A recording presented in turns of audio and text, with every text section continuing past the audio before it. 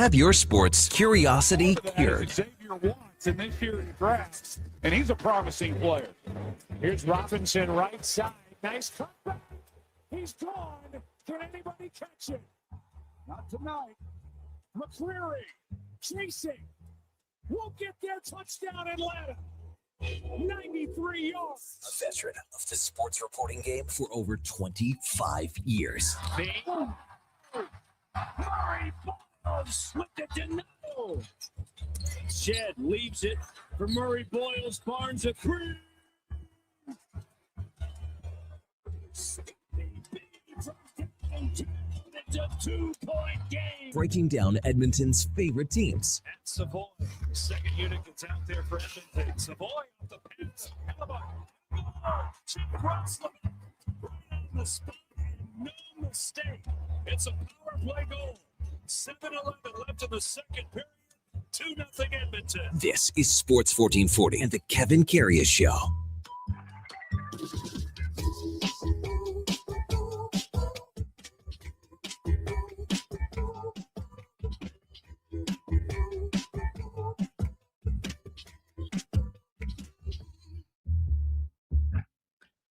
All right, here we go for Sol 573, Tuesday, December the 30th. Man, another year almost in the books and a glorious day in the City of Champions. It's going to be mucky out there, though. A high of +2 or +3. She's going to be sloppy, soupy, mushy, oatmeal-y.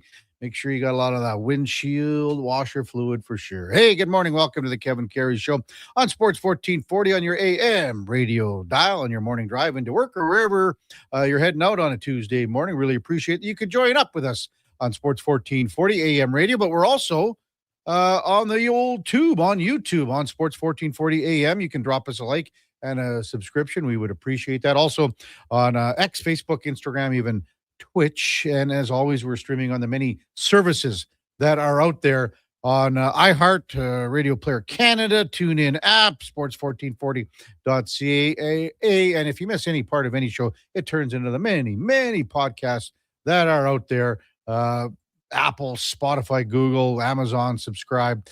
Select the auto download. It's free. You'll never miss a second of the show. Yeah, so glad you're with us on a Tuesday morning, and we're going to be ringing in the new year tomorrow night. So it's all, looking good in the City of Champions, especially after a big win last night for the Edmonton Oilers in Winnipeg. 3-1, the 20th win of the season for the Oilers. To think where this team was and how the sky was falling, how our text line at 833-401-1440 blew up on a daily basis because this team was off to a nightmare start to the season and could not get it back on the rails and was in danger of missing the playoffs. And the goaltending was awful. Evan Bouchard was terrible. Connor McDavid had lost a step. Go on and on and on. And look at it now. Almost halfway through the schedule. One more game. That'll be tomorrow. That goes to 41. The Oilers are in first place in the Pacific Division. Both Vegas and Anaheim lost last night. Oilers win 3-1. And man, oh man, it was the Cal Pickard night in Winnipeg, was it not? The Prince of the Peg does it against the Jets in his hometown. Cal Pickard was simply sensational with 41 saves. By far his best start of the year. And you can look at this many ways. You can look at it like Connor Ingram comes in, gets a couple of starts where normally you would be going with a guy like Cal Pickard because, to be honest with you, was he not number 2 in the rotation? He was. But Ingram comes in and he starts playing well. And Cal Pickard's going, whoa. If I don't pick my game up here, I'm really on the outside looking in. And now you've got two guys that are playing exceptionally well, that have the ability to push each other and the ability to give Tristan Jarry more time to recover from groin, lower body, whatever it is. The power play gets another goal last night. That's goals in 8 straight. In the 8 straight games that they've scored the power play goals, 13 for 29, operating at 45%. I mean, you can't ask much more than that.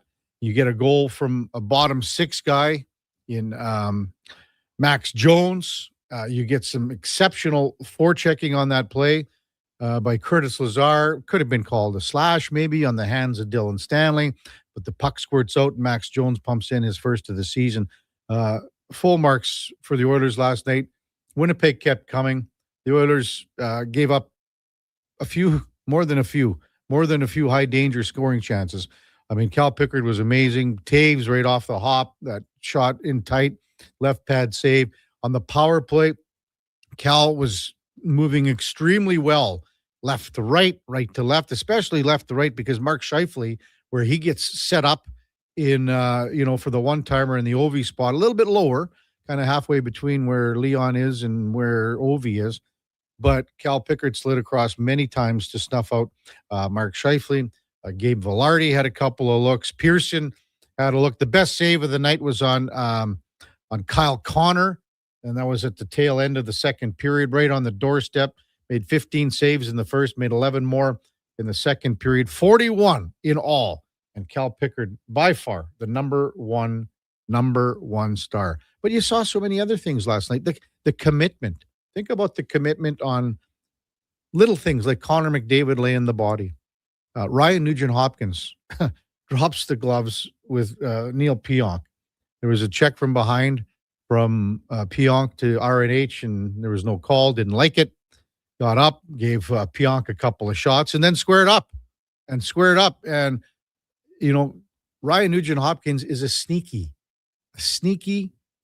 good fighter for his weight class.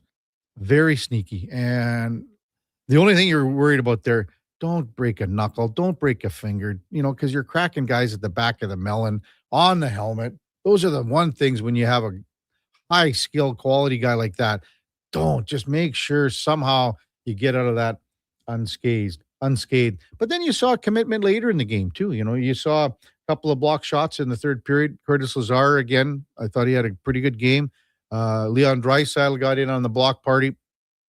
So I thought, the commitment was there last night. That Connor McDavid assist on the empty netter by Zach Hyman gave Connor a 13-game goals or point-scoring streak, 13 goals, 20 assists, 33 points in those 13 games. And again, the Boston Bruins are here tomorrow night for the New Year's Eve game. It's going to be wild. It's a 7:30 start, and that's just a lot of fun.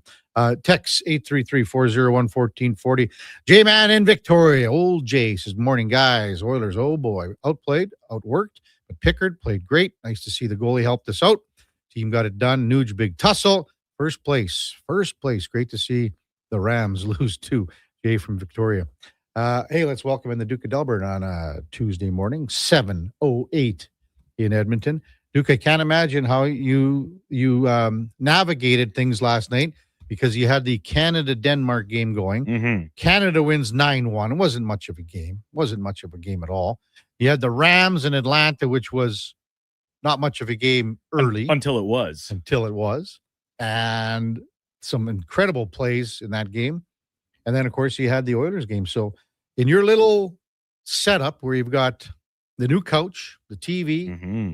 How did you navigate the troika, the triumvirate? This was one of the tougher evenings of the sporting year. Not gonna lie about it, because there were three things that I desperately wanted to watch. Is two things, no problem for me. And on an NFL Sunday, to have four different games on the screen and kind of flick around the sound on between each of them, that's manageable because they're all on the same viewing platform.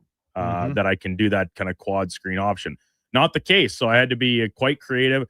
Oilers game on the big screen where it belongs on a night like last night. What a performance by Cal Pickard. Almost some role reversal in the Oilers lineup, Kevin. The top line players were playing like the bottom six, and the bottom six chipping in with the offensive production in the form of Roslovic. And yes, I used second unit power play goal sort of at the tail end there. And then, of course, the Max Jones goal on the Lazar forecheck. But little role reversal there on the Cal Pickard. Strong performance.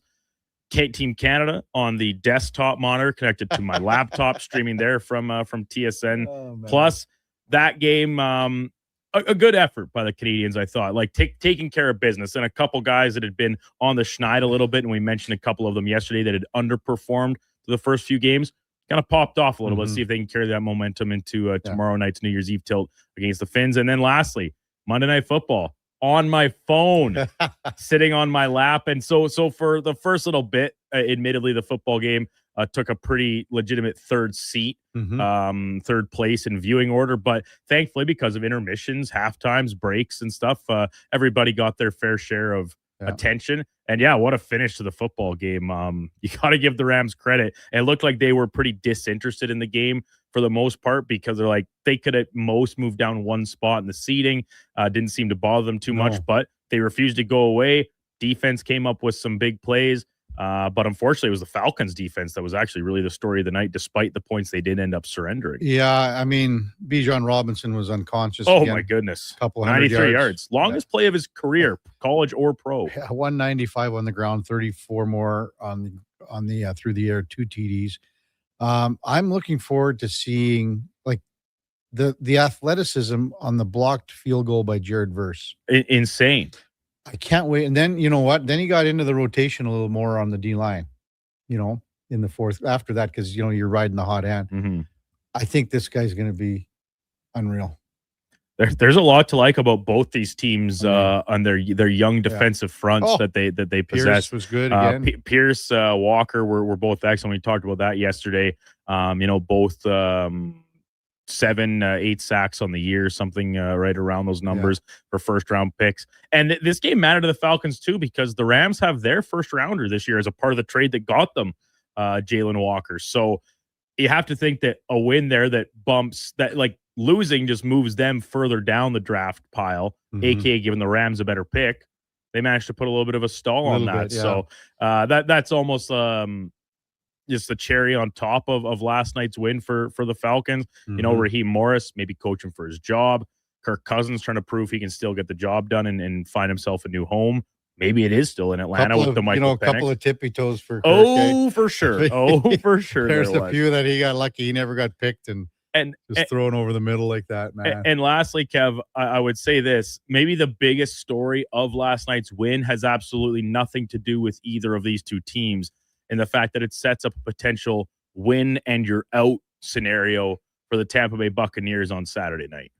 No kidding, because if Atlanta beats New Orleans, then the game does not matter. The Panthers get the last spot regardless of the result of that Bucs and Carolina and you game. would think Tampa will finally wake up. Finally. I've been saying that for 7 weeks now. They haven't. Yeah, it makes absolutely no sense. Absolutely. I saw this out around Twitter last night, and I honestly believe it to be true. Like, the two teams that have a chance at the NFC South title and a playoff spot are neither of the two teams that actually maybe deserve to be in the playoffs with the way they've played here in the home stretch of the season. The Saints and the Falcons in these last number of games have looked a lot better than the Panthers or the Buccaneers have. Yeah. When you looked at the Oilers lineup last night, again, we mentioned the Max Jones goal, getting his first of the season. Curtis Lazar was in on the forecheck. Again, if you really look at it, could have been a hack on the hand, but there was a lot of calls last night that you were looking and what was going on, and a lot of stuff that wasn't called. But officiating was just fine in my books, but you never know what you're going to get. Henrique on that, on the Jets goal, they were out there. Henrique and Lazar were out there for an extended period. I didn't, you can talk about Henrique not coming back to the play. To me, it was more about leaving the zone. Jones got squeezed out on that play along the boards on the 2-1 goal. Adam Lowry goes to the net and no one has him. You can look at the top of the zone at the beginning of that, how that play worked. And Henrique was on him, but Henrique actually blew the zone more.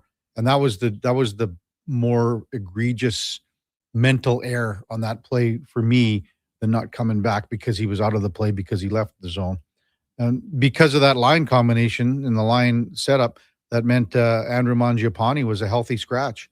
And Mark Spector addressed it yesterday morning in Elliot Friedman's 32 Thoughts, and we'll get Frank Saravalli's thoughts on it too coming up later this morning. So what's the future lie for Andrew Mangiapane?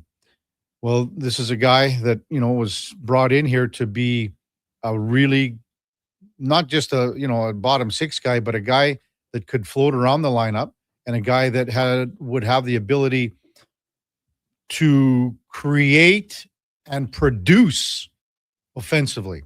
Hasn't happened. And he had ample opportunity with really good players here. Hasn't happened. Now, is this a wake-up call? Is it more of a, because now, as what Speck and Elliot Friedman were saying, that, the agent can entertain and look at possibilities for trade prospects. This ain't an easy trade to make, man. You got a guy that is underperforming at $3.6 million a year for this year and next year, and you have cap crunch problems. As I said yesterday, this is a trade where you're taking on someone else's problem, giving up your problem, and hopefully they either work out on both ends or hopefully they work out on your end, because there's not a lot of areas here and for movement. When you look at where the Oilers are cap wise, and when you look at the play of Andrew Mangiapane, like, you think every other team hasn't been watching him and going, what's happened? So this was a guy that was brought in to be a pest, to be an initiator. Hasn't happened at all. Now, again, can this be a wake-up call for him? Would it be the prudent move to throw him back in the lineup little sooner than later? Well, like, that means that you would be who are you going to be taking out here? Is it Max Jones, who just had a pretty good game, scored a goal? Tough. Text 833-401-1440. Hey, Doug just texted in. Hey, Kevin, with Mangiapane being a healthy scratch last night, do you think it's a wake-up call? Do you see a move? I know he's got a no trade, but maybe he's agreeable to the trade. Well, for one thing, Doug, yes, he is agreeable to it, according to Elliot Friedman. We'll hear thoughts from Frank again. But what team wants him? What are you giving up? What are you getting? Do you have to retain some salary? Schwackhammer texts in, hey, morning, guys. Never figure out why they leave the helmets on. Take them off. Save the hands. Geez. Well, there is a funny rule. Like, years ago, they brought in the rule you cannot take off your own helmet. Then there was some guys that would take each other's helmet off, and they sort of wiggled around that. That didn't work out. So they just don't want this to turn into a bare fist, bare knuckle boxing match. I get where you're coming from, because these guys, man, it's just a broken finger waiting to happen. You look at all the guys that fought over the years, and when helmets popped off, how bad their hands are. Imagine guys that have been pounding these helmets in the last several years and fighting his way down. Everybody knows that. But imagine, you look at a guy like Ryan Reeves' hands. Every time he gets in the scrap, you look at him in the box. Looks like they put him in a meat grinder. GDT, says Kevin. I could swear I was watching Cujo last night. Great game.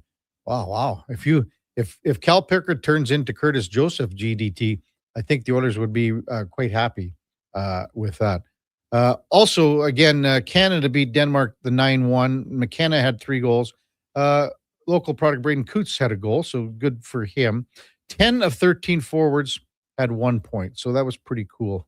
I just saw the replay of Nikola Jokic going down last night. The Raptors, by the way, beat Orlando 107-106. But Jokic going down, and I believe, what did we say that they're in Toronto on tomorrow? Yeah. So we'll see what happens with that. That would be good for the Raptors. Maybe bad for the fans who would want to see one of the stars in the game for sure. In the NHL last night, the Buffalo Sabres continue to roll. What is going on? 9 wins in a row. They beat the St. Louis Blues 4-2. Buffalo right on the doorstep of they're tied with Florida for the final wild card spot in the East. I did see a post from the Sabres organization last night, and it was sort of a stupid meme. I'm going to try to find it again, about how many wins is that now in a row? Well, yeah, that's how many times in a row have we won? And this is sent out by the Sabres, and I'm like, just be careful not to tempt fate here. You have been in the porta potties of outhouses, dump houses, dumpsters for 15 years now, or whatever it is. And I'm thinking, just maybe hang on here and not get so crazy and send out crap like that if you're the team. Also, the Avs won their 8 straight. Colorado it just goes on and on and on. The Avs seems they can't be stopped. They beat the Kings by a score of 5-2. Flames beat the Bruins 2-1 in overtime. Again, Boston is here tomorrow night. Minnesota Wild go into Vegas, beat the Golden Knights by a score of 5-2. The Predators still chugging along, hanging in there. Slip one by the Mammoth 4-3. Duke's Ducks lose a big one to the Sharks 5-4. Macklin Celebrini's got 60 points on the year right now. Vancouver with the late game 2 win in a shootout over the Kraken. Elsewhere around the NHL in the earlier games, Panthers take down the Capitals 5-3. Hurricanes in overtime slip past the Rangers. Goaltending problems in Carolina. Again, Kachetkov's going to be likely gone for the season. Brandon Bussey is the star of the show right now, number 1 in the league in goals against average. We're going to check in with Ryan Henkel from the Carolina Hurricanes in the 10 o'clock hour, talk about their goaltending situation. Obviously, they pick up Noah Philp right after we left the airwaves yesterday. They pick up Philp off of waivers from the Oilers. Lots to discuss in Carolina. The Columbus Blue Jackets, a 4-1 winner over the Senators. And that was the schedule and the slate last night in the NHL. 833-401-1440. Schwackhammer says, what if both agreed and put them down? Would they get a fine? I can't remember the rule, Schwacker, but I think it was you get an extra minor, and maybe you do get a fine. Stephen Wetaskiwin says, oh boy. I would like to see the Oilers dance a bit with the Canucks and try to make money happen to get Jake DeBrusk, who was a healthy scratch last night. It might cost Howard as well, but Mangiapane just isn't panning out. Frederick, again, was underwhelming that last night. Hope he uses his big body against his former team, the Bruins, tomorrow. Okay, Jake DeBrusk, I don't think he would ever want to come here and play. It is tough enough in Edmonton when you're a local guy and you are. Look what happened to Stu Skinner here, man. It is tough being a local guy. And I'll tell you this, and I've had discussions with Louis many times about this. And Jake right now, for one, he's got a no movement clause for the next 2 years. And then it turns into a modified trade. He's at 5.5 for the next 5 years. So, without his permission, he's not going anywhere for two more years. So this was a wake-up call for him. I would be stunned, shocked, knowing, Jake for the limited amount I do, but knowing Louis pretty well, that Jake doesn't rebound from this and comes out and uses this as a wake-up call, as motivation. I just don't see a salary like that where it fits into the Oilers' plan here. I appreciate the text on that. What would it take? Like Steve, I don't know. I just don't see a guy like Jake wanting to come here and play in the fishbowl that is his hometown. So difficult, so hard. Very few can do it. And to be honest with you, if you go back, guys like Messier and Fuhrer, different time.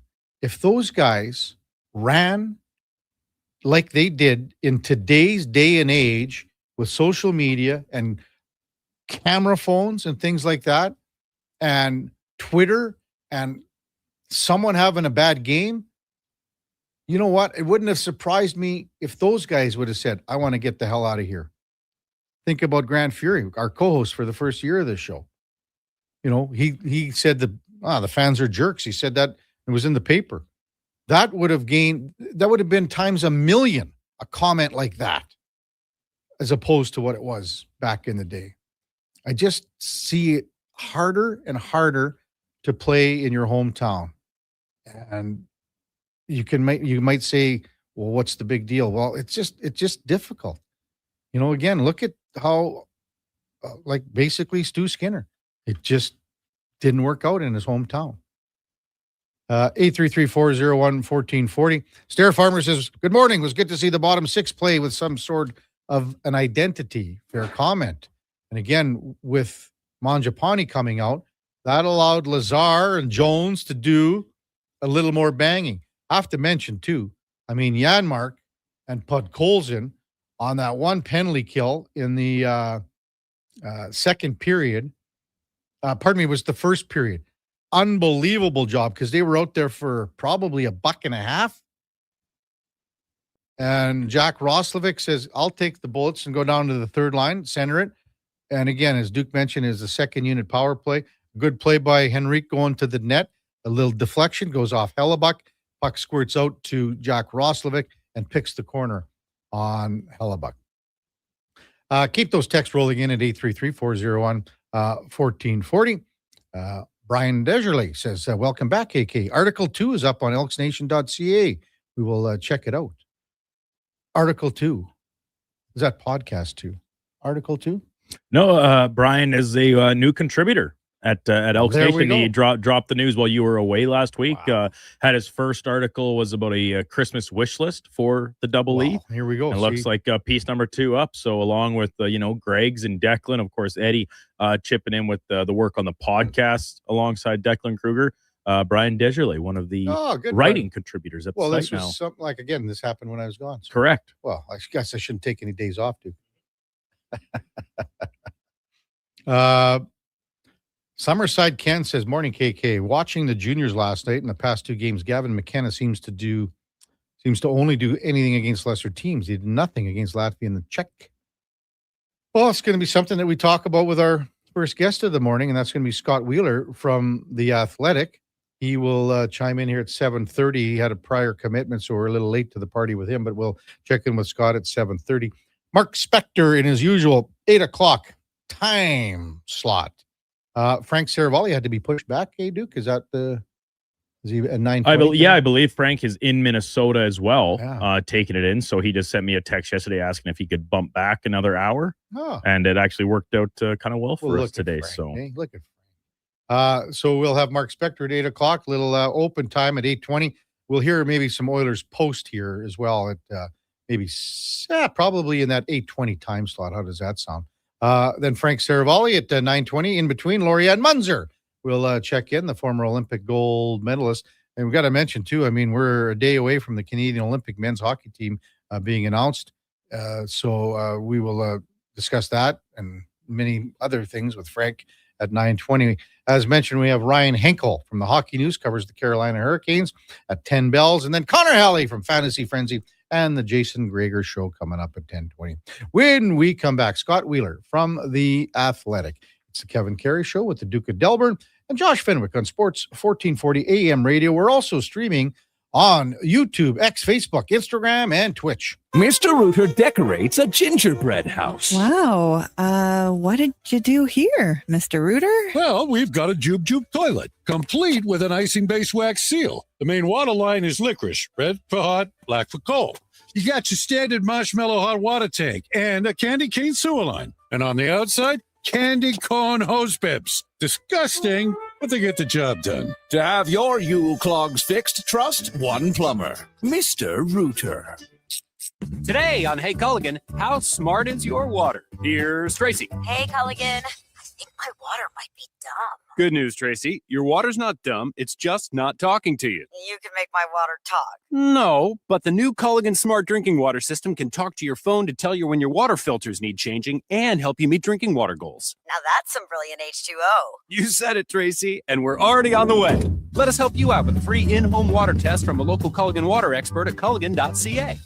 The job won't wait. Why should you? At AWS Welding Supplies and Repairs, conveniently located in Nisku, we've got everything you need to get it done. From product sales to servicing and calibrating machines, we're your one-stop shop. We're a proud, locally owned and operated business, committed to serving our community with a proven track record of customer service. Don't let a broken tool slow you down. We offer fast repairs and free same-day delivery of in-stock items to Leduc, Nisku, and South Edmonton. AWS Welding. We make it happen. The longest running basketball show in Canada airs every Saturday morning at 10 on Sports 1440. Hoop City with Paul Sir introduces a new generation of basketball talk, and it's right here on Edmonton's home for sports, Sports 1440. Diablo Boots sells only Canadian-made work and biker boots made by Canada West. No American or boots made in China, so no tariffs. All of Diablo's boots have replaceable soles and heels for longer life. Sizes 6 to 14 Triple E. Buy quality, buy Canadian. And support Canada West and Diablo, the two best names in the boot business. So save on boots by Save On Foods. That's Diablo Boots, 3340 Gateway Boulevard on the east side of Save On Foods. Buy Canadian. They're terrific.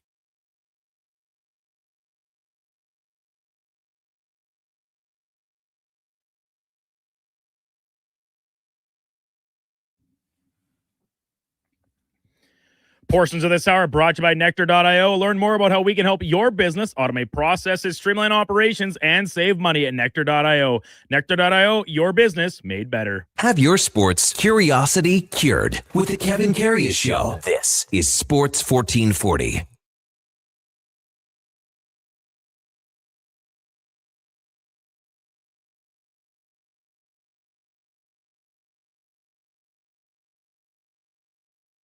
Everyone in Edmonton heard that song a few times last night. Time now for the Puck Report, brought to you by Fountain Tire. And at Fountain Tire, when we say we're on the road together, we mean it. From tires, wheels, oil changes to vehicle repairs, visit fountaintire.com to find out more. As we welcome back Scott Wheeler from The Athletic. Morning, Wheels. You're with Kevin Karius. Thanks for jumping on Sports 1440 this morning. Really appreciate it, big guy. Thanks for having me. A bit of a quieter day here, so you're catching me at a good time. Just 2 games on the schedule before, obviously, a big New Year's Eve slate tomorrow. Yeah, no kidding. Last night's 9-1 Canada win over Denmark. How do you, when you're dissecting, assessing players, everything like that, how do you go about it when, you know, the competition's lopsided and the opponent, it's a lesser opponent? How do you go about your business with that, Scott?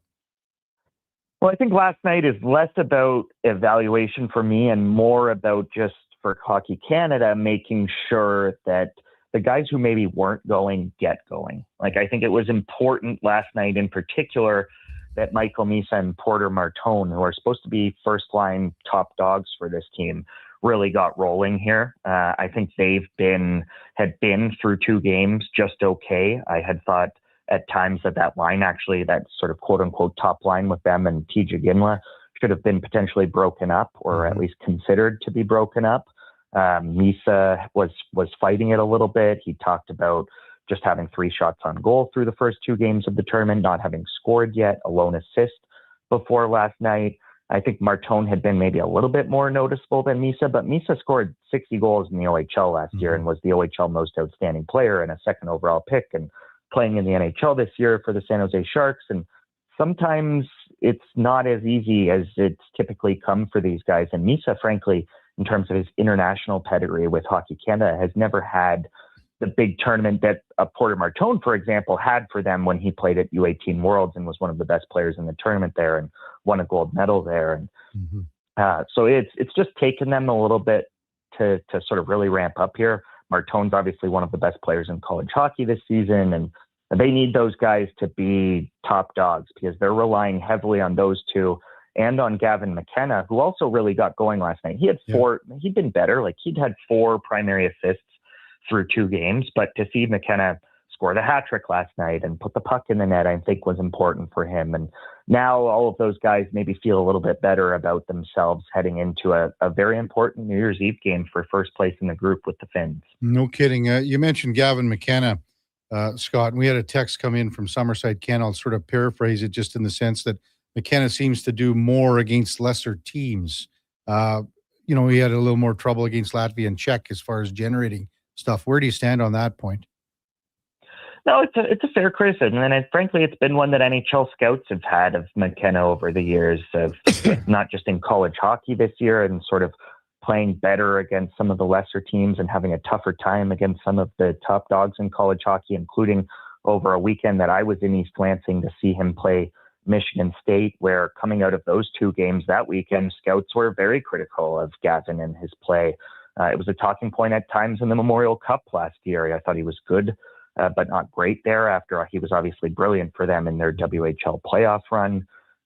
So it's been something with McKenna. There's a belief that McKenna isn't strong enough on pucks and doesn't compete hard enough when he's playing against bigger, stronger competition, and that he can drift to the perimeter a little bit and come and go in games and needs to be more engaged. Those are fair criticisms of McKenna, and they're ones that plenty of people who actually work in the league have made over the last year or so here. So this tournament's important for him that way. The medal games will be scrutinized for McKenna in a way that these preliminary round games aren't, and everybody, NHL scouts, Hockey Canada, everybody wants to see him sort of really rise to the occasion and step up in that moment.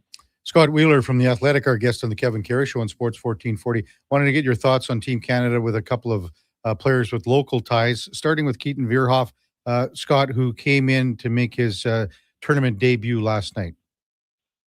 I thought Vierhoff played well. I'm not sure that they fully trust Vierhoff, the way that they've sort of talked about him, both general manager Alan Miller and Dale Hunter, the head coach of this team. The way they've talked about him is sort of that he's a work in progress, and that he's got to prove to them that they can trust him, and those kinds of lines. And I think that indicates that they aren't fully there on his play defensively.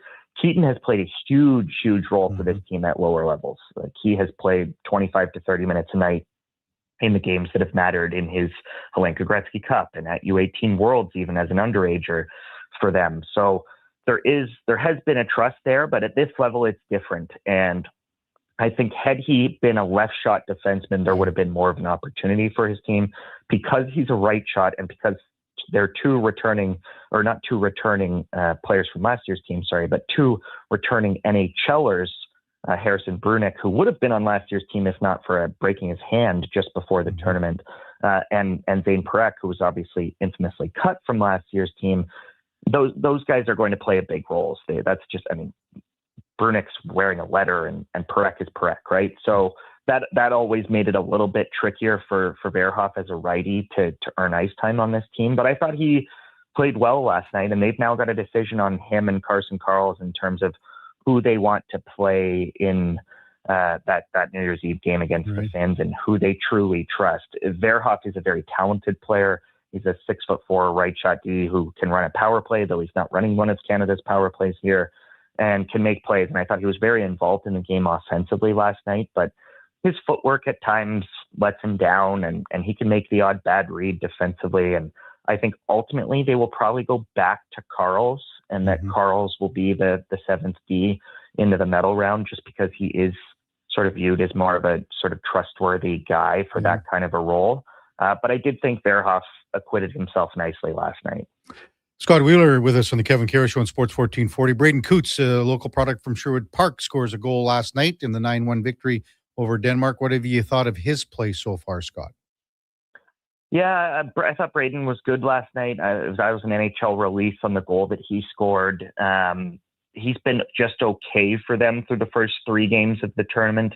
We're actually working on a feature on Coots that I'll be rolling out at the Athletic at some point in this tournament, and have spoken to all sorts of people about him, including Barry Butt, who I'm sure you guys are familiar with from Premier Strength, the gym that he runs, sort of training many of the Sherwood Park and Edmonton guys locally. So he's coming. I thought that goal was excellent last night. He had only kind of played, I believe he played 9 minutes in the first game and then about 7 minutes in the second game. So they view him kind of as a bottom six guy for this team. He's a guy who kind of rotates in and out of that bottom six with whoever the 13th forward is, given so that they can give the 13th forward some shifts over the course of the game. He's not playing, despite being excellent in the face-off circle, he's not playing his natural center position here, which takes a bit of an adjustment. And it's a different role for him. He was their first line center and captain at U18 Worlds just a few months ago in Texas in the spring, right? And was their leading scorer there with 12 points in 7 games. Then he makes the Canucks out of camp. And typically you expect those guys to be top players, especially when they start the year in the NHL for Team Canada. But this is just a deeper Team Canada. And he's viewed more as sort of a 5-on-5 potential penalty kill guy for this team than a power play guy or a top six guy like he was at U18 Worlds. And that's a bit of adjustment, I'm sure, for him. But Coots is a very, very well-rounded hockey player and can kind of play with anyone and play in any role. And I think he'll have another moment or two over the course of this tournament. And lastly, Ethan McKenzie, who, going into this camp and everything, I probably was on the outside looking in because of the players coming back that you mentioned in Perek and Brunick, pardon me. And I know McKenzie's a left-handed shot, but maybe just a thought on him and our NHL teams kicking themselves last year for not taking a 7th-round flyer on this guy. Yes, definitely, because the cost of doing business now on Ethan McKenzie at this year's draft is probably going to be a second, if not a second, then a 3rd-round pick for sure. He's just that kind of a prospect now. He's been very good, I think. And the one question about this Team Canada wasn't in net this year, where it typically is. I think they've got arguably the 3 best NHL goalie prospects in this year's tournament are all on Team Canada's roster. And the question certainly wasn't up front, where they've got a ton of depth. And we're yet again cutting top 10 talents like Jake O'Brien, obviously. So the question was that left side. When they didn't get Sam Dickinson, who would have been their number 1 left shot D back from the San Jose Sharks, it was okay, who slots in there? They've got Cam Reed, a 1st-round pick of the Nashville Predators, who's had a sort of up and down tournament so far. They've got Tayshaun Aitchison, who 2 games ago played just 10 minutes ago. They've got Carson Karls, who they like, but is a draft eligible. And then they've got McKenzie, who has emerged with the Edmonton Oil Kings over not just this season, but last season. I've spoken to a couple of people about McKenzie, including members of Hockey Canada's scouting staff, who felt that he should have been drafted. Byron Benora, their chief scout, told me that he felt he should have been drafted last year. And he's been, I think, one of their better left shot D so far through the pre-tournament and through the first 3 games here. And he's an excellent, excellent skater. That's the first thing that stands out to you when you watch Ethan play. Only about a 6-foot defenseman, but he's built strong and he's clearly an athlete. And when you can skate and move like he can, it just allows you to influence the game in so many different areas. So he's running their second power play. He's been solid for them at 5-on-5. And I think they're going to potentially lean on him a little into the medal round here. Yeah. I think you're familiar and know that we've got Ladislav Schmid as our co-host on Thursdays on the show. I think he's been on with us a few times, Scott. He was assistant coach with Czech last year. This Czech team is scary, man. That goal by Adam Jurček last night, that was unbelievable. What did you think of that? Yeah, they are scary, and Adam is really having a moment at this tournament. It's been a long road for Adam. He's dealt with 3 very serious knee injuries over the course of the last 2 years and has hardly played hockey. And in fact, the second of those 3 knee injuries actually happened on his first game of the tournament at 2 World Juniors ago. So now he's the top dog. He's a 19-year-old at this event. He's the number 1 defenseman on arguably the best team in the CHL in the Brantford Bulldogs this year. He had a really, really positive camp with the St. Louis Blues and stuck around in the Blues camp for longer than people expected. I think he had a real chance of maybe even playing a game or 2 with the St. Louis Blues, if not for all of the time lost. Based off of how he played in camp, I was told that they felt that they could have played him more, but just wanted to get him back and playing a lot of games and have a full regular season for himself with the knee injuries hopefully behind him. I believe he still actually wears a brace on one of his knees when he plays, but just a heck of a player at this level and was viewed as a top prospect coming out of his Hlinka Gretzky Cup and into his draft year before the injury at the World Juniors in his draft year. And that allowed him to be sort of a late 1st-round pick for the Blues. And so we're just really happy for the kid. I've gotten to know him a little bit and visited Brantford a couple of times this season, and he's excellent. And the strength of this Czech team is their blue line, and that's the flaw, if you will, or the Achilles heel for the other top teams in this tournament. When you look at Sweden, when you look at Team USA, when you look at Team Canada, the question for all 3 of those teams is if they're vulnerable, it's probably because of their blue line, and that's just not the case for the Czechs. I think there's a case to be made that the Czechs have the deepest blue line in this year's tournament. Jurček's obviously a top dog. They got Radim Mrtka, a top 10 pick of the Buffalo Sabres, back from injury, an injury he suffered in pre-tournament last night. And Mrtka is a top player at this level. Thomas Galvis, who is undrafted, has been a sort of borderline elite player internationally over the last several years. He's a 5'10" defenseman, and that has made it tough for him to get picked, but he is a tremendous skater and player at this level. Max Sanichka of the Utah Mammoth, second-round pick of the Utah Mammoth, is an excellent defenseman at this level. So they've got a very, very good blue line. They're missing that sort of true top forward. Adam Banach, a fourth-round pick of the Minnesota Wild, is a 5'8" forward who's been a transcendent player for them over the last few years and is the all-time record holder for points at the Hlinka Gretzky Cup. But he's not to this team what Yuri Kulik, for example, was to them over the last couple of tournaments. So they're maybe missing that one-shot scorer that a Kulik was for them up front. And they don't have Michael Harabel, who is one of the top goalies in this tournament over the last couple of years, in net for them. But that blue line should keep the Czechs competitive, and I would not be surprised if they medal for a fourth straight year at the tournament this year. Tell you what, I wouldn't want to play him in the corners, Wheels. No way, in the quarterfinals, not a chance, man.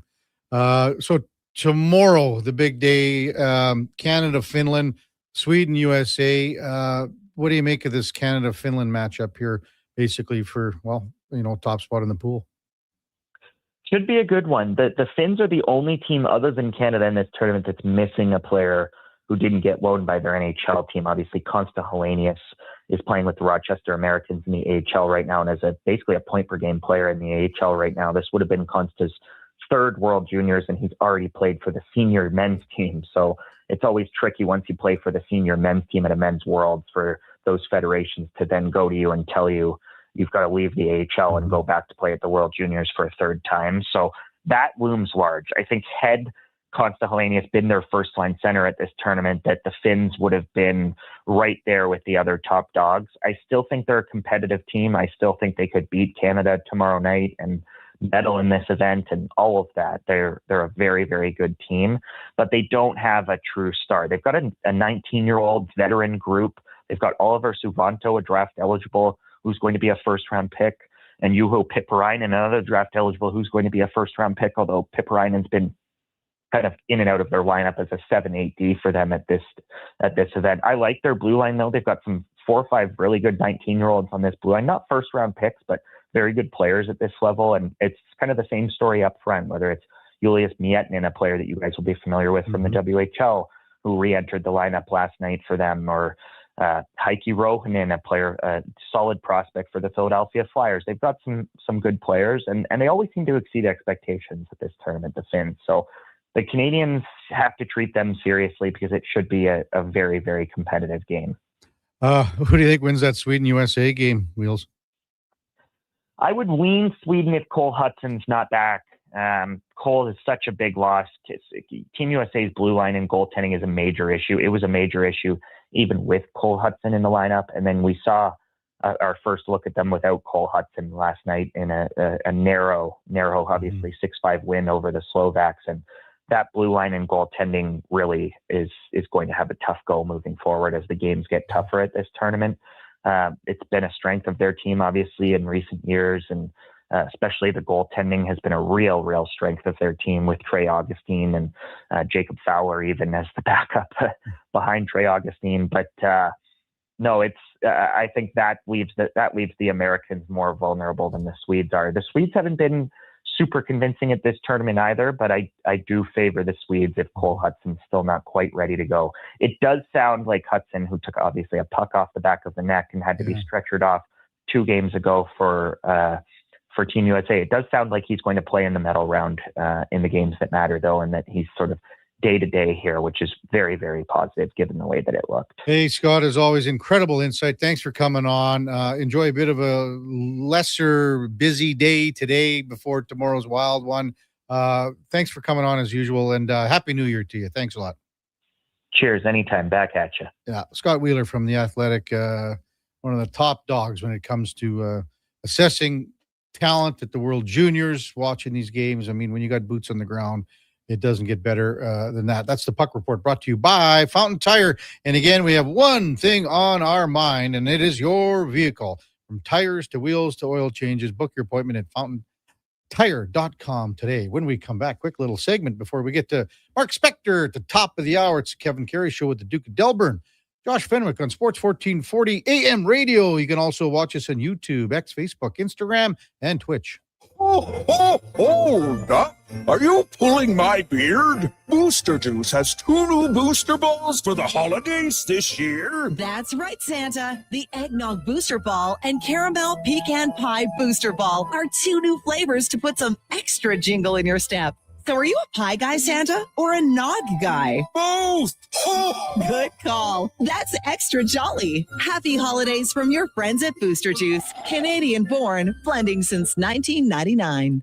Well, get ready for a silly hockey fans. Your partner in power just skated onto the ice. EWEL.ca, the new e-commerce website for electrical wholesalers Edmonton, is ready for the power play 24/7, 365. UL skates to where the puck will be in 5 years. Now that's forward thinking. Killer selection, slamming products from the best brands, and legendary service. Don't sit on the bench. Get your account today at ewell.ca and win that project. Plug in to your partner in power. Get an EWEL.ca account today. Everyone's a winner during Wish and Win at Wolf GMC Buick. But hurry, it ends January 2nd. Every single customer is guaranteed at least a $500 bonus with a chance to save up to $25,000 towards a new GMC or Buick. At Wolf GMC Buick, we also have 0% financing up to 84 months on most of our popular SUVs and trucks. And we're clearing out remaining 25s, including cash discounts up to $10,000 on a great selection of Sierra HDs. But hurry in now, it ends January 2nd. Wolf GMC Buick. Where everyone wins. Whether you're a craft beer connoisseur or more of a wine aficionado, there's always something new to discover at Sherbrooke Liquor, a unique family-owned independent liquor store. The selection, incredible. The non-alcohol section is also very impressive. Sherbrooke Liquor, expert, knowledgeable staff with a passion for unique finds. More than just a liquor store, we're a community. Alberta's best, the one and only Sherbrooke Liquor. Wine, spirits, and oodles of beer. Visit SherbrookeLiquor.com. The longest running basketball show in Canada airs every Saturday morning at 10 on Sports 1440. Hoop City with Paul Sir introduces a new generation of basketball talk, and it's right here on Edmonton's home for sports, Sports 1440. Ring in the new year with a Canadian country legend. December 31st, in concert at the Silent Ice Center in Nisku. Brett Kissel. She drives me crazy. With special guests Haley Benedict and Morgan Clyburn. Bring your friends, your cowboy boots, and your party spirit for a night full of hits, celebration, and unforgettable memories. Hosted by Chris Sheets. The countdown to 2026 starts with Brett Kissel live on stage. Get your tickets now at silenticecenter.com/events. Wing Wednesday at First Round. Whether you're coming for the first round, the last round, or a few rounds in between, they've got you covered. With half-price wings every Wednesday night. Half-price wings. Over 35 delicious flavors like Cajun salt and pepper, maple bacon, and Inferno wings. Now half price every Wednesday night. Wash them down with a cold pint of Canadian or Coors Light for only $5.75. Half price Wing Wednesdays at First Round in West Ed and now downtown. First Round, burgers, beer, sports.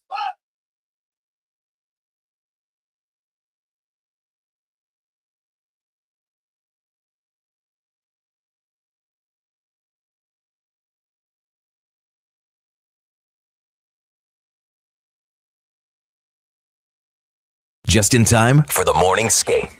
This is the Kevin Karius Show on Sports 1440.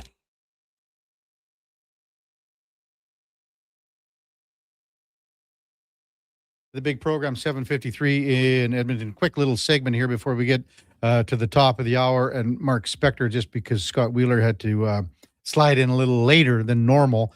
But, you know, when you look at the standings at the World Junior Championship, Sweden and the USA, you know, I mean, that's all that pool really has to offer. Even though Slovakia gave the Americans a bit of a run last night, it's Sweden and US with 3-0 records. They'll play tomorrow night for first in the pool. Really, all you're looking for is to get to 1 or 2 in the pool. But having said that, because Czechia is so damn good, you almost want to get that 1 seed because, you know, if Czechia is in the 3 hole in Group B, well, that's who you're going to open up against. And that's, I mean, they're a scary team, Czechia. Finland and Canada. Canada's 2 wins, 1 overtime win. Finland lost in the overtime last night, so they got the 2 wins in the overtime loss. So 7 points for Finland, 8 points for Canada.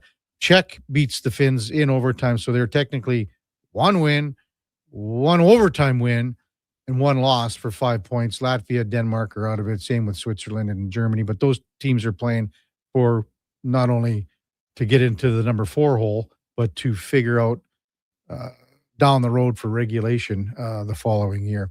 Coming up in the big program, we'll have Mark Spector from Rogers Sportsnet.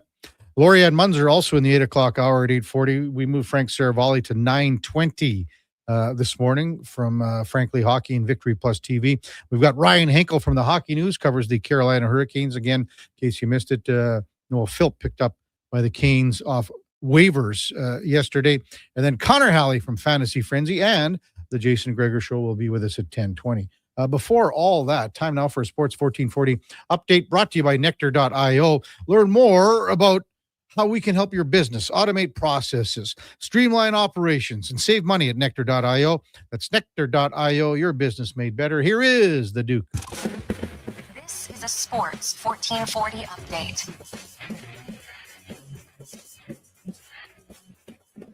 Last night in Winnipeg, the Oilers get 41 saves from Cal Pickard, lifts them to a 3-1 win over the Jets, and they take over first place in the Pacific Division. Connor McDavid with an assist on Zach Hyman's empty net goal to extend his point streak to 13 games. 10 of the games around the NHL, including Carolina beating the Rangers 3-2 in overtime. The Sens lose to the Jackets 4-1. Flames getting past Boston 2-1 in OT. Sabres top the Blues 4-2 to make it 9 straight wins for Buffalo. And Seattle beating Vancouver 3-2 in a shootout. Wild win in Vegas 5-2. Off the ice, the Blue Jackets have traded disgruntled forward Igor Chinnikov to the Penguins in exchange for Danton Heinen, 2nd and 3rd round draft picks. And from the World Juniors in Minnesota, Gavin McKenna netting the hat trick in Canada's 9-1 win over Denmark. Elsewhere, Sweden beat Germany 8-1. Americans came back to beat Slovakia 6-5. And the Czechs win a thriller over Finland 2-1 in overtime. Adam Juracek with the game winner. Monday Night Football saw the Falcons upset the Rams 27-24, the final from Atlanta. Matt Stafford's MVP case taking a hit, throws 3 picks, including a pick 6 in the loss. And a busy night in the association with 11 games total, including the Raptors winning in comeback fashion over the Magic 107-106. Elsewhere, Cleveland beating the Spurs 113-101. SGA with 39 points, and the Thunder's 140-129 win over the Hawks. And Denver lost to Miami 147-123. But more importantly, Nikola Jokic leaving the game in the first half with a knee injury and did not return. Coming up in hour 2 of the Kevin Karius Show, we'll be joined by Sportsnet's Mark Spector and Olympic gold medalist Lorianne Munzer. I'm Brandon Douglas. That's your Sports 1440 update. Sports 1440 in West Edmonton Mall and Wetaskiwin. CKJR is a Stingray radio station. Download the free radio player app and listen wherever you go. Mr. Rooter decorates a gingerbread house. Wow. What did you do here, Mr. Rooter? Well, we've got a Jube Jube toilet, complete with an icing base wax seal. The main water line is licorice, red for hot, black for cold. You got your standard marshmallow hot water tank and a candy cane sewer line. And on the outside, candy corn hose pips. Disgusting, but they get the job done. To have your Yule clogs fixed, trust one plumber, Mr. Rooter. When you have lifting and material handling needs, Northwest Crane delivers. Western Canada's Sandy dealer, backed by the industry's toughest one. 3 years, 3,000 hours, no compromises. They service all crane makes and models with skilled technicians and deep industry expertise. Alberta owned with locations in Leduc and Grand Prairie and fully equipped service trucks. Northwest Crane keeps your operation lifting. For more information on sales or service, visit northwestcrane.com or call today. Hi, Mike here from Northgate Chevrolet Buick GMC. December is here. Christmas shopping, Christmas wrapping, Christmas baking, grocery shopping. What about our vehicle? Does it need tires? It's not running? No problem. We got you covered. At Northgate GM, we have a tremendous selection of newer used vehicles, winter tires at cost, and of course, service with a smile. Come in and see us today, 13215 97th Street, or visit us online at northgategm.com. You're in Northgate country. Across the province, Albertans are taking their shot on Play Alberta. With casino winners every hour, jackpots worth millions, and revenue that stays in the province, there's never been a better time to sign up. Right now, our listeners can score a $50 free bet when they make a minimum $50 deposit with code Gregor50. That's code Gregor50 for a $50 free bet. Start playing with your game sense today to find out if you're Alberta's next winner. The longest running basketball show in Canada airs every Saturday morning at 10 on Sports 1440. Hoop City with Paul Sir introduces a new generation of basketball talk, and it's right here on Edmonton's home for sports, Sports 1440. I'm Grant Fedork from Leading Edge Physiotherapy, and people who suffer brain fog might think it's just going to be part of their life. But listen, I've seen a 38-year-old mom managing a concussion read her kid a bedtime story without losing the plot, all because of cognitive rehab that rewires the brain like a GPS reboot. Your brain isn't broken, it's buffering. One missed beat in focus, memory, or balance snowballs into frustration, falls, or forgotten keys. Stroke, concussion, long COVID, even aging can all lead to brain fog. Cognitive rehab works. Check us out at leadingedgephysio.com before your next "where'd I put my phone" moment. Canada's own Crave is soaring to new heights and is now bigger and better than ever. Crave has added over 10,000 new hours of amazing content, including the biggest live events. And the Oscar goes to? Select live sports like golf and NASCAR. And even news. We have exclusive details tonight. Plus, hit shows and movies from 18 leading TV channels. And all at the same price. Crave. Bigger, better, endlessly entertaining.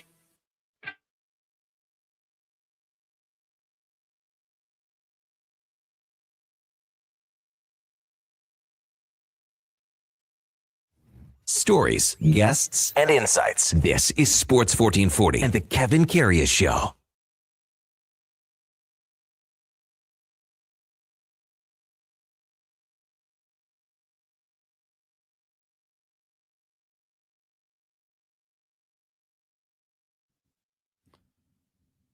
All right, welcome back to the big program. 8:01 in Edmonton. Kevin Karius, Duke of Delburne, Josh Fenwick with you here in the Sports 1440 studios at West Edmonton Mall. Time now for On the Mark, brought to you by, powered by Northgate Chevrolet Buick GMC. It is a December to remember, almost coming to a close, though. Save thousands on new and pre-owned inventory. Great selection, great people at NorthgateGM.com. Check them out. As we welcome in Mark Spector from Rogers Sportsnet. Good morning, Spec. Did you get What's going on? Kel, how are you, man? Out there? Hello. How you got a Spec? I got you. Did you get some shoveling done out there, Spec? Oh, my goodness. Yeah. Yeah, great deal. A great deal of snow movement occurred yesterday. What the hell? It's good for your soul, shoveling a little snow. Reminds you you're Canadian, Kev. Absolutely. Yeah, absolutely. What, you got one of those Fisher Price shovels out there? What do you got? Yeah. Actually, it's funny. I have a snowblower that I've barely used over the last 3 or 4 years because it's barely snowed. But it's okay. It came in handy yesterday, that's for sure. Attaboy. Attaboy. So you got to watch the game last night out there? Yeah. Yeah, I did. Picks the Prince of the Peg. That's right. The Winnipeg Flash. Really great game for him. Good. It's always it hasn't been easy probably being Calvin Pickard the last while here. We've all been talking about this goaltending situation, and it was probably about 3 months ago when we all kind of realized that the most likely scenario wasn't going to be to just move out Skinner and bring in an unreal goalie. It was going to be make some trades, and in the end, the guy who might be left without a chair is Calvin Pickard. Mm-hmm. And don't think he doesn't, read the tea leaves as well as anyone. He's been a pro for about 15 years. So he gets a chance to play, and he says, hey, boys, don't forget about me, right? I can't remember the last time that an Oilers goalie left the other team feeling like they got goalie, like they should have won, and they lost because of the goalie. That's not something Oilers fans have seen a whole bunch of times, have they? Well, it's funny, Spec. So if you go back a good month here, we haven't talked about any negativity with any of the goaltending, and that goes back to Stu, to Cal, to Tristan Jarry, to Ingram, all 4 of these guys. So it's been at least a month, has it not? That the goaltending's been solid, you're saying? Yeah, we haven't, like, as you just said about the other team saying, well, got goalied, blah, blah, blah. But, for at least a month here, there hasn't been, when you wake up and our text line's going, man, the goaltending stinks. Yeah. Make a save. It's been at least a month here. It has been for sure. I mean, it's probably been even really since the Oilers started playing well, I guess. So when's that? Probably mid-December. A little bit before, even, I would say. No, but, even if you look back to that game they lost against Minnesota where they lost 1-0. Yeah, I misspoke. I would say mid November is when they started to pick their game up. And listen, like last night was the rare example of the Oilers getting dominated most of the night. The goaltender giving them a win. Most nights the goaltending's been real good, and the team in front of them has been real good, and that was always Skinner's MO. When your team was good, he was good, but he never gave you that game Pickard gave you last night. So hey, you're not going to win a whole bunch in a row like that, but winning one in a row like that's okay. Yeah. Lots to unpack here. Let's start with Andrew Mangiapane. So, I mean, you discussed it yesterday, talking about it with, what Elliot Friedman had in his 32 thoughts. So, yeah, is this just a wake-up call? Is there a possibility that, he can waive his no movement and then you have an opportunity here? But what are we looking at here now, especially after he sat out last night? Well, two things. He does have a no trade. No trade, and he has he and his agent have expressed that if the Oilers can find a deal that is going to let him go somewhere where he's going to play more, they probably waive. So great. So now Stan Bowman can get to work, try to make a deal. I was surprised. He was on the fourth line at practice the day before yesterday, and all of a sudden last night he got scratched. I almost thought, I wonder if he got scratched because there's a deal in the works. But I guess we've got a few hours here to figure that out. So I can't, that's where we're at. Yeah. It hasn't worked out. I remember Jim Masson reminded me of this the other day when Glenn Sather used to say, if you acquire a player and you don't like him, get rid of him quick before everybody else finds out that he's not as good as you thought he was. Mo Mantha was one of those guys. Slats loved him, got him, didn't like him, moved him. And frankly, that's Mangiapane's not working out here. I hoped the Oilers would get the Calgary Andrew Mangiapane, and that the Washington Andrew Mangiapane was just sort of a bad year, but it's starting to look like the Washington guy is the guy here. And he's going to have to get his career going, because little guys who stop producing don't have a long life in this league. No. Well, problem with that story about Slats is that you can't hide anybody anymore, Spec. I know. Right. You're not going to fool some GM into taking Mangiapane who thinks he's getting 35 goals. That won't happen. Yeah. So what are you going to get back, Kev? Well, again, as I said yesterday, I think you're taking someone else's problem on, aren't you? And then you're just hoping that someone can get reborn here. Yeah, best case scenario, you take someone else's problem and maybe you can get a guy whose contract's up after the end of this year. Yeah. At least you can say you got rid of next year. So listen, Stan's a big boy. He's been around. He knows how to make a deal. Let's see what he can pull off here. But like we were thinking about the Leafs last night. Brad Treliving in Toronto obviously had Mangiapane in Calgary, but he tried to get Mangiapane in the July 1st, and the Oilers got him instead. And so that's a guy that might be interested. But when you look at the Leafs roster, who are you getting back, right? They're going to give you Michelli. They might try to pawn Domi off on you. He's got like 3 years left. They're not giving you good guys. They're giving you guys they don't want. Yeah. I mean, Michelli, the only difference is Michelli's just got the 1 year. Yeah. That's the only what? difference. Maybe I could live with that. Maybe you cut your losses. The other thing too is Michelli, you can move him. You can send him down. You can do whatever you want with him, because that's the difference. You might have to take on a little sweetener for that to happen. But and Domi, you really like Domi. I see where you're going money in, money out, and basically it's the same contract. But again, now that's 3 years on Domi. So yeah, I'm not a Domi fan. I don't think I want Domi. So no, that's not a trade. And the extra year, it's not something I personally would do. No. So you got to be careful. Like Andrew Mangiapane isn't upsetting your dressing room. He's not, he's not out there like putting you in a position where he makes you lose every night. He's not helping you near as much as you want it.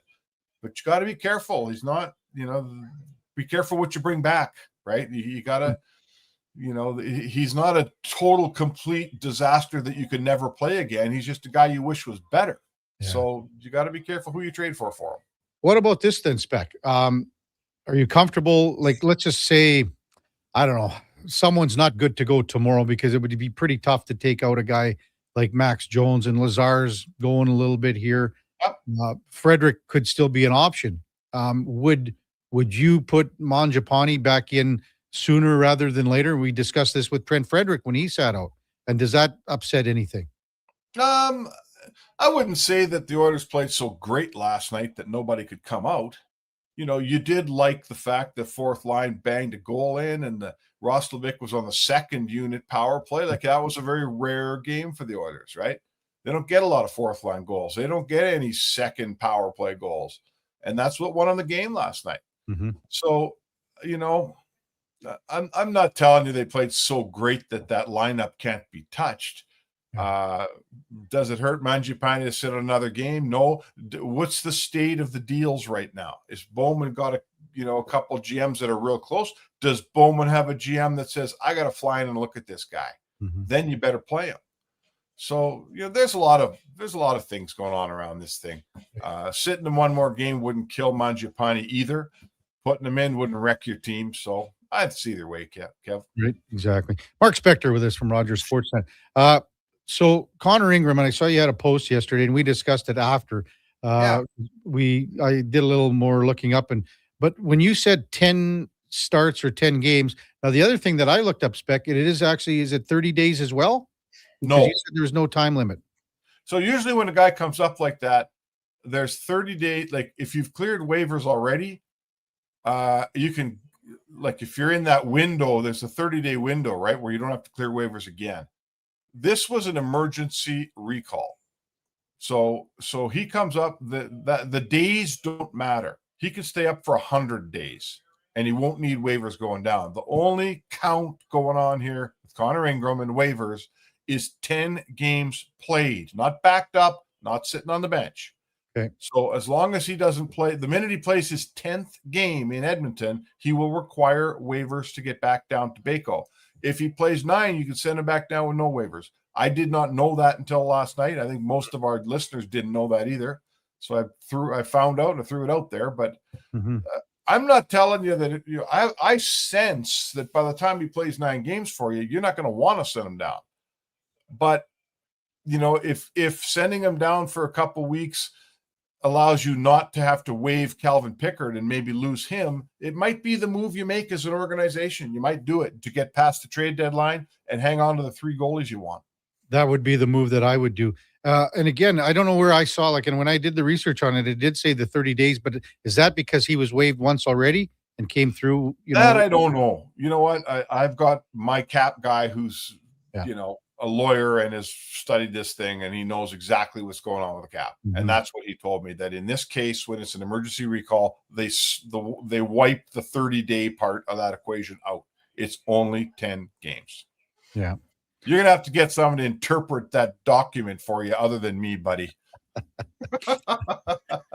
No kidding. No kidding.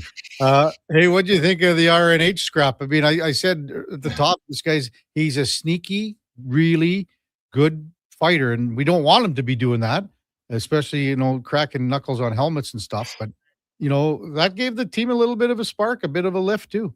Yeah, it was kind of fun. Sure. I think everyone gets a smile on their face when Nugent Hopkins gets out and has a scrap. I think he's had like 4 or 5 in his career. 5, I think. Yeah. So what the hell? No harm, no foul. He picked a guy that's in his weight class. Mm-hmm. I don't know what happened with him and Pionk. Like Pionk took him hit him from behind. Hit him from behind, and then Nuge hit him, punched him in the head twice with his glove on. Yeah, so that's sometimes a fight ensues. That's okay.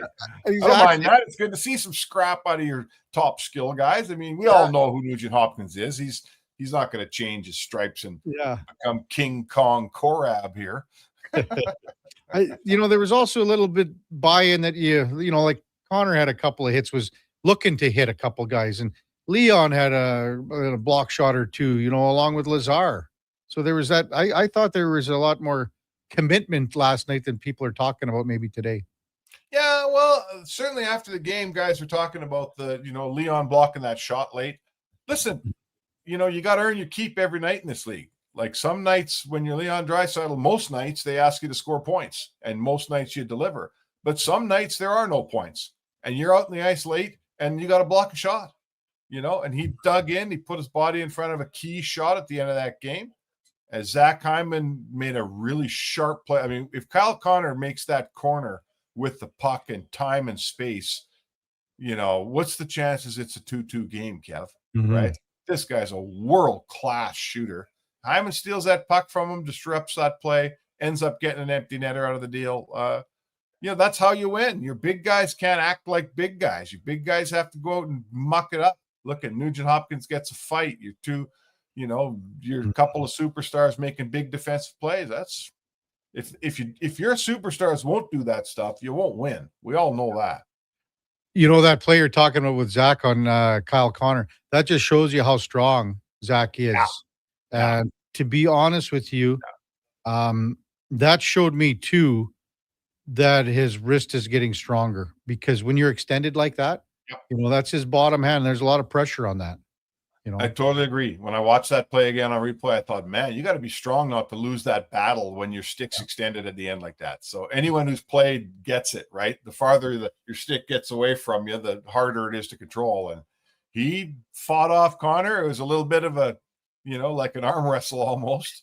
But anyway, that's how you win. That's how you win a close, tight game, is your best guys, make the right plays. And you know what? They're going pretty good. Oil's playing good hockey. I know they haven't won 3 in a row, but I'll tell you what, they've been winning 2 out of 3 for about 2 months here now. Yeah. 2 out of 3 is 660. That goes a long way. Goes a long way. Yeah. When it comes to trying to make a push. But yeah, they go on a little bit of a run here. Again, some home games. You've got Boston tomorrow. That's always going to be a great night. And then Philadelphia on Saturday afternoon. Just a quick thought on that New Year's Eve game tomorrow night, Spec. Yeah, how come Philly gets a day game out here? They like day games, right? They're always playing day games in Philly. I don't know. I like a day game too, so what the heck? Yeah. Well, it's like, is it every year at New Year's, does Montreal end up down in Florida? Like every year, the Canadians go to Florida and Carolina and Tampa around the Christmas holiday. And I'm like, years ago, the Canadians used to come up here around Christmas, right? Oh, it's not warm enough here now. Yeah, now it's not warm enough. They'd rather go down there. It'll be nice to have Boston through on New Year's Eve. Boston's always they're struggling. They are struggling. They lost in Vancouver last night. Calgary. Calgary last night. Excuse me. I was watching Vancouver and Seattle. Yes, they lost in Calgary. They are struggling. I've said it on the show before. I didn't think Boston was going to be that good this year, and they've made me look bad. Like, they've been good this season. I didn't think they would be, but we're only halfway through. So I guess I'd say to you, Kev, I'm not wrong yet. Well, I said off the top of the show, Spec, you think about for the Oilers at the start of the, like 2 months ago, the goaltending was like the worst in the league. Evan Bouchard was terrible. Connor had lost a step. No bottom 6. Nurse, terrible. And after all of this, one game tomorrow is the halfway point. They're first place in the Pacific. Yeah, right. Yeah, I noticed that. We went to bed last night. The Oilers are in first place. I know there's games in hand and all that, but they haven't hit the pillow in first place yet this year. You're right. They've played 40, so you're right. New Year's Eve is the halfway mark of the season, correct? Mm-hmm. Yep, exactly. So there you go. I think that, contrary to past years, like 2 years ago, Vancouver ran away and you chased them all year. You never caught them. Last year, Vegas ran away. You chased them all year, never caught them. This year, the Oilers weren't very good again, but the difference is that nobody ran away on them. Anaheim kind of ran away, but they're backing up. So you know what? Edmonton's in a good spot. They haven't won a division for a long, long, long time. And if they can go into the second half of the season in first place in their division, I would task them with winning that division. I don't see any reason why. There's no excuse not to win it if you're sitting in first place on Jan 1, is there? Right. Yeah. There you go. Spec, good stuff. I know the Oilers are very, very optional today. I don't think anybody practicing. Just the guys didn't play last night. Yeah. So we'll see you down at the rink tomorrow at the game, buddy. Yes, sir. Sounds good, Kevin. Okay, that's Mark Spector from Rogers Sportsnet on the mark. Brought to you by, powered by, fueled by Northgate Chevrolet Buick GMC. This truck's for you. Check them out at northgategm.com. Go in and say hi to old Mikey Lowe Maybe he'll give you some coal for your stocking. I guess that's past now, I guess. But that's all I could think of with old Mikey there. So when we come back, I think we'll hear from some Oilers from last night's victory. Cal Pickard spoke to the media. Max Jones spoke, and head coach Chris Knobloch addressed the media following the 3-1 victory in Winnipeg. That's coming up on the Kevin Karius Show with the Duke of Delburne and Josh Fenwick on Sports 1440 AM radio. We're also streaming on YouTube, X, Facebook, and Instagram. When picking a New Year's resolution, try to avoid things you have no influence over. Like bringing home the cup? That would be awesome. But completely outside your control. Instead, pick something you can control, like bringing home some Wilhauk beef jerky. That would also be awesome. But what if we brought the cup home to Canada and it was filled with Wilhauk beef jerky? Okay, I'll allow it. Wilhauk beef jerky, only available in Leduc. Get yours today, because you don't win cups with salad. At Fountain Tire, success is a team effort. They're committed to their team members and their customers. And that means treating your vehicle like it's their own and finding solutions that suit your needs. Because whatever the road brings ahead, they're on it with you. Visit FountainTire.com today. Weekly NFL giveaways, drink specials, huge screen TVs. The hits keep coming at First Round, Edmonton's NFL headquarters. Watch NFL football at First Round, and you could win a trip to your favorite NFL city for a regular season game next season. Catch NFL action Thursday nights, all day Sunday, starting with the Pro Bowl brunch from 10:30 to 2. Then Monday night with half-price boneless wings after 6 p.m. First Round, burgers, beer, sports. Downtown and Bourbon Street, West Edmonton Mall. Got a car you're ready to part with? Find out what it's worth, fast, easy, and totally free at Go Auto. We're talking top dollar trade-ins, whether it's a little worn or still rocking that new car smell. Just a few clicks, and boom, you've got your value. Text value to 780-777-7777 to start. That's value to 780 all sevens. Why guess what it's worth? Let Go Auto show you the money. Is your company drowning in paperwork and administrative tasks? Do you need more data to make better decisions? Nectar.io is your company's all-in-one solution for fleet and materials management, safety, time cards, and GIS-based project management. Now is the time to capture and transform field, site, and shop data into boardroom-level business intelligence, all with one login. Visit Nectar.io to book a demo today. Nectar.io, your business made better. They're not just a grocery store. They're a butcher, a baker, a cafe, deli, rotisserie pizza, and restaurant, all under one roof. Loca Quality Market does food differently with 2 locations to serve you. Edmonton and Sherwood Park. Visit loca.ca. This is Andrew Walker, host of the postgame show on Sports 1440. After every hockey game this season, tune in and chime in as we talk about the game. It's all sponsored by Legacy Heating and Cooling. Don't get left in the cold. Visit legacyheating.ca. Summit Restaurant, located in the heart of the Silent Ice Center and just minutes from South Edmonton Common. Summit is your destination for exceptional house-made pizza, delicious entrees, and expertly crafted cocktails. Experience the perfect blend of flavor and ambiance in a modern setting. Join us for a straightforward yet elevated dining experience where our commitment to quality speaks to every bite and sip. Make Summit Restaurant your next night on the town. You matter. Your mental health matters, and you're braver than you think. Not Alone is an organization focused on creating a space of acceptance and support through tough, meaningful conversation. My name is Tyler Smith, and you are never alone. NotAloneCo.com. It's okay to not be okay. Diablo Boots sells only Canadian-made work and biker boots made by Canada West. No American or boots made in China, so no tariffs. All of Diablo's boots have replaceable soles and heels for longer life. Sizes 6 to 14 EEE. Buy quality, buy Canadian. And support Canada West and Diablo, the 2 best names in the boot business. So save on boots by Save On Foods. That's Diablo Boots, 3340 Gateway Boulevard on the east side of Save On Foods. Buy Canadian. They're terrific.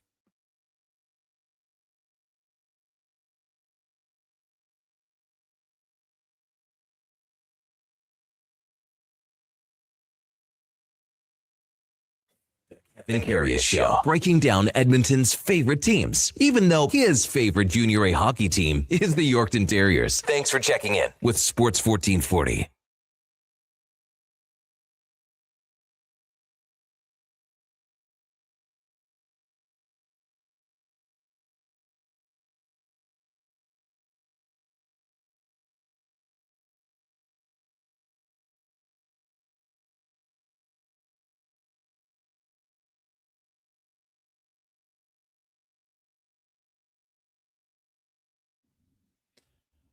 All right, welcome back to the big program, 825 in Edmonton. Kevin Karius, Duke of Delburne with you, along with Josh Fenwick on Sports 1440 AM radio. We're also streaming on the many services, and we're also on YouTube, X, Facebook, Instagram, Twitch. It's pretty cool, Hey, I saw a post. I want to get both you guys in here, Josh and the Duke, just on a guy by the name of Mackenzie Kramer. Okay. Now, this was a repost from Adam Schefter. Okay. And Adam Schefter reposted Mackenzie Kramer. He is a staffer. He is an ESPN stats info researcher. And he posted out last night, I believe, I just won $1 million playing best ball fantasy football on DraftKings.com. Now, I'm assuming that this isn't one with a salary cap. You're just picking the best guys at each position. I've not done this one, Duke. Maybe you have. Maybe you have, Josh.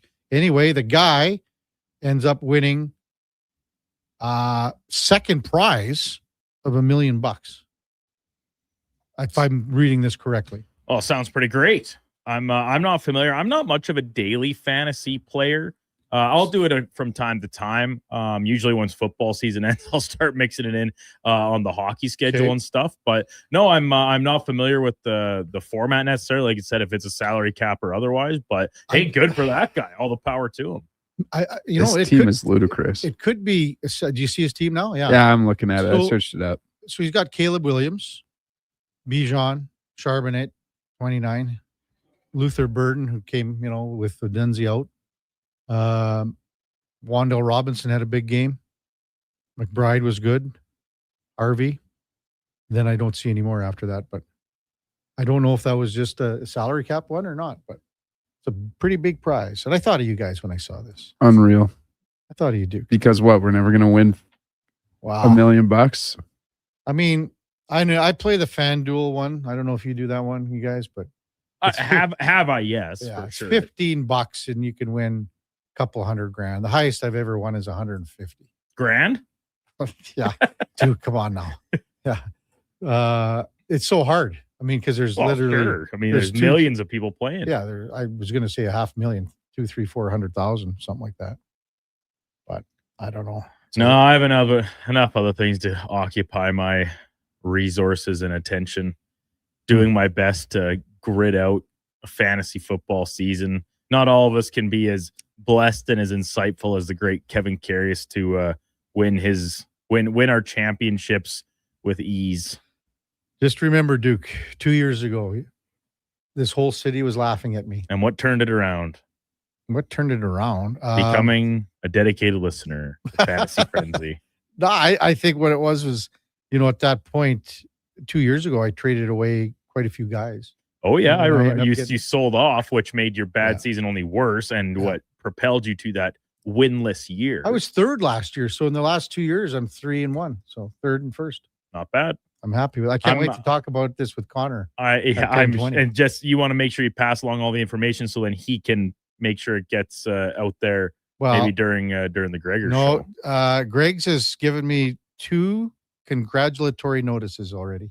Really? Yeah. Isn't that something? I mean, the guys are all really good. We've got really good guys in the league. So while we're on the topic, I guess give a little both of my leagues. Kyle, I call him Cherub. He was the winner of our Dynasty League, running away. Unbelievable team. And then my good friend, Scotty Rowe, the superintendent out at Manville Riverview Golf Course. Yeah. He won our Super Flex Keeper League. For him. Also a very good team. Beat me in the semifinal last week and a pretty resounding victory in the championship. So shout out to those guys. They won the leagues that I play in. In ours, Elf and a Chef, or Chef on an Elf, whatever they call them. So that's the guy who was playing in the final, and he had Stafford and Puka.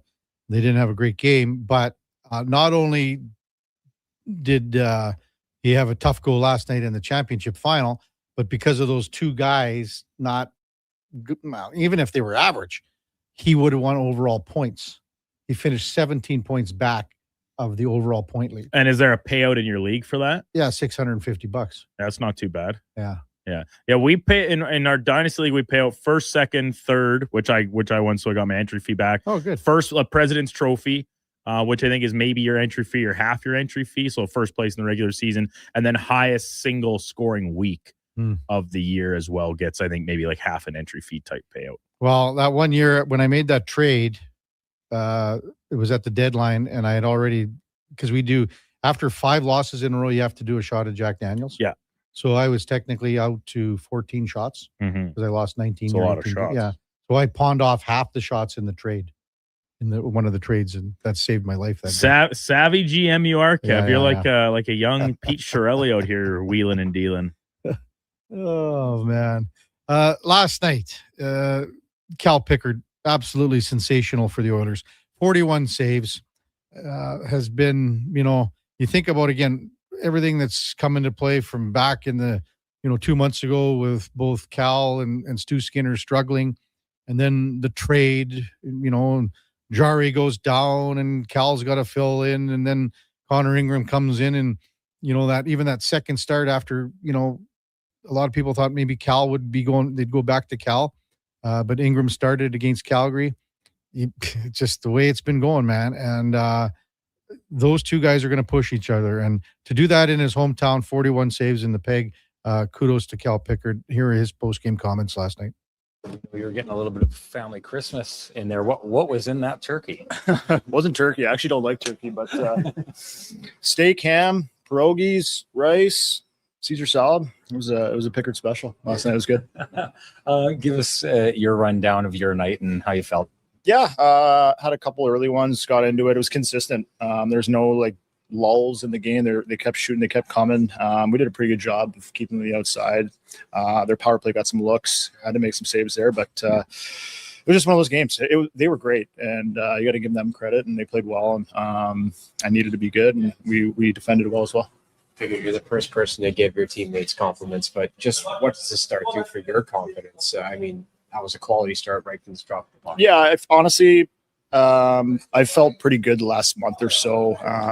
It's hard to get much traction. I thought I played pretty decent in Montreal, pretty decent in Minnesota. Just not getting rewarded for it. I got some bounces tonight, and I got rewarded for it. So I like where my game's at. Just want to keep that going. When you stop a couple of high quality looks like you did in the opening minutes, does that help a goaltender just kind of settle in a little bit? For sure, yeah. Obviously there's some time between starts here, and you want to get into it, but I felt good. I felt good in practice, and I'm confident. This is my third year here, confident behind the group, and just try to do my job. Max was talking about how much you not only mean to the team, but how much you mean to him. So I got to ask you about your friend, and what was it like seeing him getting the phone? That was great. Yeah. He's an awesome guy. Makes me laugh. Great to have around. And he's been playing well, giving us good energy, hitting, playing hard. It was good to see him get rewarded. The Jets' 42 shots was the highest this season. Knowing that, does that give you a little bit more, satisfaction with the outcome today for yourself? Yeah, they played well. They threw a lot of pucks to the net. They had some good tips. Their D threw a lot of pucks there. But we did a pretty good job. A couple of probably my 2 best games of the year I've had. The most shots out of any of the games. So, if we're giving up shots from the outside, that's fine. And, take the sticks away. So it was good. Max was also talking about the sacrifice that a lot of the players are making. Leon Draisaitl gets down there to block a shot towards the end of the game. Just what does that say about where this team's at and how it's competing? Yeah. This team's been through a lot of, playoff games and sacrifice. It's a tough building to play in. You see Leon make a big block. You see all these guys make big plays. Hyman had a great stick lift, right before we iced the game there. So a lot of good plays all around, a lot of good experienced players that make, big plays at the right time. That's Cal Pickard following the Oilers' 3-1 victory last night in Winnipeg, their 20th victory of the season. That's Cal's 4th win of the year. His numbers, 3.69 goals against average and an .874 save percentage. Those really went up and down last night, as they should, with a really good performance. And when you look at how, as he said, he kind of got in the game. I think that Jonathan Taves save early on in the first period when, it was really close and tight, give him a good feel on the left pad.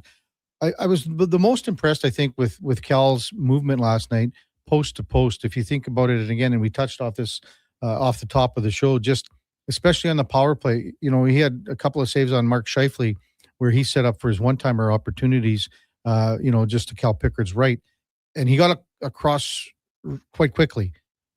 He did that to Scheifele a couple of times, had the save of Velarde shortly after the one.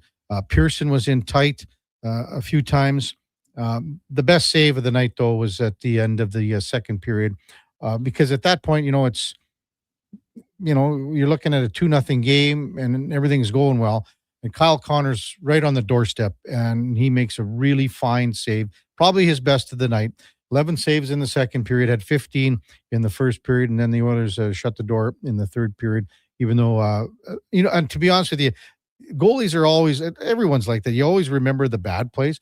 And if you were to ask Cal Pickard, he'd probably say, that 2-1 goal, there was a sort of a weaker, like Barrett just kind of threw it on net. And if he shovels it aside a little cleaner, Lowry doesn't get a whack at it. But I mean, he was phenomenal last night. Absolutely phenomenal. When we come back, Lorianne Munzer will be with us, Olympic gold medalist from 2004. Also in the 9 o'clock hour, we will check in with Frank Saravalli from Frankly Hockey and Victory Plus TV. Ryan Henkel from the Hockey News covers the Carolina Hurricanes, and then Connor Halley from Fantasy Frenzy and the Jason Rager Show. When we come back, Lorianne Munzer with us on the Kevin Karius Show on Sports 1440 AM Radio. We are also streaming on YouTube, X, Facebook, Instagram, and Twitch. Hi, Mike here from Northgate Chevrolet Buick GMC. December is here. Christmas shopping, Christmas wrapping, Christmas baking, grocery shopping. What about our vehicle? Does it need tires? It's not running? No problem. We got you covered. At Northgate GM, we have a tremendous selection of newer used vehicles, winter tires at cost, and of course, service with a smile. Come in and see us today, 13215 97th Street, or visit us online at northgategm.com. You're in Northgate country. I'm Grant Fedork from Leading Edge Physiotherapy, and sadly, some people think orthotics are just glorified shoe cushions. But I've seen a runner drop 8 minutes off her marathon, a grandmother ditch her painkillers, and a 12-year-old nail her long jump, all thanks to custom foot orthotics. So if your feet are screaming for help, flat, high, or funky, that pain's heading to your knees, hips, even your lower back, our professionals will assess you and, if indicated, custom fabricate a pair of orthotics made just for you. Happy feet make a happy person. Feet shouldn't hurt. LeadingEdgePhysio.com. Hey, sports fans, we've got a clear choice for you. At Crystal Glass, we provide customers with the perfect glass for any job. From home to auto and even commercial, installation or repairs, we're your team. Call 310-GLASS or visit crystalglass.ca. Crystal Glass. Send off your holiday break with Oil Kings Hockey at Rogers Place. Family fun that's second to none, starting at just $20 a seat. This Family Fun Sunday, your Edmonton Oil Kings get a rare visit from the Seattle Thunderbirds. Enjoy the Kids Fun Zone with face painting and bouncy castles. Plus, score Calmont Kids food combos for $10 or less. The value is king-sized. Edmonton Oil Kings, Seattle Thunderbirds, WHL Hockey for the holidays. Family Fun Sunday at 4. Great seats at Rogers Place start at only $20. Save on day of game pricing now at oilkings.ca. At Fountain Tire, success is a team effort. They're committed to their team members and their customers. And that means treating your vehicle like it's their own and finding solutions that suit your needs. Because whatever the road brings ahead, they're on it with you. Visit fountaintire.com today. The longest running basketball show in Canada airs every Saturday morning at 10 on Sports 1440. Hoop City with Paul Sir introduces a new generation of basketball talk. And it's right here on Edmonton's home for sports. Sports 1440. I'm getting McDonald's. You want anything? Oh, yeah. I'll get I'm obviously going to get the McVeggie, medium fries and a medium fountain drink for $9.99. It's my favorite meal, and it's new. Plus, if I get that, maybe he'll want it too. And then he'll always thank me for introducing him to the McVeggie. I'll be a hero. So, McVeggie fries and drink? How'd you know? You were thinking out loud again. Get yourself a McVeggie meal for just $9.99 plus tax for a limited time only at participating McDonald's restaurants. When it snows and you have a Honda, let it blow, let it blow, let it blow. Ditch the driveway shovel because right now at Riverside Honda and Ski-Doo, save up to $400 on Honda dual-stage snowblowers. Take whatever winter throws at you and throw it back with iconic Honda reliability. Available for a limited time only at Riverside Honda and Ski-Doo. 15 Inglewood Drive in St. Albert and always at riversidehonda.com. Shop local, shop Canadian. It's a kind of man.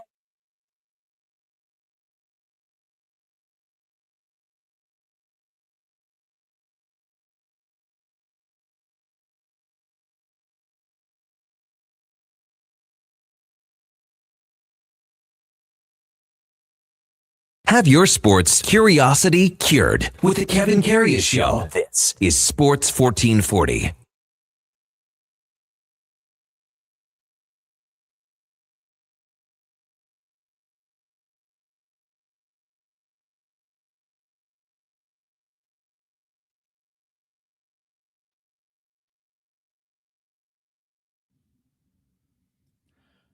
All right, welcome back to the big program, 840 in Edmonton. Kevin Karius, Duke of Delburne, Josh Fenwick with you on a Tuesday morning, the day before New Year's Eve. Man, another year just blew right by as we welcome in Lorianne Munzer, Olympic gold medalist from 2004. Good morning, Lorianne. Was Santa good to you? Santa's always good to me. No bicycles, but a pretty close second. I think you should be on the naughty list, actually, Lorianne. Well, I guess that's why I didn't get a bicycle for Christmas. Well, could have got a tricycle or something like that. Yeah, I actually had a fat tire tricycle that I used for speaking gigs, and it was my opener. I would be introduced, and I would come sailing across the stage on this tricycle. Really? And my last one was at Teachers Convention years ago. I was about 6 or 8 feet high on the stage.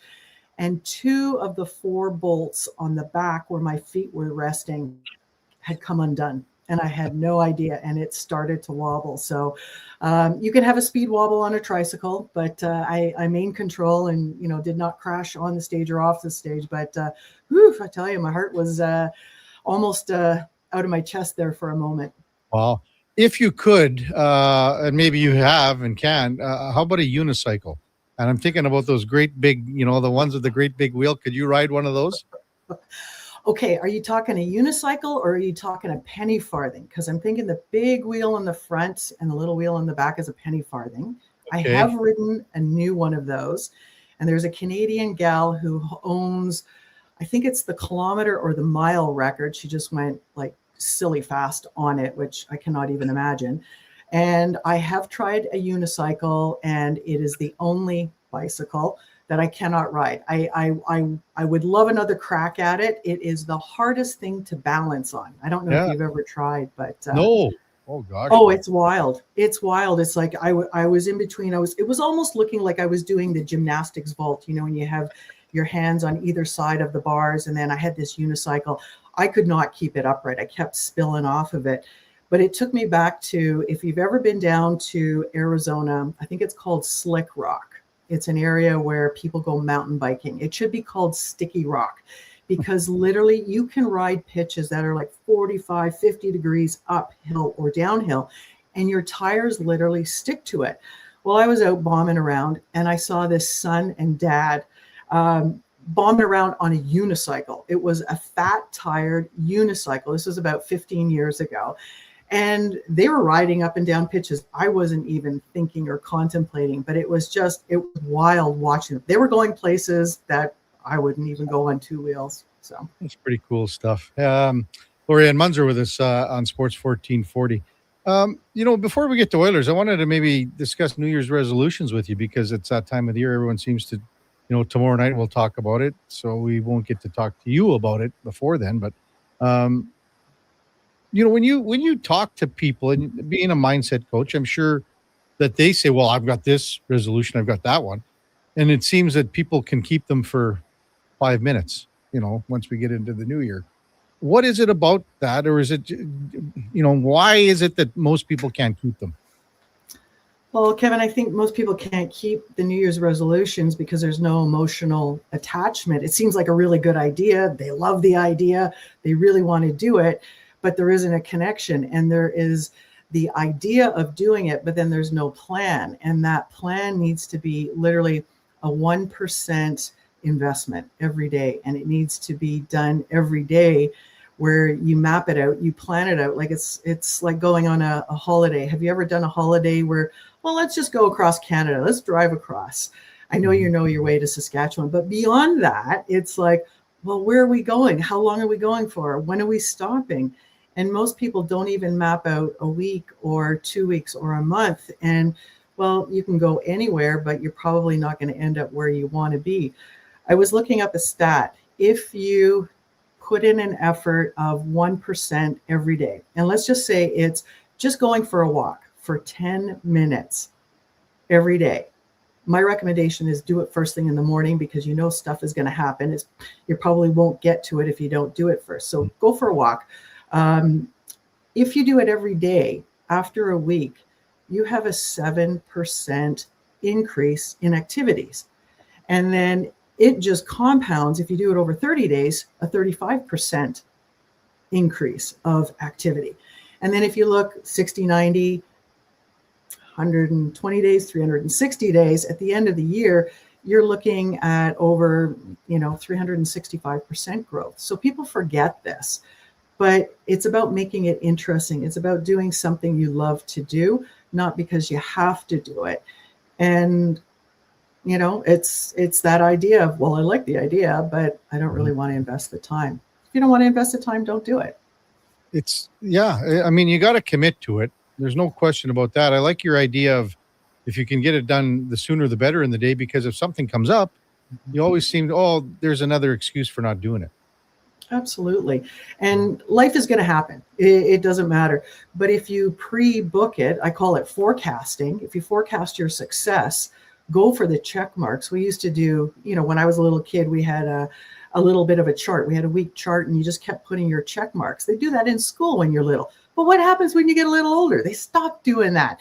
You get this report card that says A, B, C, D, E, or F. And it's like, ooh, when you get an F, you're just like, I quit. I'm out, tapping out. But it's like, what if you had a chart or a calendar? Remember those old-fashioned calendars you used to get at the bank? Yeah. And it's just put a check mark, 10-minute walk, even a 5-minute walk. A 5-minute walk compounds like crazy and you feel good. You're outside.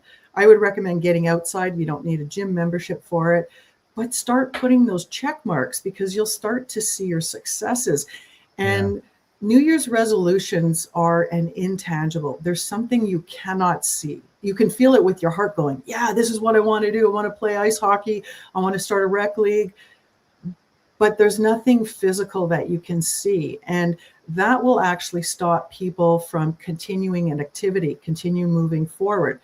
The other thing is grab yourself a buddy, a play partner, right? Somebody that you can, do this event or this activity, or say, I'm going to text you my check mark when I've gone for my walk.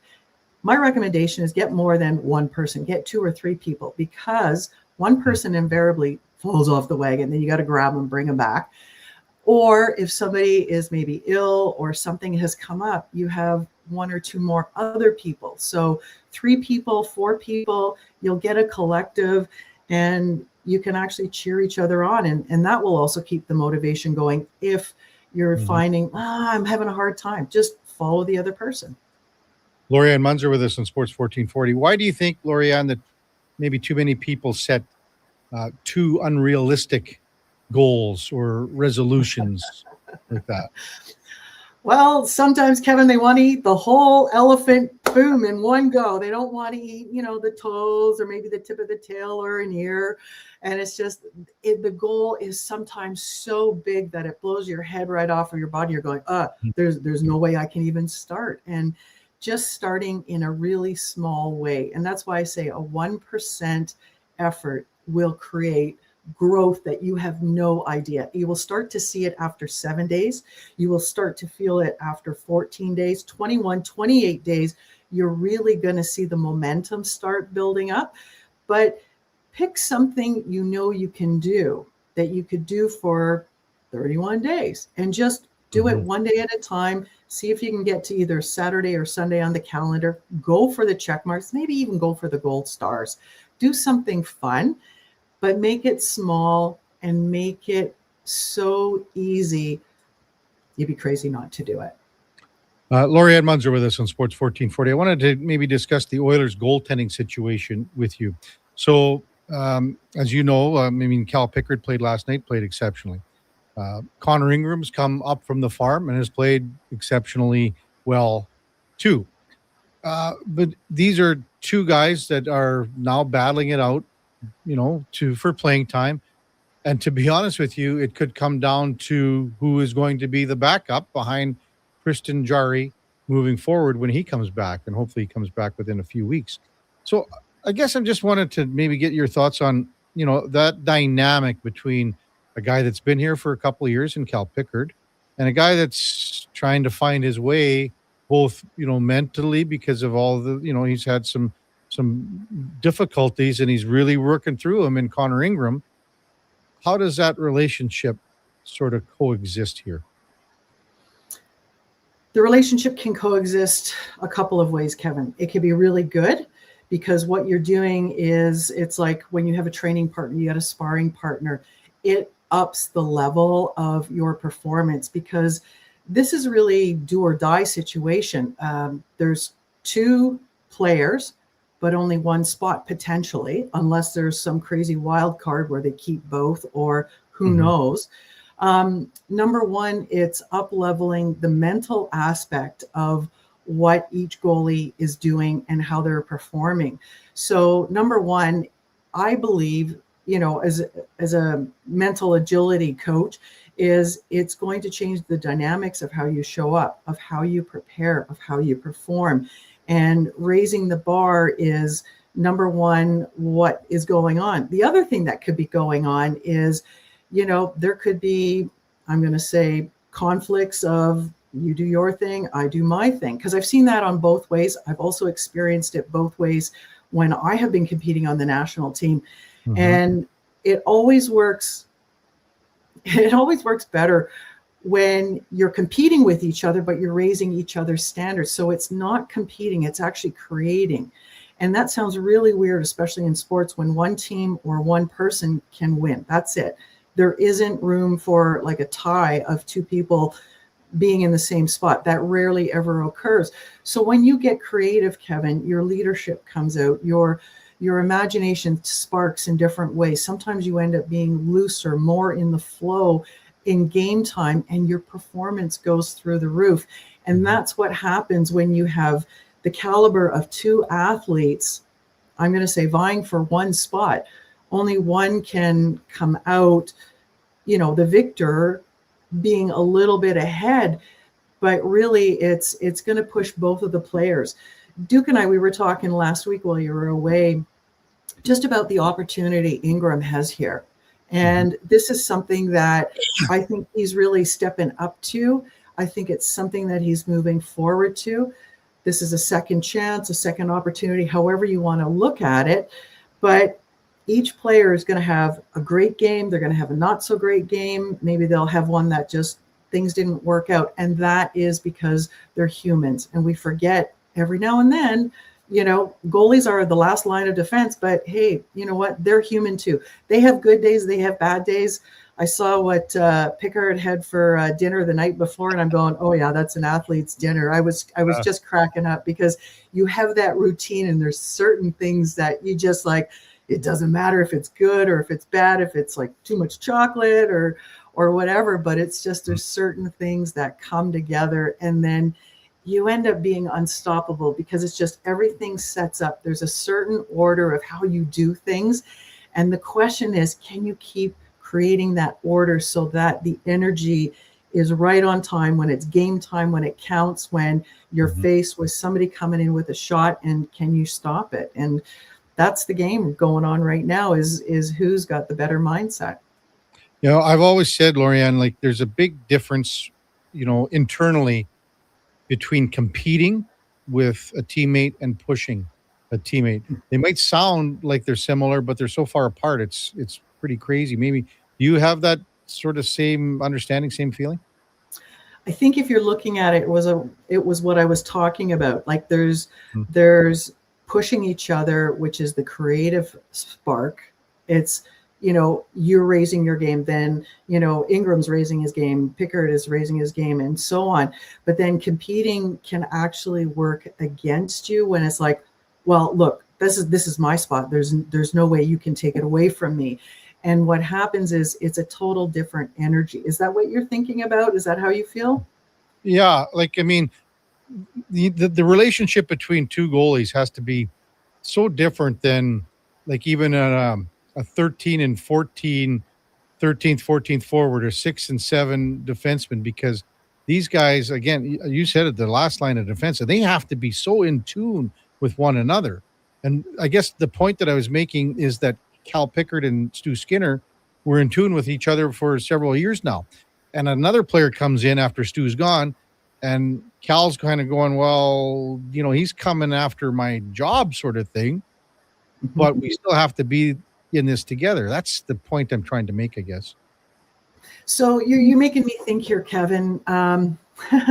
This is business. When you're on the ice in game time, it's business. It's literally do or die, and each goalie has to play his own game. And at the end of the day, it's what you decide, and then what are you going to do with the opportunity? You can play against each other, or you can use that other player, that other goaltender, to elevate your game.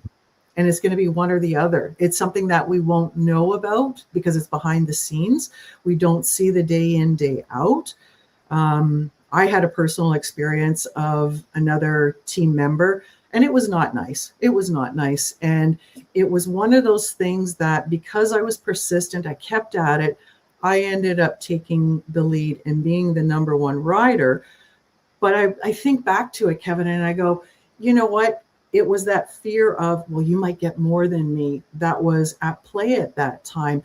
But the thing is, if you step up to the plate, this is a personal choice between every athlete, is I always say, willingly give and graciously receive. What you send out is going to come back. If you send crap out, you're going to get crap back.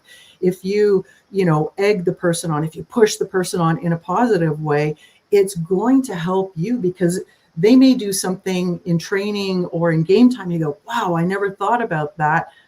I'm going to try that next time, or that may help elevate my own game. So different dynamics. It can work for you. It can be great camaraderie on and off the ice. It could look like great camaraderie, but it could be a different story. Who knows? Oh, good stuff, Lorianne.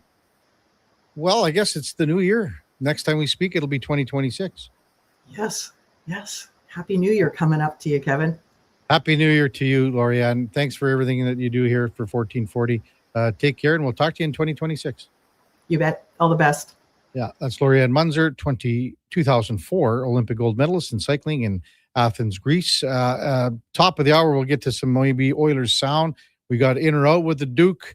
Frank Saravalli coming up at 9:20. Before that time now for a Sports 1440 update brought to you by AWS Welding Supplies in Nisku. Product sales, servicing, calibrating, free same-day delivery of in-stock items to Leduc, Nisku, and South Edmonton. Your one-stop shop for all things welding, awswelding.ca. Here is the Duke. This is a Sports 1440 update.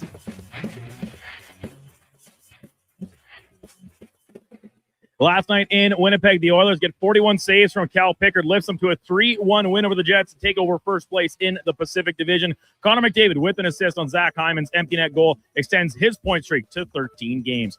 10 of the games around the NHL, including Carolina beating the Rangers 3-2 in overtime. The Sens lose to the Jackets 4-1. Flames get past Boston 2-1 in OT. The Sabres top the Blues 4-2, make it 9 straight wins for Buffalo. Seattle beat the Canucks 3-2 in a shootout, and the Wild win in Vegas 5-2. Off the ice, the Blue Jackets have traded disgruntled forward Igor Chinnikov to the Penguins in exchange for Danton Heinen, a second and third round draft pick.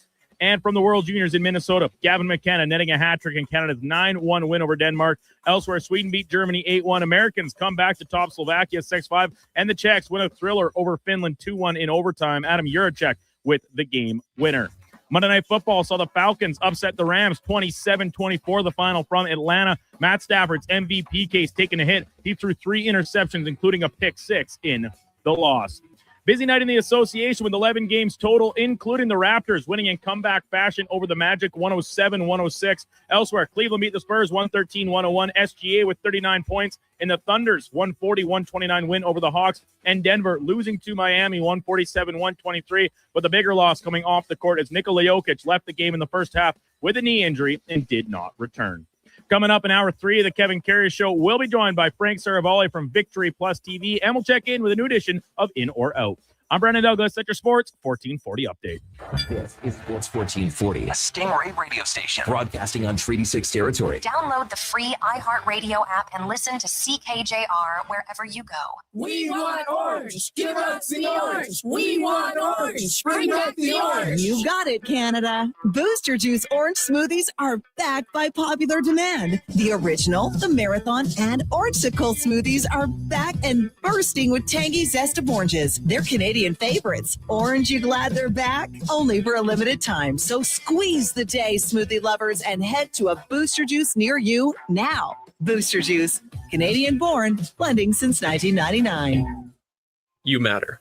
Your mental health matters, and you're braver than you think. Not Alone is an organization focused on creating a space of acceptance and support through tough, meaningful conversation. My name is Tyler Smith, and you are never alone. NotAloneCo.com. It's okay to not be okay. Did you know The Brick is proudly Canadian-owned and operated? We started right here in Canada over 50 years ago. Now, our 5,000 team members are proud to be your neighbor in more than 200 communities across Canada. And we support all Canadians with a growing selection of quality-made Canadian products and manufacturers. Nobody knows more about furnishing Canadian homes at the guaranteed lowest price than us. The Brick, saving you more. Visit thebrick.com and use our store locator to find a Brick store near you.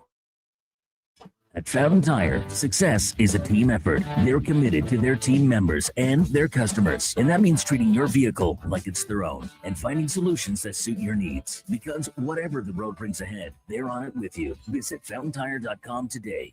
The longest running basketball show in Canada airs every Saturday morning at 10 on Sports 1440. Hoop City with Paul Sir introduces a new generation of basketball talk. And it's right here on Edmonton's home for sports, Sports 1440. Canada's own Crave is soaring to new heights and is now bigger and better than ever. Crave has added over 10,000 new hours of amazing content, including the biggest live events. And the Oscar goes to Select live sports like golf and NASCAR. And even news. We have exclusive details tonight. Plus, hit shows and movies from 18 leading TV channels. And all at the same price. Crave, bigger, better, endlessly entertaining. Winter in Alberta doesn't mess around. And neither does Titan Supply. For over 50 years, we've earned the trust of our customers across a variety of industries. Because we lead with integrity, honesty, and respect. I'm Joe. And I'm Brent from Titan Supply. When the weather hits hard, we're fully stocked with rigging, lifting, and hauling gear that works as hard as you do. Titan Supply. Built on trust, driven by safety. Serving Edmonton, Grand Prairie, Red Deer, and Calgary. Let us help you face the weather the Titan way. Visit titansupply.ca.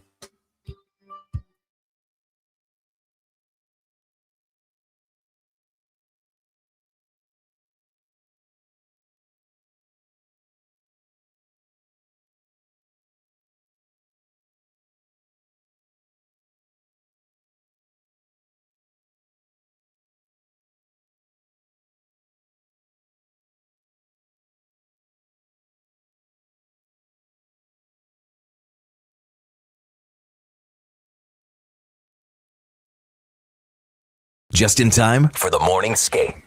This is the Kevin Karius Show on Sports 1440.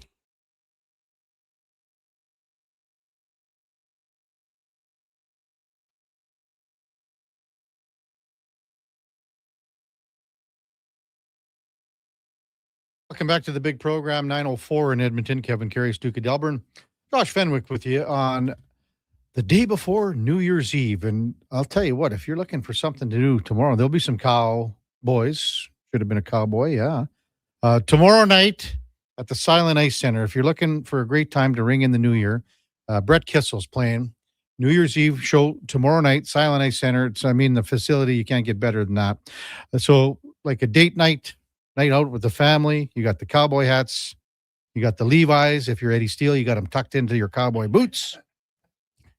Fantastic music. Get your tickets at silenticecenter.com. Now, last week when we were talking about this great event, I assumed that the Duke of Delburne would be taking it in. And then now I've heard that the Duke, just in this commercial break while I was gone, just for a short day off or so, or so, it has come to my attention that the Duke has invited one Josh Fenwick, and one Donnie P to attend this. And now it even gets sweeter because Josh Fenwick has just said that he's surprised that the Duke has said that he would buy drinks all night long for these guys. Well, I told the boys last week when we were chatting about this during your, very rare day off. Sabbatical. And I was like, boy, this would be a great time. We could hit the town. Yeah. It's rare, apart from the odd lunch and beer down at first round when I'm filling on pre or post. Don't get the chance to mix it up with the guys outside of work very often. A couple of young bucks thought, why not treat them out? Treat them to a night on the town. Mm-hmm. It's out of their element, right? A show like this and Brett, and I've seen Brett live before, puts on an unreal show. Yep. Obviously, all his own, the big songs, does some great covers. One of my favorites covers Call 'Em Baton Rouge by Garth, of course. So that's a great one. Does he do any Toby Keith? That I don't remember. I don't think any of the times I've seen him, but I'm sure he could. He's a savant, a Renaissance man. He can do whatever, right? So anyway, I tell the boys that I would show him a night out, and they essentially just threw me aside. So and then how about this? How about this, Kev? To polish this off for you, polish this turd. MTR texted in and said the Duke is so desperate, none of his friends will go with them. Now he's inviting his coworkers instead, which is simply not the truth. I did invite the Big Cebolla, but they're purebred big time cattle farmers. Couple early calvers on high alert watch, so I don't think the Big Cebolla is leaving the farm New Year's Eve, unfortunately, this year. So Donnie has never been to a concert in his life. Yeah, what a great way to pop the cherry, as it were. But as I said in the break, I don't think Donnie would last 5 minutes at this thing. Not with me, he wouldn't. No, on never mind on a normal Saturday night. We're talking New Year's Eve. Yeah. Definitely not if you factor in feats of strength from last week. No, Donnie done. I don't know if Donnie could hang with me if I'm in full roll mode. You know what I think would happen, Duke? Is that we might get a chance to bring this up with Donovan tomorrow potentially. We'll see. There's a possibility. Now, okay, Duke. I have never seen you what we used to we call the term run. When you've been running, I call it going flat out. Okay. So I haven't seen full that yet. tilt. I've got a number of terms for it because I've done it a lot. Okay, I've got a good idea. Right now, back when I was your age, we used to run pretty good too. Mm-hmm. For weeks. Okay, so I'll say this: at my age, current age, being 30 years old, I'm not doing much running for weeks on end. I left that more to my early to even mid 20s. Wow. See, we had no problem into the back then, Kev, you guys were just a bunch of young, reckless that's what hoodlums. But this is what you are. So that's what you want me to do, Kev, is just go on a couple weeks straight bender. A week. And then roll in here at 6:15 every morning. No, you got to be able to, you just got to figure it out. I've already passed that stage of my life when I was doing it and then going home to milk cows every morning. Oh. And that was more than enough. I got my fill of burning the candle at both ends. Now I'm much more responsible. I pick my spots. This is a funny story to just do a quick one. I used to work in Prince Albert with a guy named Bobby Krawchuk. Okay. So Bob worked till 11:30. I worked till, and this guy named Don Mitchell, who used to host the show, called me into his office and he said, I heard Bob Krawchuk was out till 5 a.m. last night. I go, yeah, what's the big deal? And he goes, well, it's pretty late, isn't it? I go, well, if he worked till 5:00 p.m. and went out for the 5 hours after he worked till midnight, he'd get home at 10 p.m. Is that so bad? What would you say about a guy that did that? Mm-hmm. And he didn't have an answer. He goes, Right. yeah, you're probably right. Yeah. He's working till midnight. Work until midnight. You go out and, like I said, run for a handful of hours. It just so happens that's how the schedule Shift, lines up. So now Shift what I'm works. saying, Duke, you can go run and you could have your afternoons and go out and Oh yeah, there's rip great scenes out at 2:00 in the afternoon at a lot of these spots. Oh man. Oilers win last night 3-1. Max Jones came up with a pretty big goal to get the party started. A really good forecheck by Curtis Lazar, turned the puck over on Dylan Stanley. The puck was at the side of the net. Connor Hellebuck didn't play it all that well. There was also a stick in there. Shifley, I think, was in there. Is it Shifley or can't remember whose stick was in there now? But anyway, it was at the side of the net and just sort of a innocent looking goal, but it got the Oilers on the board. Big goal for Max Jones, first of the year, and he had these post-game comments. How's your shots out there? What was the key to allowing yourself to hold them to such low score? Well, I mean, first, Pickard. I mean, he played a heck of a game, and obviously it hurts, me when I make a tough play in the D zone there and try to make something happen. But he's been good all night, and he was a big part of that. Guys laying their body on the line there, strong plays. Hyman at the end there, sticking Connor from behind there, and it was just a group effort. It was fun to watch by down the stretch there. Yeah, you talked about the sacrifice even towards the end there. Leon Draisaitl gets down and blocks one. What's going on inside a dressing room on the bench when a team is playing like that? Yeah, I mean it's impressive to watch and be a part of. I mean, you see a team like that that's gone back-to-back cup finals, and you kind of see why. You see the culture here and see what they built. Draisaitl's blocking a shot, at the end of the game, right after Christmas. It's all year long, so it's good to see, and it drags everyone else along too. So it's really fun to be a part of it. Actually, maybe take us through the state of your game. It looks like you've been playing really well since being called up. Get rewarded with the big goal today. Just maybe take us through your Yeah. I'm just trying to play, hard and simple.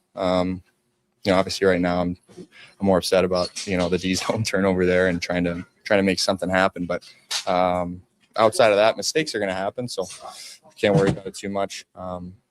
My game, physical, fast, and obviously with low minutes, you got to play a certain way, and I think I can do a pretty good job at it, and help the team in that way. So just finding my game piece by piece. I know you talked about Calvin Pickard off the top. Can you maybe just give us a semblance of what he means in the stretch for maybe all popular? Yeah, it's huge. I think me and him have grown very closely ever since I got traded here. It's obviously tough to get traded to a new team, and the first guy that started talking to me, making me feel welcome was Pick. So it's very welcoming, and he can also be a loudmouth too. Yeah, and but he's a great guy. He's fun to be around. He keeps the spirits high, energy up. So it's very fun to be around. How does it feel to score a goal in a town where your dad played for? Yeah. Oh, my dad's gonna love that one. No, he's gonna love that. That's shout out to you, Dad. But it was pretty special. Obviously his time here was pretty cool. Obviously I wasn't born yet, but hearing the stories of him playing here and my mom being here with him, it is really cool. It's cool to be a part of it. I'm looking forward to seeing what he texts me after the game. So yeah, it's pretty special. All right. That's Max Jones, and his dad played for Winnipeg back in 1984. Brad Jones. Fenny was on that. Were you on it, Fenny? But I was, I think, a couple steps ahead of you. You might be faster to the Hockey DB page, but I definitely got it up first. What are you talking about? I simply just read Max Jones. First you said Brad Jones played for the Ducks, and I'm like, I don't think that's possible. Well, my apologies, because I was like, there was a picture of Max Jones in a Ducks jersey, and I was like, correct. Man, looks a lot like his old man. He played parts of 4 seasons with the Jets from 86 to 89, drafted by the Jets in 84. Also played for the Kings and Flyers. Had 56 points in 148 games. It's pretty cool, actually, when you think about it. And good on, I don't know, do you know who was asking that question last night? No, there weren't even any mics really in the scrum picture to see maybe the outlets they were with, but no, I don't know. Maybe it was our good buddy JT.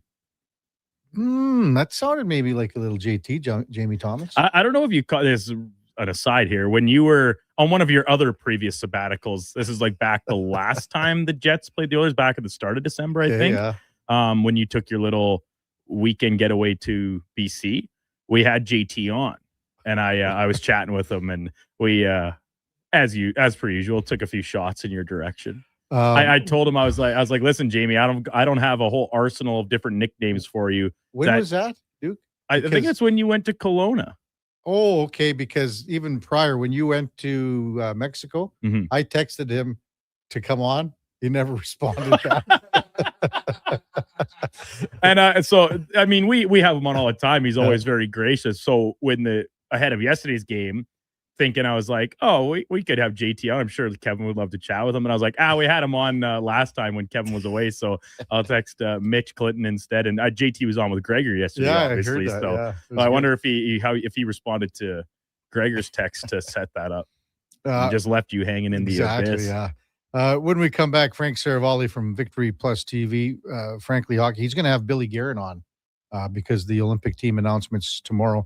Billy G's coming on in like an hour or so, less than an hour with Frank. So we'll get the goods from Frank before that interview.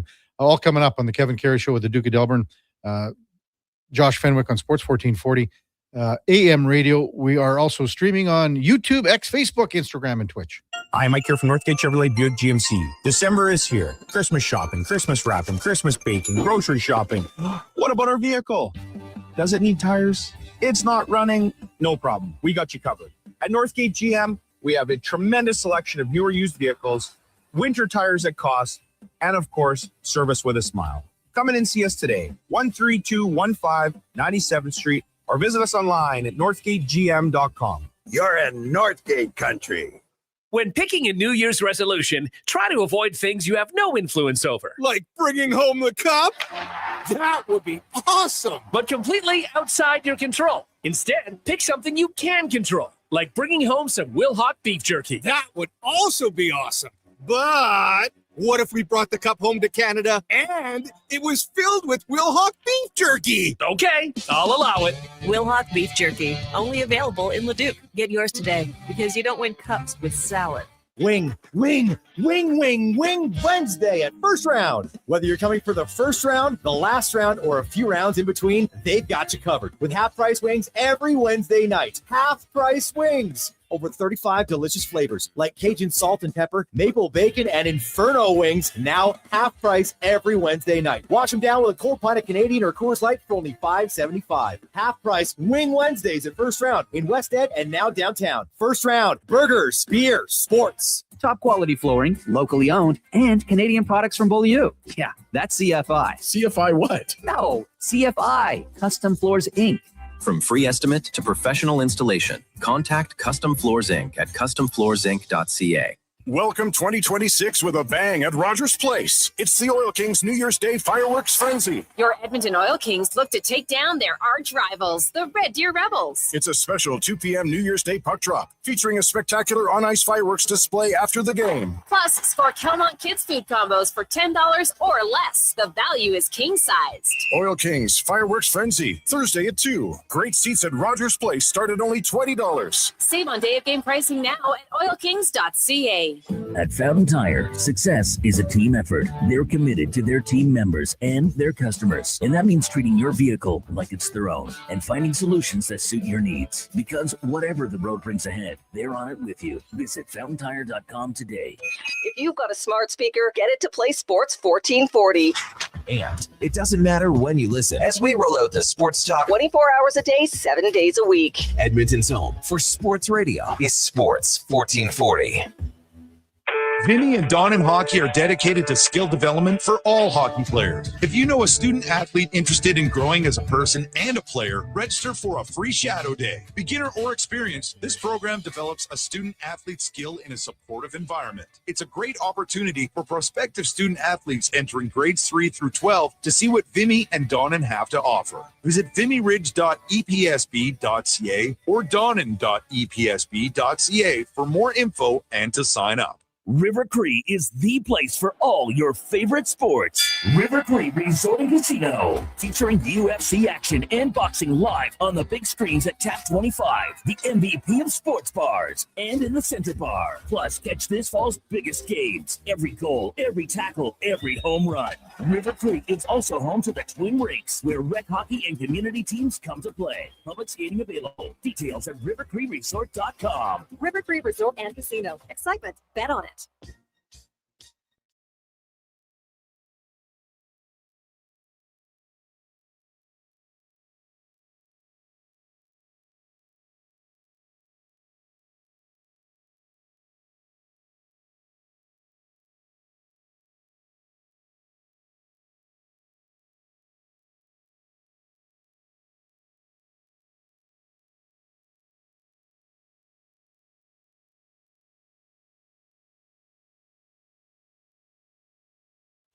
Stories, guests, and insights. This is Sports 1440 and the Kevin Karius Show.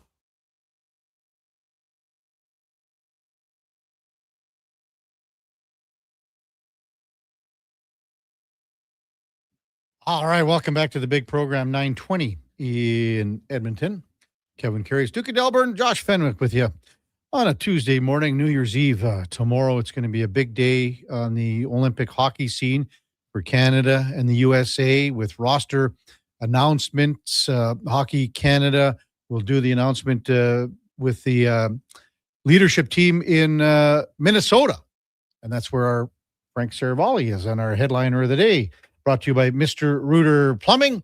Getting snakes deep, giving 110% day in and day out for all your plumbing needs. Go to mrrooter.ca as we welcome in Frank Saravalli from Victory Plus TV. Good morning, Frank. How you doing, Kevin? Good. You arrived in Minnesota after a good Christmas? I actually didn't make it to Minnesota. In Chicago, moonlighting, filling in for the great Tony Granato, doing some Blackhawks games while he's doing World Juniors. Was supposed to get there yesterday, but they had a blizzard. So travel schedule has been all screwed up. Well, no kidding. But what's it like to fill in for Granato there? You got to be pretty happy and excited about that. Yeah, always fun to fill in for a legend. And yeah, it's been great to see. Well, tough game for the Hawks on Sunday, blown out by the Pens, but a couple more here in Chicago before heading home. So then you're not going to make it to Minnesota at all? Nope, not with the schedule. Nope. Oh, okay. Well, hey, I mean, if you have a gig that gets sort of canceled and one that comes in there, you got to be pretty happy. You're like Jerry Seinfeld. You're even Steven. Take whatever you can get. Even Steven. I noticed you're going to have Billy Guerin on here in about 45 minutes or so. Yep. On Victory Plus TV. I don't imagine he's leaking you the American roster or anything, but what do you think he's going to have to say about the on the eve of the roster announcement for the Americans here, Frank? Well, for one, the U.S. has been loaded with injuries this season. And so I'm sure they've had to tiptoe around those conversations. And two is trying to find that blend that I think they did a really nice job with at Four Nations, building it in his image and style with size and brawn is important. But I think at the same time, you have to make sure that you're not leaving any extra offense on the table. And so I'll give you a great example. For me, the toughest decision comes down to someone like Cole Caulfield. You watch the Montreal Canadiens this year, and they've got lots of late game magic, and so much of it runs through the stick of Cole Caulfield. He finds a way to get you clutch goals. Now, he's had a tremendous season, but he's obviously not big and doesn't play a physical brand. So how do you manage that with how you're trying to shape your team? Do you just go to the next guy on the list? You say, hey, you know what? I'm not going to go with Cole Caulfield, but I'm going to go with Tage Thompson, who's 6'7", can play center, and is also a 40-plus goal scorer in his own right. It's a tough blend. It's going to be a tough decision. And I think Canada's facing some of the same because they know how the Wilson, right?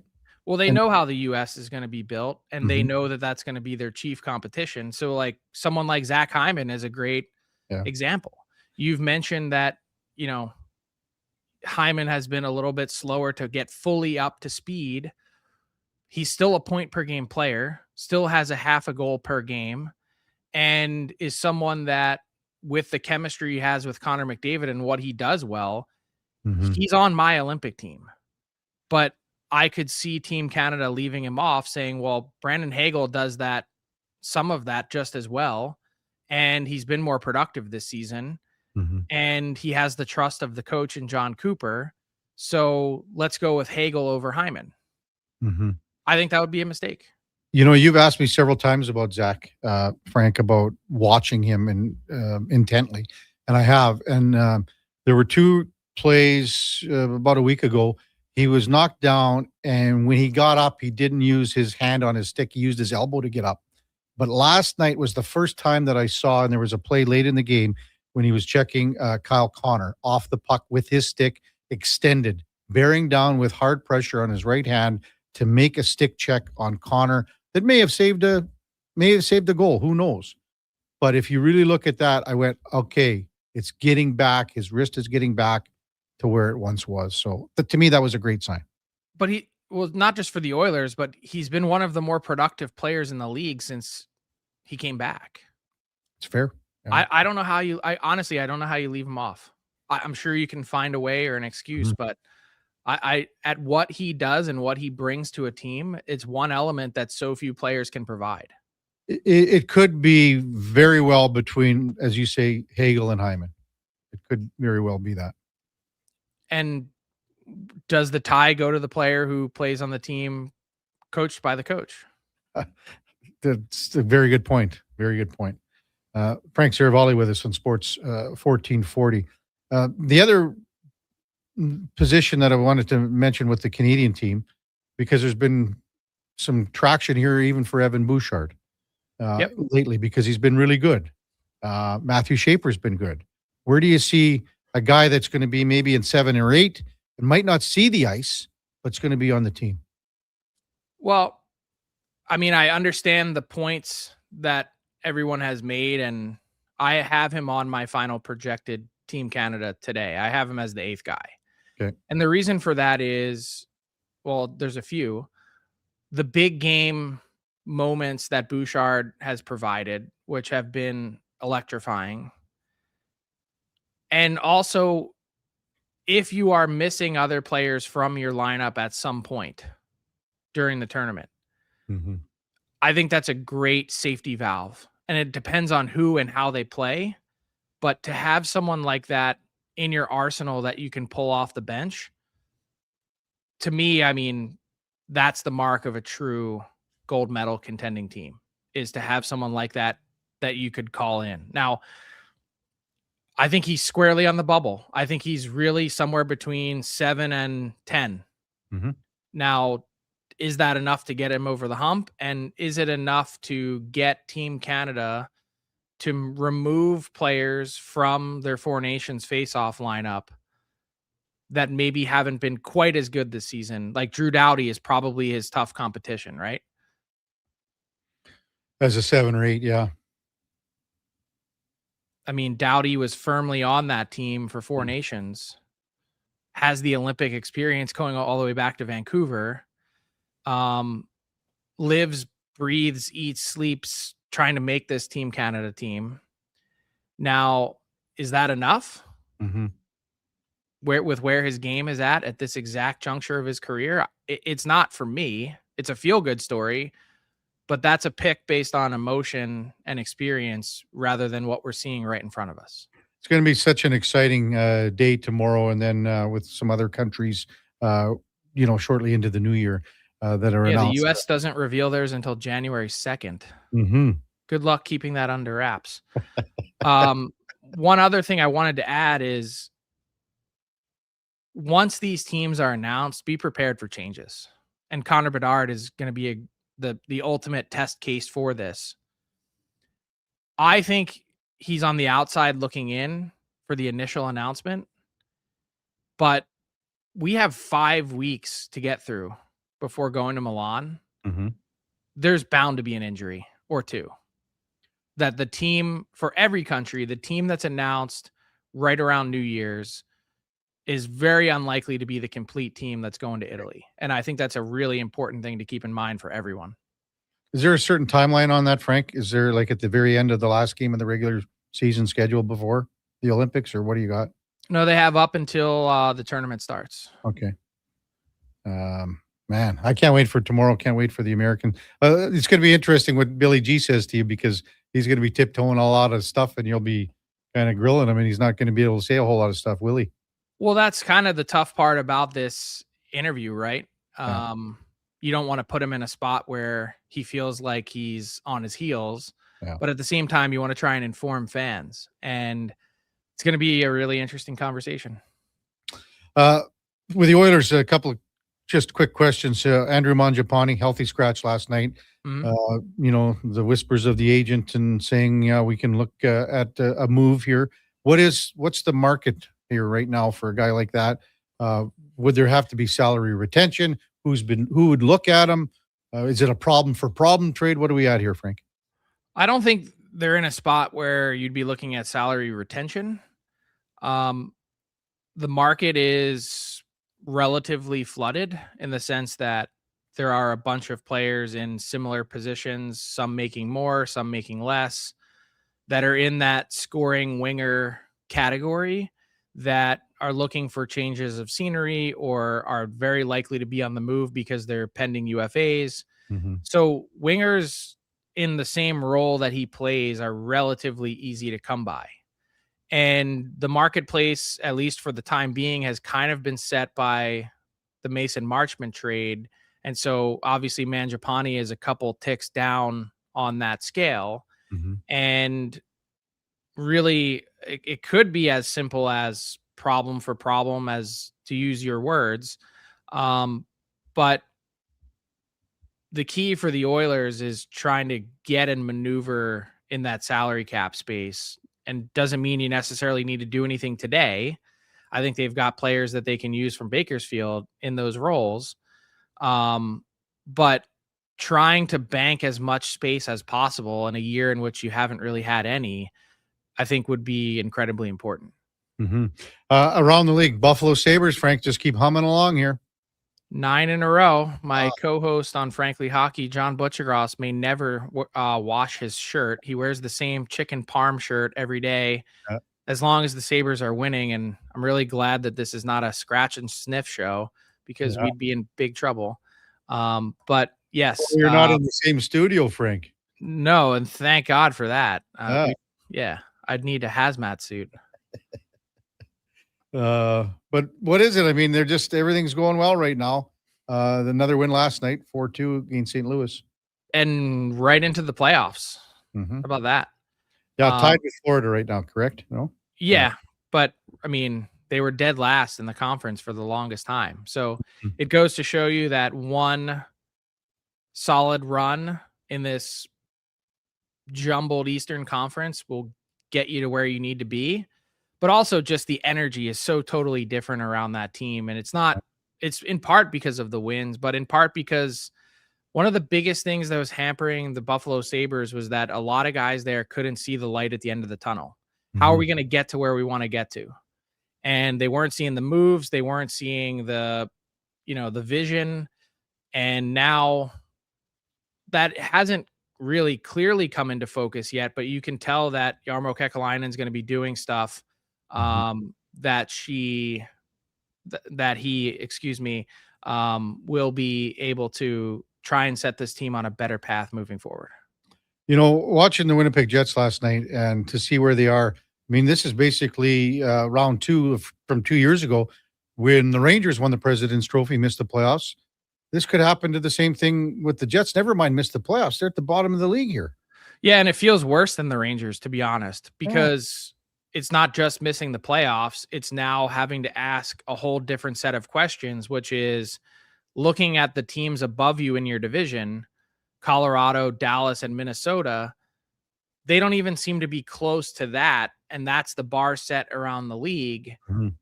If the best you can hope for in any given season moving forward with what you've assembled is 4th, you're in for some tough sledding. And it comes at a time when just about every key piece that's part of this Winnipeg Jets core has been locked up relatively long-term for the foreseeable future. So then the next question is, okay, so you've got a team that can hang in, but aren't authentic Stanley Cup contenders.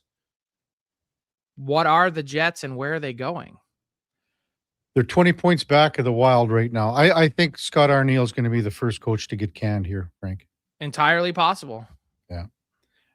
Hey, on Friday, we got the big outdoor game at Lone Depot Field. Park, actually, probably. Anything, is there any, something going on here that suggests that there could be any problems, or is this smooth sailing for this team?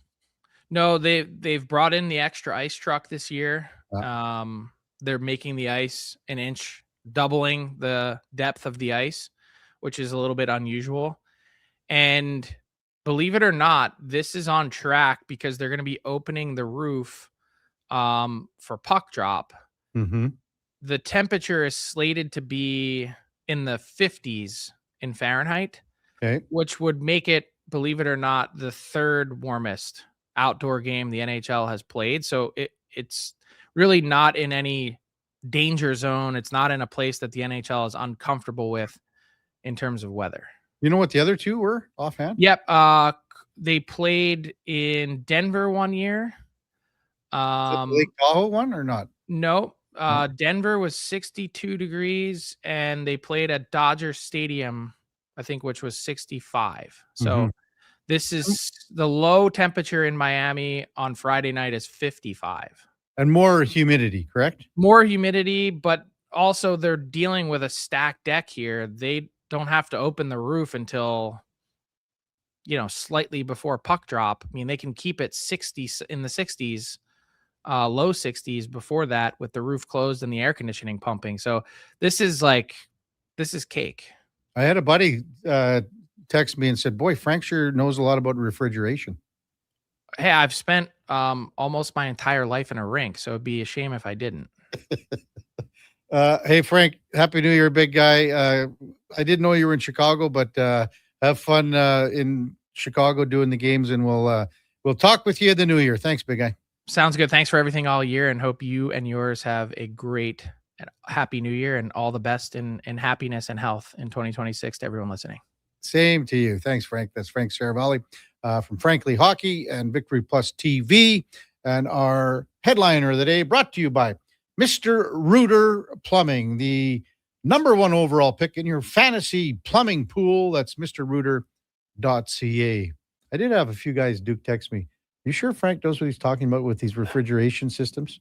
There's a lot of, things you can have the refrigeration below the ice, but what does that do to the top of the ice? And it led me to believe again that there's some legitimacy to this, because I think when you're building up the ice, that extra inch, to me, that gives you the opportunity to go, okay, in between periods here, we might have to shave her down just a little bit more. Yeah, take a little bit off, like take a quarter inch or something. An extra little drop on the blade on the bony, just and then just a hair, right? And all of a sudden, the ice surface you finish the game on is down at the standard size compared to maybe where the game started at an extra inch or two or whatever the actual number is. Like thicker. if you got another inch to work with, you can take you could take about a quarter inch off. I think you're spot on here, Kev. I think that's a very realistic possibility. And that's coming from somebody who, like Frank, has spent most of my life inside a hockey rink in some way or another and knows next to nothing about ice refrigeration. And I'm more familiar with milk cooling systems, plate coolers and the like.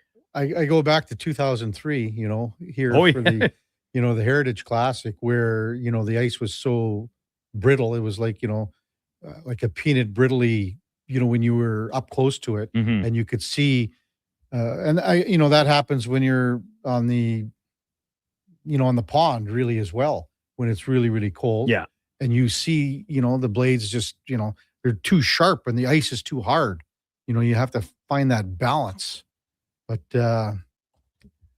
holy smokes, text 833-401-1440. We'll get to them when we come back. I guess it's time for In or Out, Duke. Forgot about it. In or Out with the Duke. Straight ahead, right after the break on the Kevin Karius Show with the Duke of Delburne, Josh Fenwick on Sports 1440 AM radio. We're also streaming on YouTube, X, Facebook, Instagram, and Twitch. Seriously, another door knocker? I really want to go solar, but these high-pressure tactics are exhausting. And their prices are unbelievable. Before we do anything, let's call Great Canadian Solar. There's a better way to go solar. Great Canadian Solar provides honest advice and fair pricing to save you from overpaying. They're easy to deal with and will never put pressure on you to buy. As a trusted local business for over 15 years, Great Canadian Solar will support you in your solar journey. Visit GreatCanadianSolar.com and call today to get started. At Fountain Tire, success is a team effort. They're committed to their team members and their customers. And that means treating your vehicle like it's their own and finding solutions that suit your needs. Because whatever the road brings ahead, they're on it with you. Visit FountainTire.com today. Game on. Sports 1440 is your front row seat to the wild world of sports. Local legends, national headlines, and everything in between. Your game, your station. This is Sports 1440.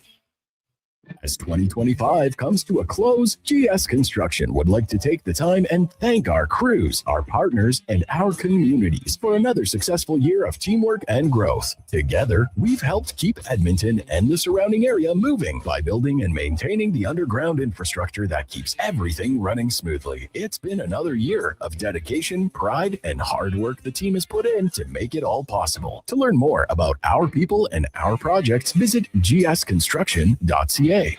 At Cougar Paint and Collision, Christmas is a time of showing they care. And we get these little old ladies that they'll phone and they'll say, you know what, I'm too old to drive anymore and I don't have my license or car anymore. But I sure like those Christmas cards that you guys used to send. So we still got to send them a Christmas card. We actually had one lady that she'd moved into a nursing home and she wanted the Christmas card to go to her nursing home address. So we updated our files for her. She was pretty happy. From all the family at Cougar Paint and Collision, Merry Christmas and Happy New Year. Cougar Paint and Collision, part of the Napa Certified Body Shop program. Subaru is built for winter. Symmetrical all-wheel drive delivers power with incredible control, stability, and grip. Add 220 millimeters of ground clearance and you're not getting stuck in snowbanks. You'll drive right through them. And inside, luxurious heated seats and a heated steering wheel. Plus, for 19 years in a row, Subaru vehicles have earned top safety pick status, giving you unmatched peace of mind. Subaru is engineered for Canadian winters, built for real-life confidence. Welcome to Uncommon Standards.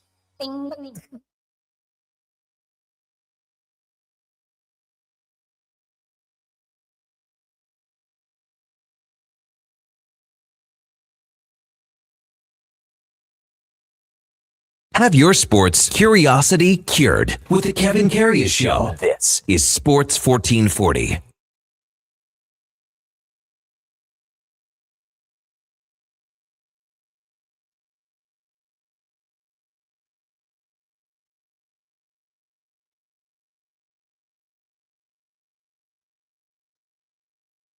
Come back to the big program, 9:42 in Edmonton. You know, I was thinking we should have tomorrow, we need a little more New Year's Eve music. No? Does that subgenre exist? Yeah. Well, Old Anxiety. That's how we got to close the show out, probably. Oh, yeah, we did that last year. Old Anxiety. There's lots of great New Year's Eve songs. I don't know about that. Well, I don't know about lots. Well, there's enough to get through the show. That's not. Tell me, Kev, off the top of your head, how many songs do we play over the course of one show?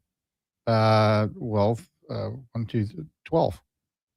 11, because we don't have one on the first break, right? That's right. Sorry.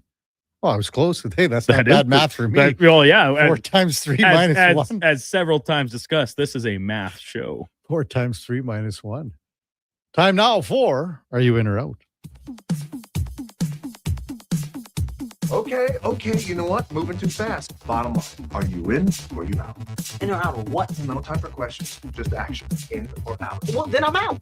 I'm sorry, Jet. Actually, you're already in. Are you in or are you out? On Sports 1440.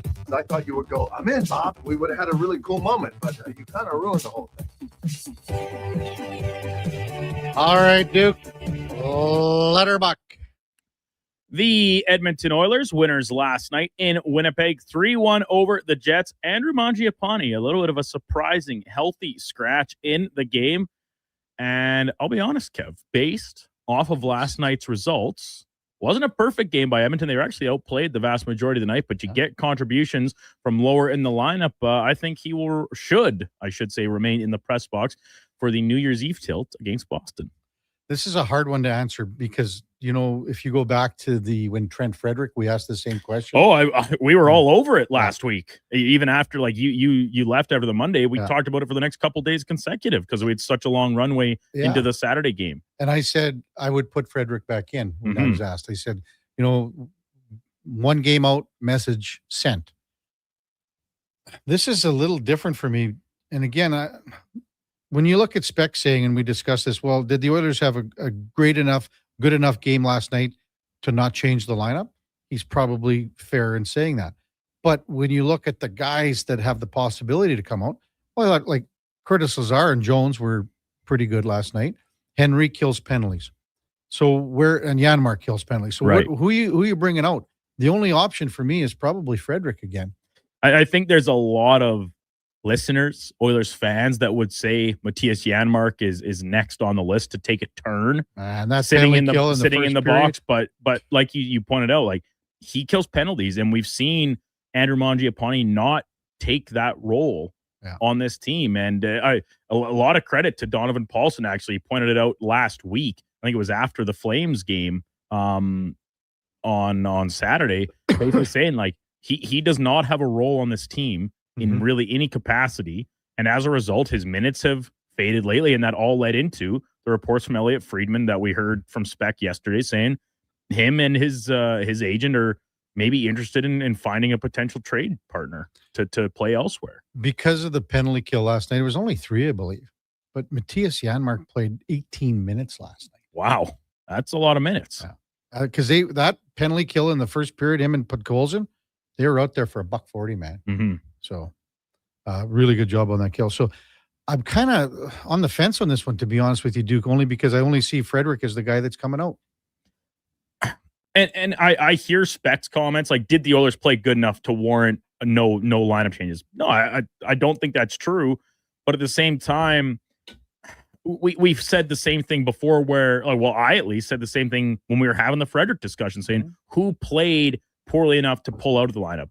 And I didn't really think the answer was anybody. Maybe Andrew Mangiapane at the time. But Frederick comes back in, doesn't, I don't know, you could say he had a better game, but a couple games later, we've returned to the same discussion about like, we're still waiting for the kick. Where is he? Yeah, we're waiting for the kickstart. Maybe it is tomorrow against Boston again, but he just had it against Boston. Yeah, so I'm a little bit of a loss there. But at this point, whether it be for asset protection, if you even want to call it that, with the type of value that Mangiapane holds in a potential trade, unless, like Spec pointed out, if there's another GM coming in to see him in person, with that minor exception, I just can't see a justifiable reason to slide him back into the lineup at this point.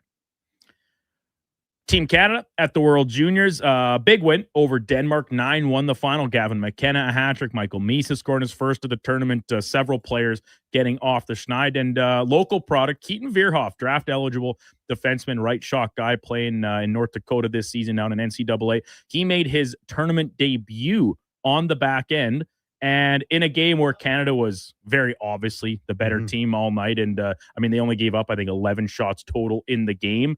I did think that Veerhoff acquitted himself and was noticeable enough in a positive manner to warrant staying in the lineup for tomorrow's game for first place against Finland. Yeah, going to be in with this for sure. So that means Carl stays out one more game. I guess. I don't know. I just can't see the coaching staff pulling another guy out in favor of playing two 17-year-old defensemen. So even if I don't necessarily think that the play of all the defensemen warrants that decision. The guy that's thrown the wrench in here, and I know they want to go lefty righty all the time, but Ethan McKenzie wasn't in the top 6 to start. No, and now he is. Yeah, but I think Veerhoff at 7 is fine with me. Carl stays out, so that's where I am with this one. I just really liked the way that Veerhoff wasn't shy. Like he didn't play. Big body. He didn't play scared. Like for a guy that is tiptoeing around his spot in the lineup, he played his game. And as we discussed with Scott Wheeler to start things off, like it didn't come without its minor issues at times, and you can get away with that a little bit more, say against a team like Denmark for sure. But he brings a lot to the table, and I think maybe seeing a little bit more of him here wouldn't necessarily be a bad thing heading into medal round games. Yeah. So I want to see him back in the lineup and maybe even get a little bit more of a look in the process. Over to the NFL, Week 17, fully in the books after last night's surprise win by the Atlanta Falcons, complicating the final 2 playoff spots, or 1 playoff spot anyway, that's up for grabs in the NFC. But in the full picture, 12 of 14 spots are already fully clinched, a little jostling for position left to be done in each respective conference. But I'm looking at these 12 teams that are in as of today, and I think it's realistic to pose the thought that any one of them could win the Super Bowl. I'm so in on this one. There's no clear favorite for me at all. Watching Philadelphia hang on there, and just to hang on, and I was like, if they would have shut the door on the Bills, I might have said Philadelphia here, Duke, to be honest with you, just because they know how to win. The championship pedigree, the defense is 100% Super Bowl caliber. You just need the offense to be good enough. Yeah. So, I mean, the quarterback's there, the running back's there, the defense is there, the coaching's there. So, had they have really slammed the door on the Bills, I might have said Philadelphia is out of that group. But the fact that they needed the worst pass attempt in maybe the history of They could football have to win easily the lost game. the game. Yeah. And then again, if you look at how when you think about playoff pedigree, what do you think about? You think about, well, you got to have a quarterback pretty well. You got to have the coach. 100%. And you got to have the defense. And they have all those You got elements. all. And list your qualms out about Jalen Hurts in this season. He has not looked like the same guy that we've seen in a couple of years past. But the fact of the matter is he has played his best in the playoffs and particularly in the Super Bowl. He outplayed Patrick Mahomes in both Super Bowls, even if he only won one of them. So that you can't discount that fact. I think in the NFL, maybe above other major leagues where that experience, that pedigree matters. All of these teams have flaws. So that's the bigger thing, That's right? where you're at, why I'm in on this. Mm-hmm. Yeah, it just run down the list. It's like, all right, yeah, I like this about this team. But they kind of let you down Like in this watching area. San Fran, well, Purdy was great. The coaching's phenomenal. The play calling is great, but like, do they have? Can they withstand the injuries on the defensive side of the ball? Yeah, there's every team you can go up and down in each one of them. There's something that you go, well, they could be beaten. Yeah, and it should make for a fun and entertaining playoff as a result. Yeah, and I intentionally, unintentionally, like the two spots that are not up for grabs, regardless of who gets them, excuse me, I would put them outside of this camp. Yeah. I like whether it's Carolina or Tampa Bay, whether it's Baltimore or Pittsburgh, maybe Baltimore. I'd be willing to say I could see them winning the Super Bowl just because of what we just said, the elements they possess as a team. But the way they've played this year, it's like, it's pretty Jekyll and Hyde. No So I'm not all the way in on them, even should they grab that last spot. Over to the college ranks, college football playoff next round kicking off tomorrow night with the New Year's Eve game, and then the remaining 3 quarterfinal matches on New Year's Day. The best quarterfinal bowl game will be Thursday's Rose Bowl. Oh boy, between the Alabama Crimson Tide and the number 1 seeded Indiana Hoosiers Heisman winning quarterback Fernando You're saying Mendoza. the best game? I think this will be the best game. The best game. So most exciting, closest. However you want to, I just think that will be the best game. Most entertaining. How's that? So you think Georgia's going to win? I do, yeah. Okay, and you're going Ohio State, obviously. Mm-hmm. What about, so is Texas Tech and Oregon the second most exciting game for you? It might be the closest by the end, but I do think that Oregon, like Texas Tech's defense is unreal good. It's excellent. But when you looked at the way Oregon, the offense was turning out, yes, it's against James Madison, but I'm quite high on Oregon, particularly Dante Moore as a quarterback and as a draft prospect at the quarterback position. So I could see Dante Moore going above and beyond to, propel this team victory. I'm just really intrigued by what we just talked about, pedigree, culture inside a program. Has this turnaround with Kurt Cignetti been enough in just 2.5, 3 years, whatever the full scope is with the Hoosiers, to overcome an opponent like the Crimson Tide, even though on paper, Indiana, the better team and had the better season? Well, I'll go in on this one for sure, and I'll tell you why, Duke. I'm going to take Alabama to pull off the upset. Really? Yeah. IU currently favored by 7 points. 7 points. Kev, you're down 10 in our head-to-head picks. You get the win last night with my incorrect choice of the Rams to cover. No, it was 11. It's now 10. I'm not. Do you want to mix in these 4 quarterfinal college football games to try and get yourself back in? Okay, sure. Why not? We can pick these tomorrow. There's no rush. Yeah, let's do it tomorrow. But we can. I'm just looking to keep you in the mix here, Kev. That's all. You're going to stomp on me here. I don't know, man. Now that I said, I might be texting Declan, seeing what I got to take Alabama now to cover anyway. Yeah, now that you put that out into the ether, you have to stand by it, sure. right? Lastly, Tiger Woods, the legendary golfer, all-time great, turns 50 years old today. If you're ranking any athlete nicknames, and Tiger is a nickname, right? It's kind of weird because that's all we really know him as. But any ranking, I don't think Tiger, as in Tiger Woods, can be outside anybody's at most top 5. So I'm going to be out on this one because, to be honest with you, I don't think of Tiger as a nickname. But it is. So if anything, that makes it, my point, more valid. that his nickname is more synonymous than his real name. I'm out. To me, like, I look at nicknames like where there's some cachet to them. Like, okay, so this is where you and I maybe mean? or disagree on stuff like this. Okay. Two of the best nicknames that immediately jump to my mind are from the world of basketball. Talking the Hick from French Lick and the round mound of rebound, right? For Bird and Barkley. Mm-hmm. That is only used to refer to them like in the third person. Nobody calls them those things. What about Magic Johnson? Magic, I think that is absolutely inside like anybody's top 5, top 3, whatever. It's right there with Tiger. It replaced his real first name. So I think Magic is there. Okay. But like, as much as I love the nicknames that I just listed out for Bird and Barkley, they're cool nicknames, but nobody actually calls them that. That's used by the media when you're writing about them, talking about them, discussing their legacy as a replacement for their name in the piece you're putting together. Nobody, when Charles Barkley walks into the TNT studios, nobody's saying, "Hey, round mound or rebound." They say, "Hey, Chuck." Okay, what do they ever say? "Hey, Eldrick"? Yeah, I don't think so. It's just "Hey, Tiger." I mean, okay, who else? Okay, I mean, I think the Rocket for Maurice Richard. Yeah, they would call him the Rocket. Absolutely. You know who? Whoever. No one talks about him. He's on the panel for Fox or MLB. Is Big Poppy. No one ever calls him. They just call him Poppy. They just call him Poppy, or they don't call him David. I think that's up there. Yeah, this is a good question. We should revisit this. Maybe we'll have to ask the con man. Yeah, he's well versed. Good stuff, Duke. Top of the hour, we got Ryan Hinkle from the Carolina Hurricanes. We'll check in. Connor Halley also in the 10 o'clock hour. Before that, time now for a Sports 1440 update brought to you by Riverside Honda. 59 years and counting as St. Albert and surrounding areas' premier Honda and Can-Am dealer. Man, almost 6 decades of hard work there. It's your dream. Ride it at riversidehonda.com. Here is the Duke. The Sports 1440 update.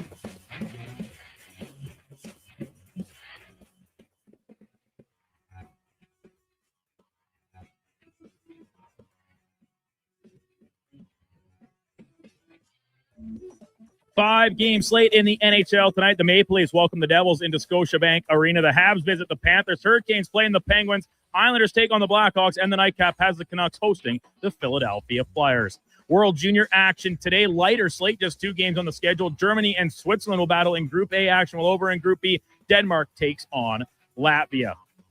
4 games on the hardwood. Memphis welcomes in the Philadelphia 76ers. The Boston head to Utah. The Lakers take on the Pistons.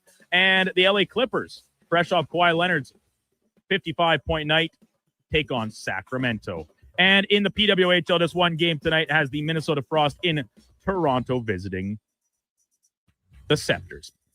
Coming up in hour 4 of the Kevin Karius Show, we'll be joined by Ryan Henkel from the Hockey News covering the Carolina Hurricanes and Connor Halley from Fantasy Frenzy and the Jason Greger Show. I'm Brandon Douglas at your Sports 1440 update. Sports 1440, Stingray radio station. CKJR broadcasts from West Edmonton Mall and Wetaskiwin. Download the free Stingray music app and listen wherever you go. At GS Construction, we focus on building a culture of collaboration, innovation, and respect. Our teams work together, supporting one another and striving towards shared goals. We're committed to creating a work environment that empowers individuals, values teamwork, and ensures everyone feels respected and safe. With decades of experience in the field, GS Construction prioritizes our people, our culture, and safety. This is what makes us unique. To find out more, go to gsconstruction.ca.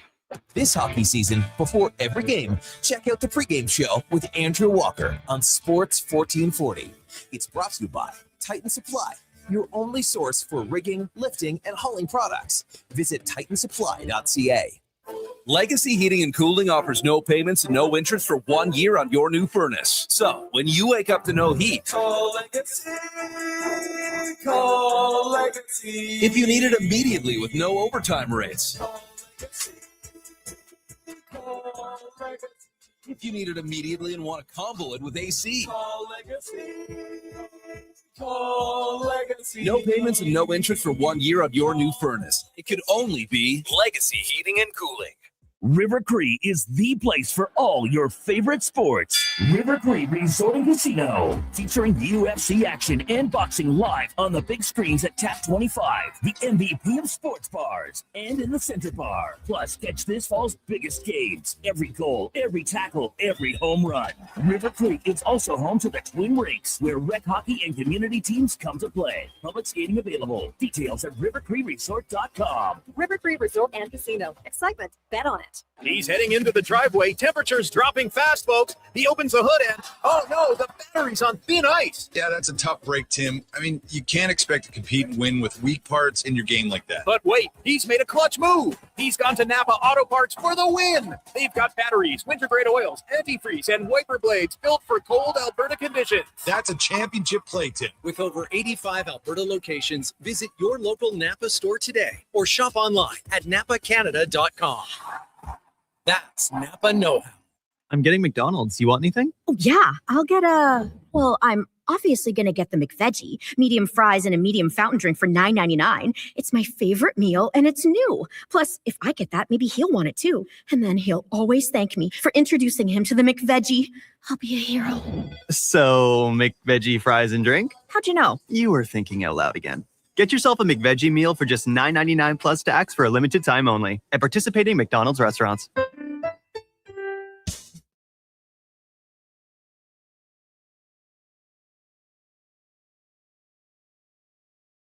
Have your sports curiosity cured with the Kevin Karius Show. This is Sports 1440.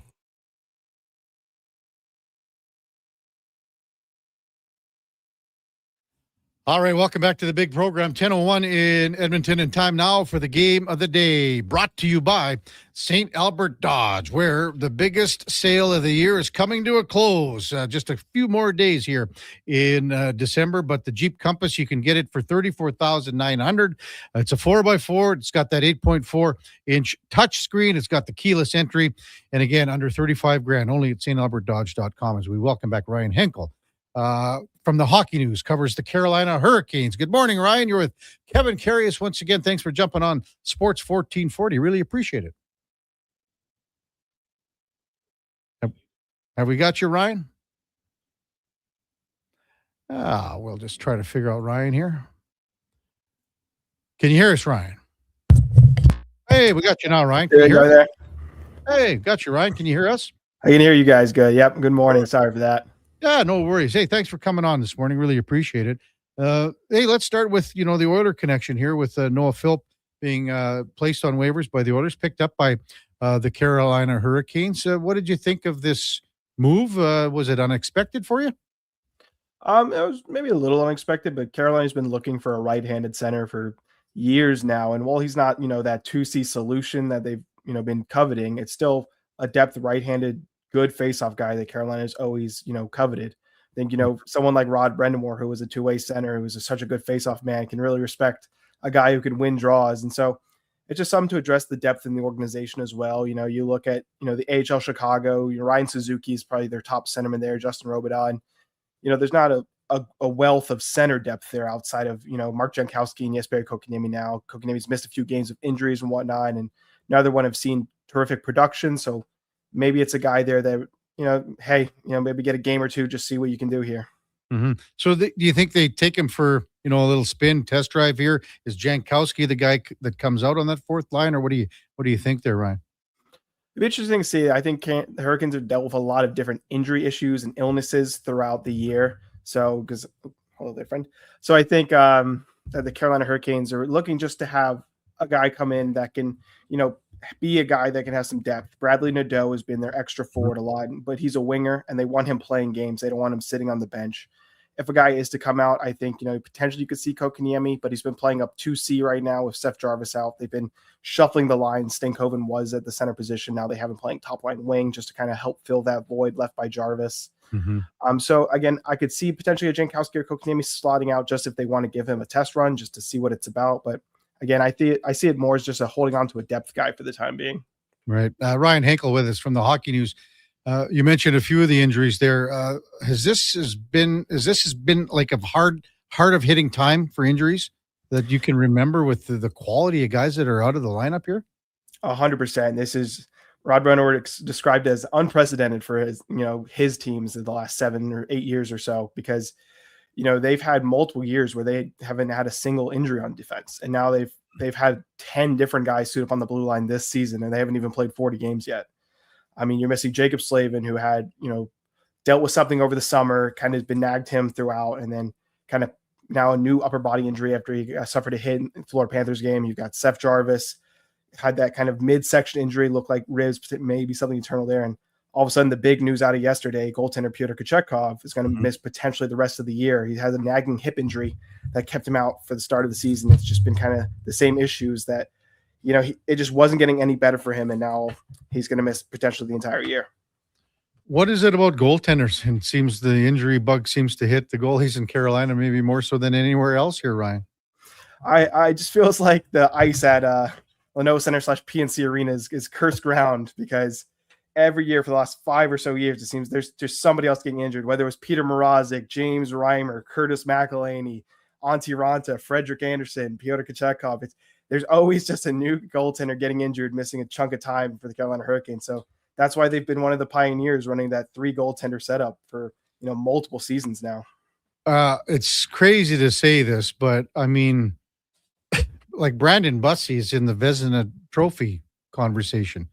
What's he meant to this team coming in here basically out of nowhere, off waivers, leads the league in goals against average, got 13 wins. He's in the conversation. There's no denying that. 100%. Like that's one of the craziest storylines I feel like of the year for me. Like, it's just 27-year-old, never had a second of NHL action, just, Western Michigan to Providence with the Bruins and undrafted. And then all of a sudden he's just gotten this opportunity and he's run with it. And the Hurricanes, like, I talked to goaltender coach Paul Schoenfelder, and they said it's a guy that over the summer they had circled. They've been kept eyes on him. They saw hey, this could be a guy maybe we pick up for organizational depth, and the opportunity presented itself on the waiver wire because there was, they were worried Kane Primo was going to make it. Obviously he got claimed by Toronto, made his way back to Carolina, funny enough, but and then Busty was going to be the third goaltender just to have that depth, because like we talked about, injuries just kept happening to Carolina goaltenders every single year. And then, Kochetkov missed the start of the season. They gave Busty a shot, and it's just been absolutely outstanding. Frederick Anderson's plays, gone. It's been real shaky as of late. And so Busty they've been like, hey, we just got to keep giving you a shot. And every time you're going to be like, at some point this bubble has to burst, you feel like, for a rookie, but he just keeps showing more and more of what he can do, making just really strong saves, good reads, uses his size and athleticism really well. Just all around, it's been an incredible story to watch. So you mentioned those key words, size, athleticism. So maybe describe that type of goalie. I mean, is he economical in the crease? Does he move great side to side? What's he like in there? Yeah, his side to side work is really good, because I think he doesn't get a ton of work because the Carolina Hurricanes system, as it's, they're a shot volume team. They don't allow a lot, but because of how aggressive they are in the blue line and everything, they're going to give up 2-on-1s. There's been a lot of breakaways they've given up 1-on. So, I think the biggest thing for Busty is that he's been such good at going side to side and reading the play. Like, he's been so good at stopping 2-on-1s, reading kind of that pass across or getting the shooter with the glove.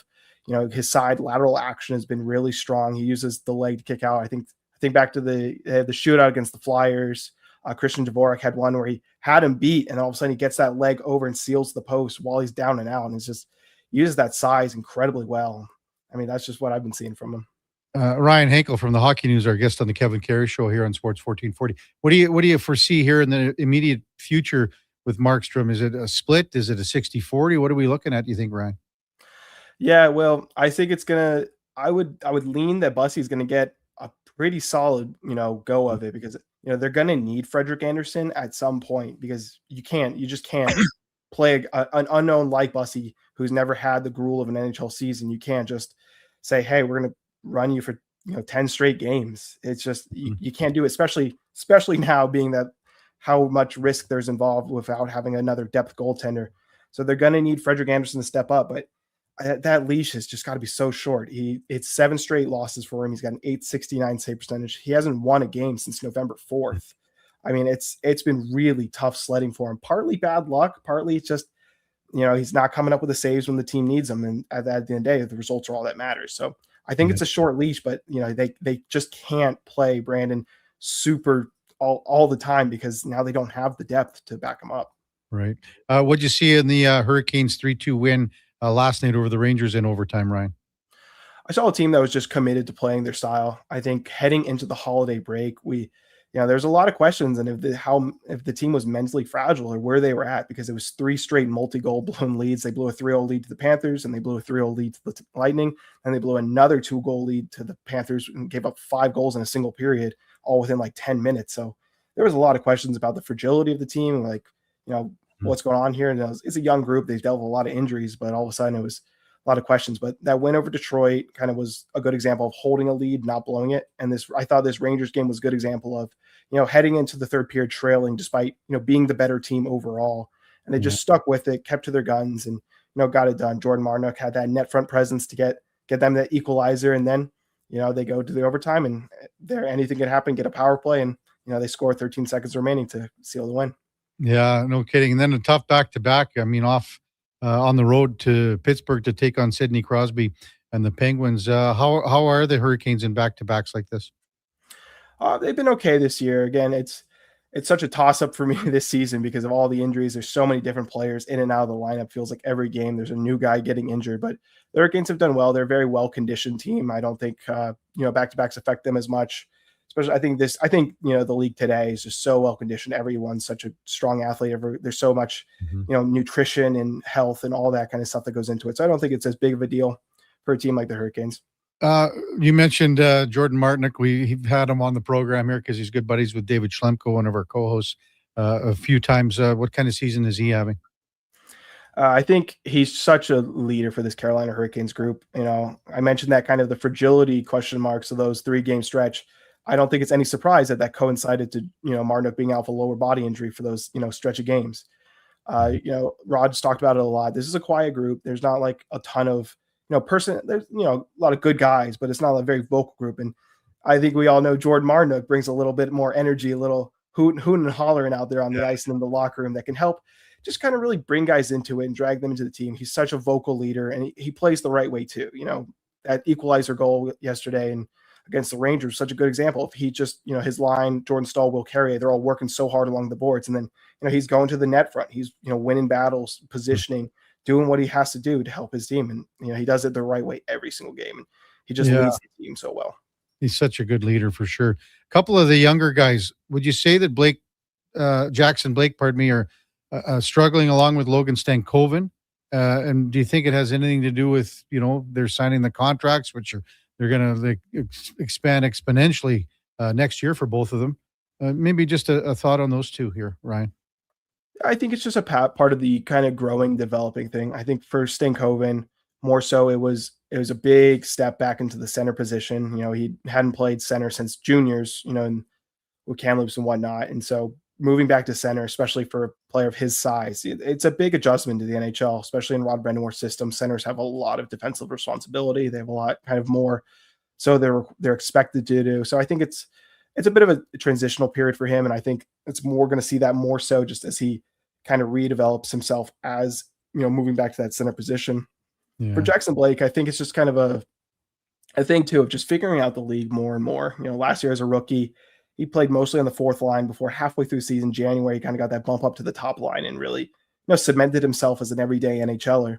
Mm-hmm. I think this year too, he had a really strong start to the year and it's been kind of, a little quieter, but I think as of late, he's kind of stepped up his game a lot. Rod trusts him so much. He's made a few defensive mistakes here and there. He's, again, he's so talented offensively. It's just one of those things you have to learn is that when you're so gifted with the puck, you have to know when to flash it and when to stash it, as a Rod Brendamore isn't right there. But he's so talented with the puck, such a great puck carrier and all that, and so has great vision. So, the Hurricanes really want him just to be able to play his game. And, I think it's just a thing of him, again, learning just when to do it. Yeah.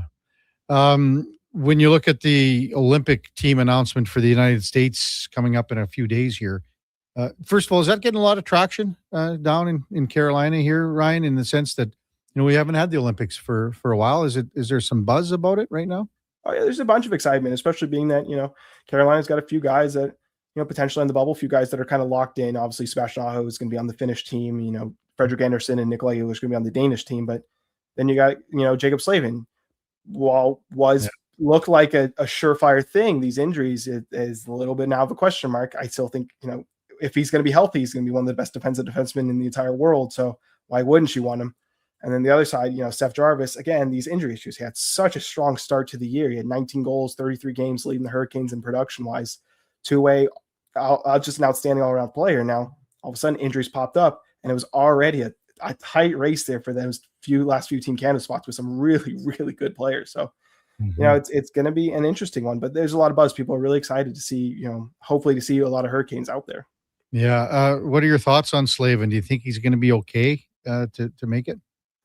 I think he's going to be okay because I think his injury right now is just it's an upper body thing. Just kind of got nicked up a little bit.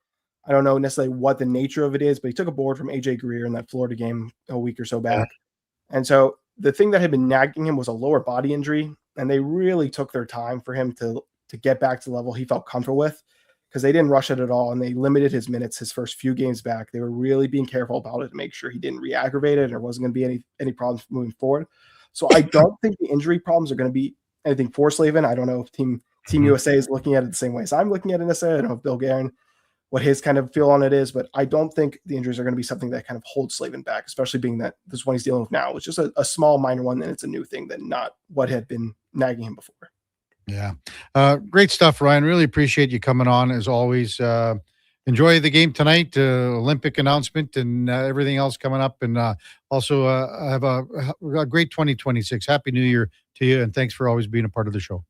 Thank you, Kevin. Happy New Year as well.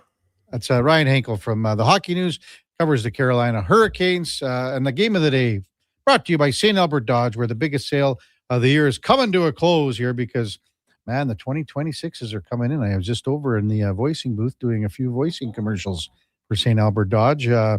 Big sales coming up for the Sahara, I can tell you that, because they got to get them off the lot right now at stalbertdodge.com. When we come back, the con man, Connor Halley from Fantasy Frenzy, and also the Jason Greger Show. He'll check in with us right after the break on the Kevin Karius Show with the Duke of Delburne and Josh Fenwick on Sports 1440 AM radio. We're also streaming on YouTube, X, Facebook, Instagram, and Twitch. At Cougar Paint Collision, we've fixed so many cars and helped so many people. We really are a huge family. We always treat every customer as you'd want to be treated. You need to act out of kindness, and you need to be accountable for your actions. That's the main thing. It's just something that we naturally do, is take good care of people. And in turn, those people take good care of us. This holiday season, the family at Cougar Paint and Collision remind us all to show kindness and care. Merry Christmas and all the best in the new year. Cougar Paint and Collision, part of the Napa Certified Body Shop program.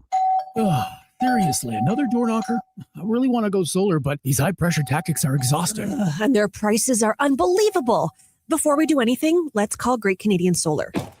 There's a better way to go solar. Great Canadian Solar provides honest advice and fair pricing to save you from overpaying. They're easy to deal with and will never put pressure on you to buy. As a trusted local business for over 15 years, Great Canadian Solar will support you in your solar journey. Visit GreatCanadianSolar.com and call today to get started.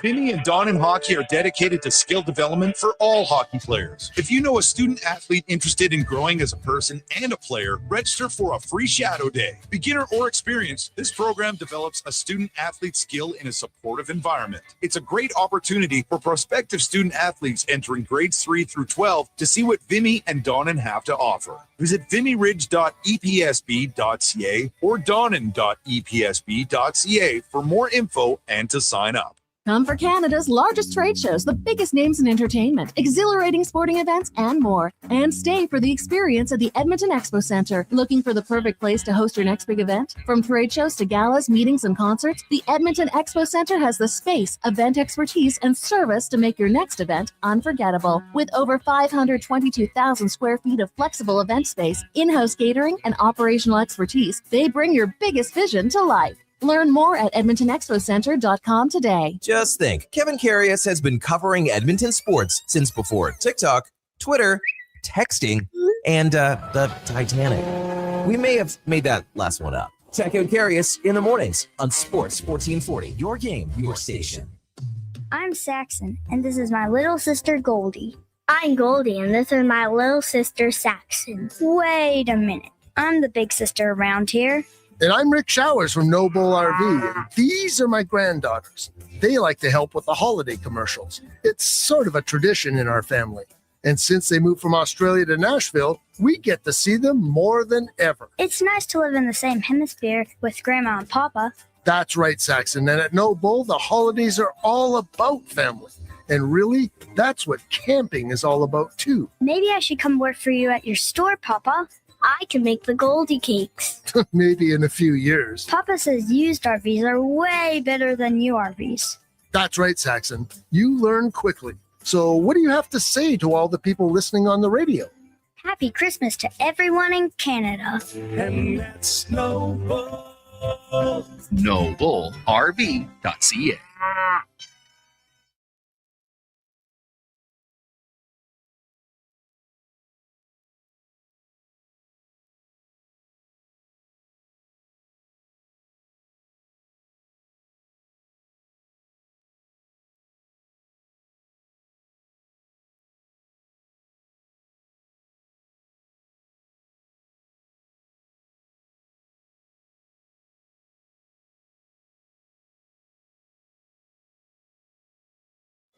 Kevin Karius Show, breaking down Edmonton's favorite teams, even though his favorite Junior A hockey team is the Yorkton Terriers. Thanks for checking in with Sports 1440.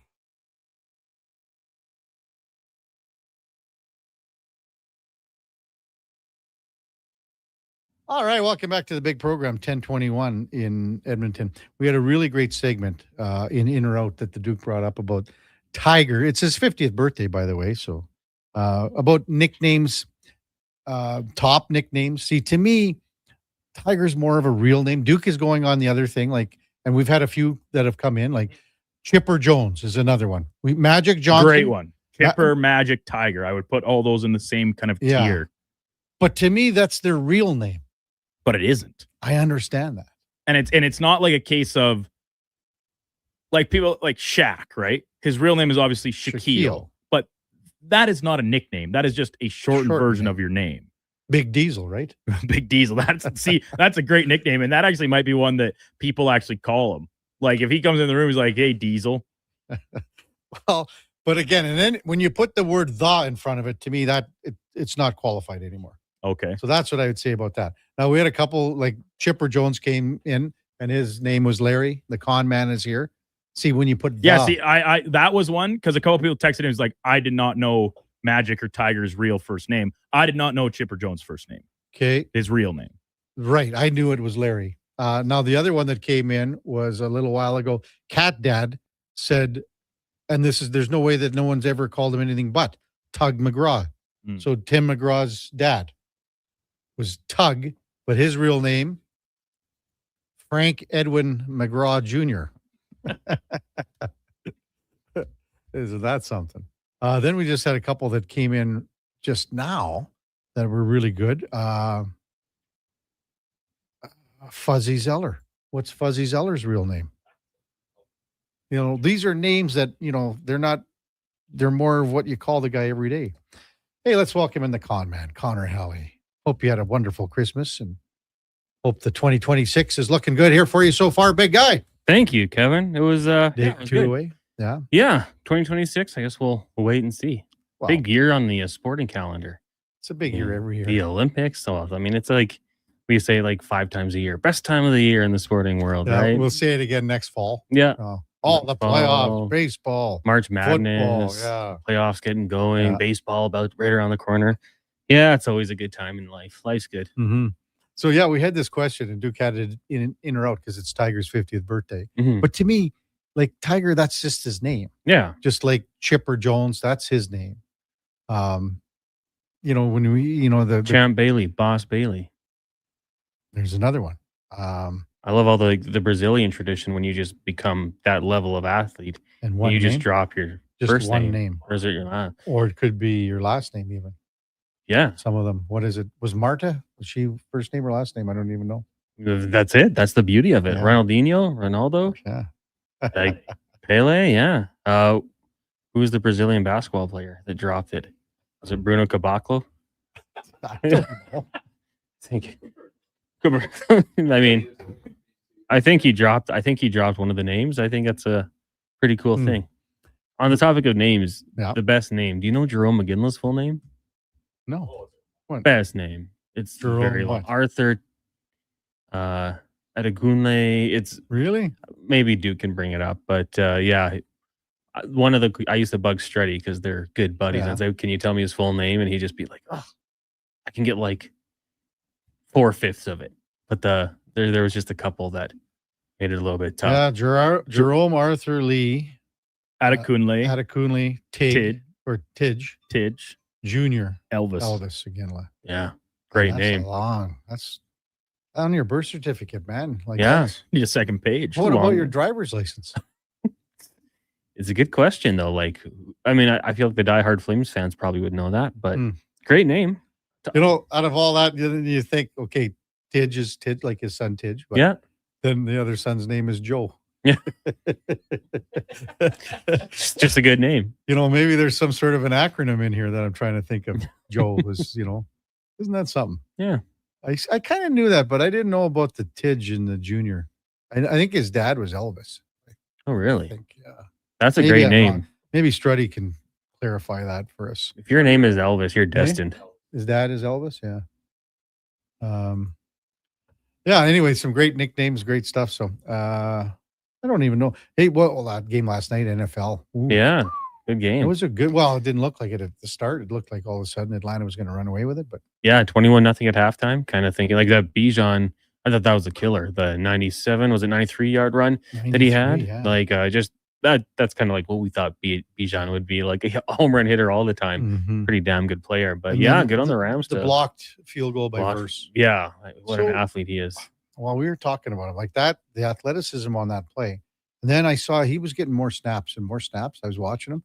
That guy could be a killer, man. Oh yeah, absolutely. That was they had 19th two overall. really good picks last year, both out of Florida State. Yeah, Verse 19th overall. and I forget the other one. But man, this young. Was it Young? Maybe. He's just, I mean, the guy's fast. He's quick.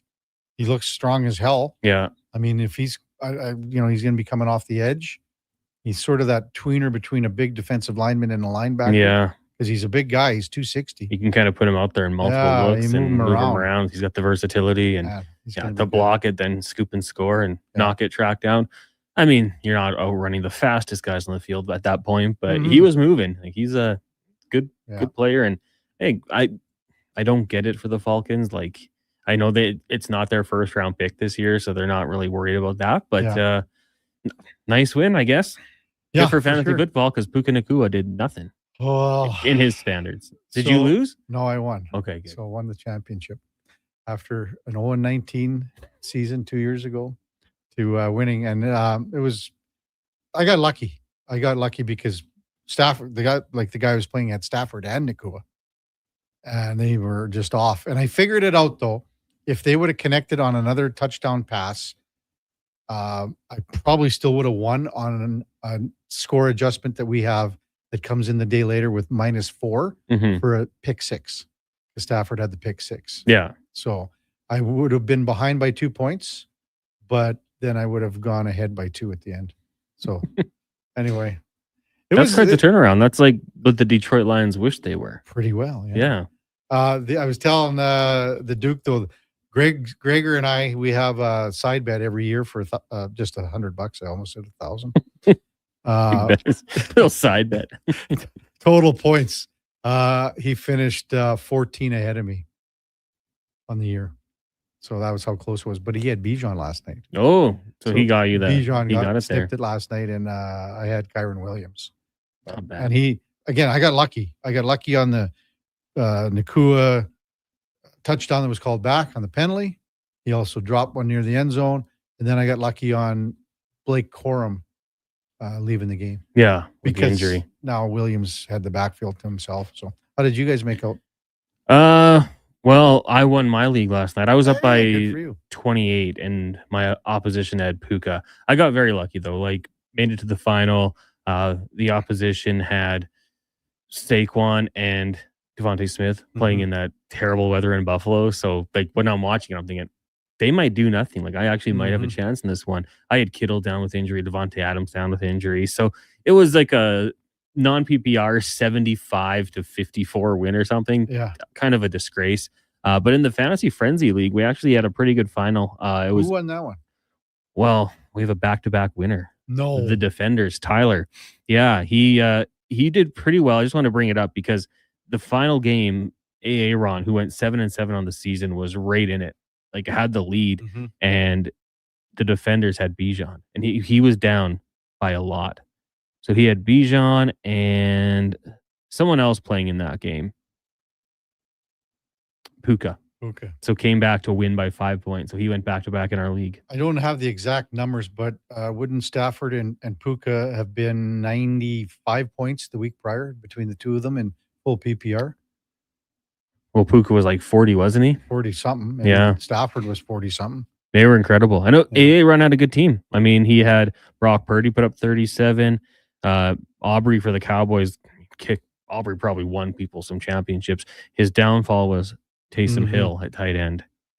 And he could have also played, if he would have played Gesicki, he would have won. If he would have had Charbonnet in there at running back, now would have won. I was listening to you guys on the way home yesterday, and you made a terrible error with Loveland. Oh, yeah, absolutely. So what happened there? I picked him up because I thought he was a good pick, and then I looked at the projections, and he was projected to get 4 points, and then Waller was 5. So I thought, okay, like I had Waller on my team for a reason. He's playing the Bucks. They're down Tyreek Hill. Like maybe Quinn Ewers finds him. Wasn't the case. Still won that league though. But great pickup by me. Bad execution to not use him because he was very good. I was telling Duke too that in our league, the guy that I was playing in the final, Chef and Elf, the grill, they had Puka and Stafford, and they finished 17 points out of first place overall. 17 points for total points. So if those guys have anything, he gets first place and he takes the cash for most points. So you guys have cash for most points. Most points. Winning the league. Then you guys have your side bets. Side bets, yeah. All sorts of things. And lots. Well, the worst one is shots of JD. Jack Daniels. If you lose 5 games in a row, you have to have a shot. Yeah. If you do something stupid at the draft, you have to, That's the next year at the draft. Next year, right? like if someone picks a guy that's on the board already, shot. Okay. So when you lost 18 straight? It was 18 technically because you don't count the last game. What? How many drinks did you have to do? Was it 5 and then you did one for each game? No, I was at 14. But I made the trade with a guy and I said, you got to take 7 of my shots. For what? For the trade. I said, this is... So I gave him the players, and I gave him it was a good trade. Yeah. And I said, plus you're eating 7 of the shots. And he took it. Yeah. I mean, 7 is doable. Yeah, 14 would probably put you. Mickey, man. Yeah. That would not be good during the draft. I'll tell you what, and the guys will say in the draft, man, that I get so bombed that they would say it's assumed that I had the 14 shots. Speaking of that, I don't know if Joshua Boy's coming in today or tomorrow, pardon me, but I'm bringing in the home brew for the guys tomorrow for New Year's Eve. Home brew? Yeah. What is it? Home brew. I can't explain it any beer? better. No. It's moonshine. So Donnie, if Screech? Moonshine. Okay. So it'll be. You can have. I'll tell you what. At 11 o'clock, why don't you have a little sample? We'll see what it's all about. Sure. Yeah. Because Duke's going to do 1 or 2. Josh is going to do 1 or 2. I'll do whatever. It's 14. No. It's pretty potent. So yeah, you got to be careful. My friend's dad used to make some little concoction, and he would give us like a Pepsi bottle cap. He's like, this is all you get. Yeah. All right. Like you'll enjoy it. It's tasty. It's got a good for it being. It's a little older. I just had one last weekend. Yeah. Yeah. It's very enjoyable. It's refreshing. Really? It'll wake you up. I think I might. You have no problem. Like if you had a shot of Jack Daniels, you have no problem. In like taste wise, or just like anything. Like, that's some fine. people can't do shots. They can. Like some people say, I could never do a shot of tequila. Oh, Jack Daniels, that's what we used to call thinking juice. When you have to figure out a problem, you have a shot of Jack and you find your way. So kind of tie it all into one. Christmas with little Benny and everything, and then New Year's. What do you guys do? You do anything? Or we don't do much. I mean, he's in bed by 8 o'clock at the latest. So we were like last year, like we got to start some family traditions. So we went and bought like a little pizza dough, and we just kind of make pizzas and. I don't even know what we'll do. There's nothing more to it after that. Maybe play some video games. Oh, yeah. Play some old Super Nintendo or something. Mario Brothers. What about you? Well, I mean, I'll go to the game tomorrow night, the Oilers game. 7:30 start, 7:30 right? start. I mean, I think what time does the Canada game start? 6:30? Probably, yeah. I don't even know. 7:30 Central Time. The game for Canada tomorrow is 7:30 Central. So yeah. So 6:30. Mm-hmm. So that's like, I wish that would be a little earlier, Sweden plays USA at 4. Should be a good game. Yeah. I didn't even see how it ended, but US Slovakia 7-6 or 6-5. fun game. Yeah. My goodness. Slovaks were up early. 2-0. Yeah. Did you see the goal by the Czechs? Oh, beautiful. By Adam Kirchek. Yeah. Beautiful. Yeah. Someone said on social media that should eliminate the Finns from the rest of the tournament. It was a so great goal. nice. Yeah, beautiful. I'm going to start. I'll watch more. I didn't watch a lick of the Denmark-Canada game last night. Yeah. There's too much stuff going on. Yeah, but and that's how it should have been with Latvia. Latvia, I know they go hard. Yeah. Czechs are a team I wouldn't want to play these guys right now Mm-hmm. in the quarterfinals. So I don't know if that was a scouting report before. Feisty team. Watch out for him.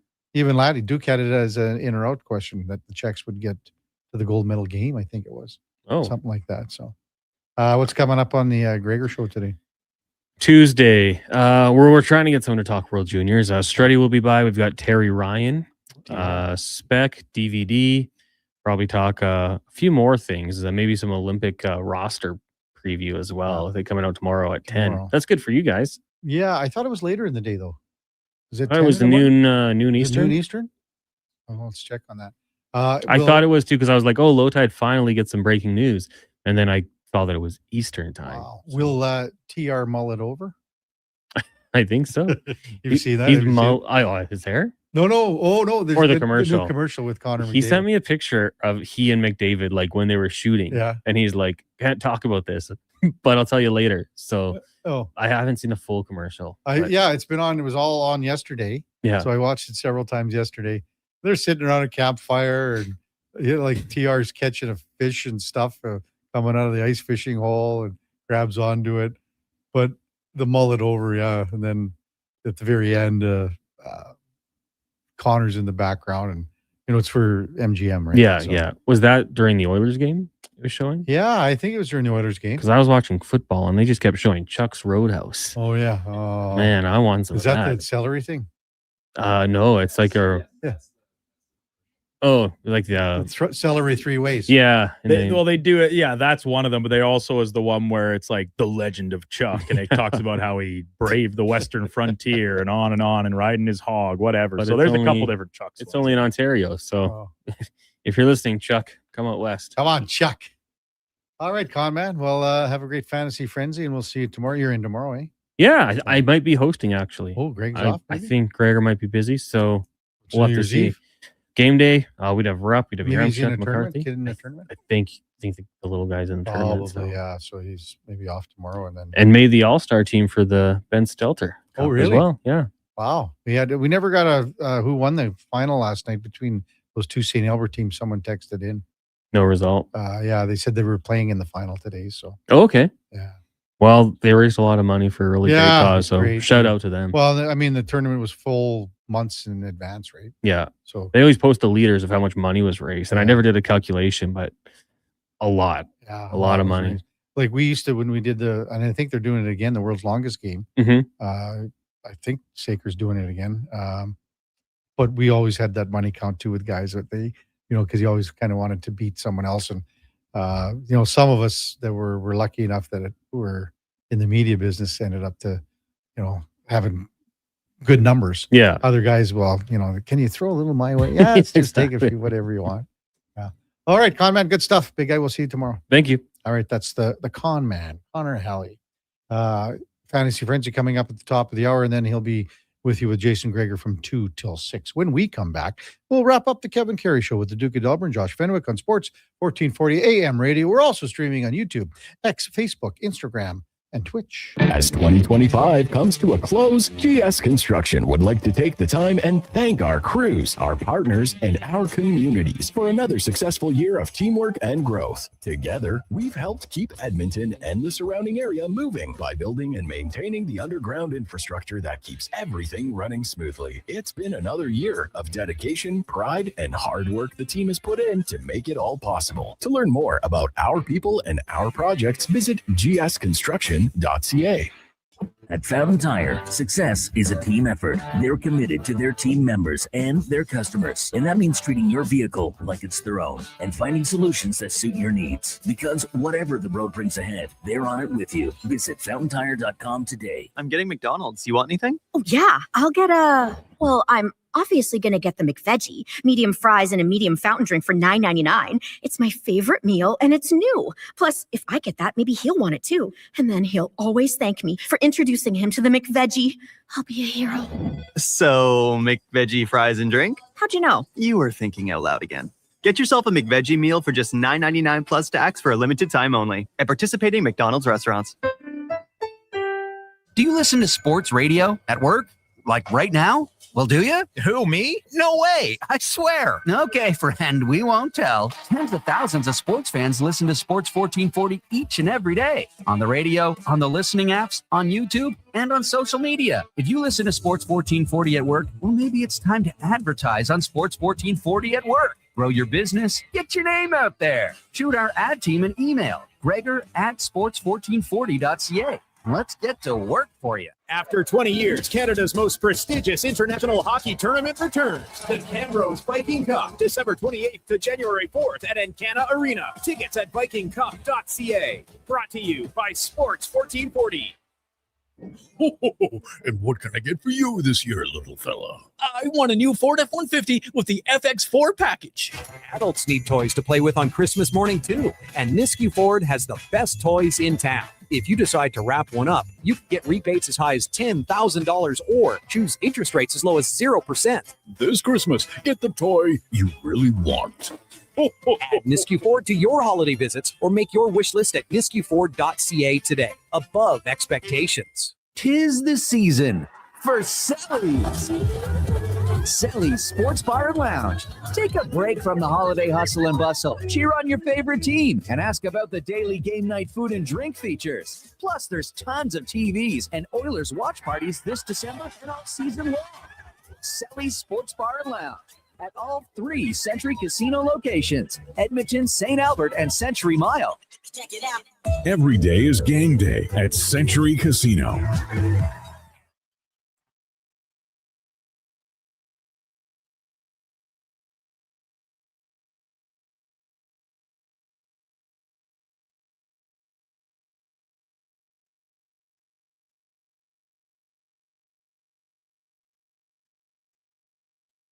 Just in time for the morning skate. This is the Kevin Karius Show on Sports 1440.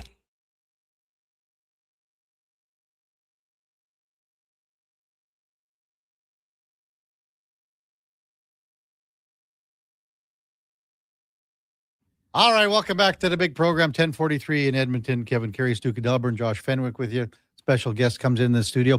Quizno! My old work partner, anchor from Global TV, Quinn Oler. I'm not going to put her on the air because she won't want to do it, but good to see her. I haven't seen her for a while. She said her nephew, get this, Duke, her nephew from Lethbridge area is that the reason that she's here trying out for the Brick team for next July. That's how, we're talking 7 months from now. That's how intense that the Brick Invitational is. Did I miss anything on the old text line here this morning, Duke? Really? I don't think so. I think we got most of it. Lots of great texts in about the nickname conversation. Yes. So that was fun. But otherwise, no, still some discontent with the play of Trent Frederick. A little backing for Matthias Janmark, maybe. And a surprisingly low amount of and this is all relative, that is, Oilers chatter this morning. Maybe it's because it was on Prime. I think that did not everybody watch? Maybe I'm going to go. That's 50 to 70% of the reason. I honestly think that. Yeah, I mean, like, I don't know. I feel like it's a pretty common package for people to have. But I mean, if you're the average viewer that you're still strictly cable or satellite, then I mean, you're literally like, all right, well, I guess I'm not watching this game. There's no ifs, ands, or buts. You know what happened tonight, Duke, 44 years ago? Yeah, the USSR formed. Well, that was more than 40 years ago, but 44 years ago tonight? On this day. On this day, 44 years ago tonight, December the 30th. No, enlighten me. Wayne Gretzky scored 5 goals to score 50 and 39. 50 and 39. Yeah. I did actually see that in my cruising of on this day information coming up with the in or out topic. Now, the funny part of that, there's 2 things that I think that are quite humorous with this story that I've been lucky enough to meet these guys and talk to them and have a beer or 2 of them. They're exceptional guys. First of all, Pete Peters. Okay. Yeah. Pete's been in our Easter Seals golf tournament for, years. And he's just one of those guys, when you sit down, you want to talk to him and hear some stories. So Pete was in goal for the Flyers that night. So people come up to Pete quite often, all the time, and they say, hey, you were the guy in goal, for that night, December 30th. 44 years ago. You were in goal for the night that Wayne Gretzky, 50 and 39. Pete, no, I wasn't. I was in goal for the first 4. I was out of the goal when the empty netter went in. So he always gets a chuckle at that. So, no, I was only in goal for the first 4. Now, the other one who had the call, and I was lucky enough again to do about 80 games with on Oilers radio, was Rod Phillips. And Rod had the call, obviously, that night. So Rod would always tell me the story later. And if you hear his call on the 5th goal and the puck's going out to center ice and Rod goes, will he shoot? And and Rod was like, why would I say something like that? He told me that story many times over the years. Of course he was going to shoot, but then he always had it in the back of his mind, 2 things that Wayne might pass it off, or he didn't want the 50th goal to be in an empty net. So those 2 stories I always think about when it comes to 50 goals in 39 games. And that, I mean, no one ever thought that Alex Ovechkin would break 894, but to do 50 and 39, or well, I guess it would be 38, to break that record, I just don't know if there's any way to do it in today's game. You'd have to get on such a torrid pace that it's not even funny. But the goaltending is too good. The defense is too good. The style of play is different. It just doesn't make sense that could happen, to do 50 and 38. But again, having said that, no one thought that anyone would get to 900 either. And there we go with Alex Ovechkin. Text 833-401-1440. Stair Farmer says, my dad had to come watch the game at my house because he doesn't have Amazon Prime, Duke. And I bet there's a lot of stories like that. I bet there are. Josh Fenwick, do we know if you're coming in tomorrow or not? Are you taking tomorrow off because you're going to Calgary, or what is the situation? It sounds like, well, if Gregor's taking tomorrow off, then it sounds like I will have to come in tomorrow, working the old math in the old noggin here. Well, Connor moves over to host, but if Donnie comes in to work for me, then that means Declan has to produce and digitally produce for Gregor, which means. But the pregame show, Donnie, is 6:30. He can. Yeah, but then he'd be up for. Let's see. That's like what, a 14-hour day, 15-hour day. Yeah, I don't want to put that on Donnie. I don't know if that's in Donovan's arsenal. I don't want to put that on Donnie. Like Well, what's going to happen with you, Duke? Then you might get a call here somehow. I bet something happens with the postgame show tomorrow. No. I think a solution here is that I just do the digital and this job on the show tomorrow. I think that's fair. I think we can manage. There will be a few things that aren't as crisp, perhaps, but assuming Josh can maybe get some of the things set up and working for me ahead of it, I can press a few of the buttons over the Wouldn't course that of be 4 a hours. I'll work it out with the boss man Yeah? later today. You want me to help out with some of the technical aspects? That is a terrible idea. Kev, I need you to pull live video clips during the show and get them sent Sure. out there on the socials. I know you're very active on See, like right now, Instagram and TikTok. Quinn so Oler is laughing hysterically This is because possibly the worst idea I've ever she heard. would know as well as anybody at this point she would how know, right? inept you are. But the best part when people would come in like The interns, right? Yeah. global or people that just started, I would go up and introduce myself and say, if there's anything that you need with the technical aspect, please be sure to ask me because I'll be able to help you out. Look at Cat Dad, 15 hours. That's easy. It's not like you guys are swinging hammers or anything. Come on, Josh. That is true. But I always tell people this. Yeah, this job isn't physically exhausting, but it's not like I'm just sitting here having a nap the whole time. I wish that was the case some mornings, usually after big Tropics wins. Mm-hmm. A little celebration in the dressing room afterwards, some post-game beers. But yeah, we're not swinging hammers. I know very well.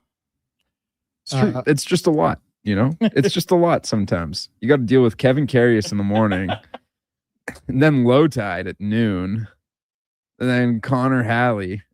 Oh man. And then he's got to deal with walks. Don't you think I'm kind of easy to work with though?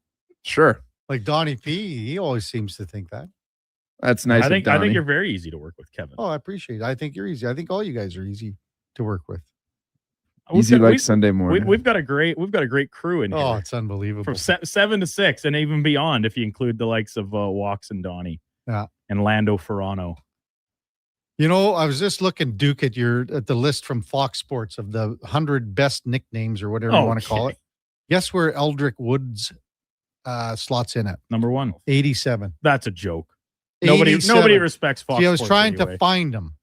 I couldn't see it. And let me guess, they have like his Airness or Air Jordan in the top 5. Magic something Johnson. that nobody ever calls him. Magic Johnson is number 1. And for the guy that texted in, his first name's Irvin.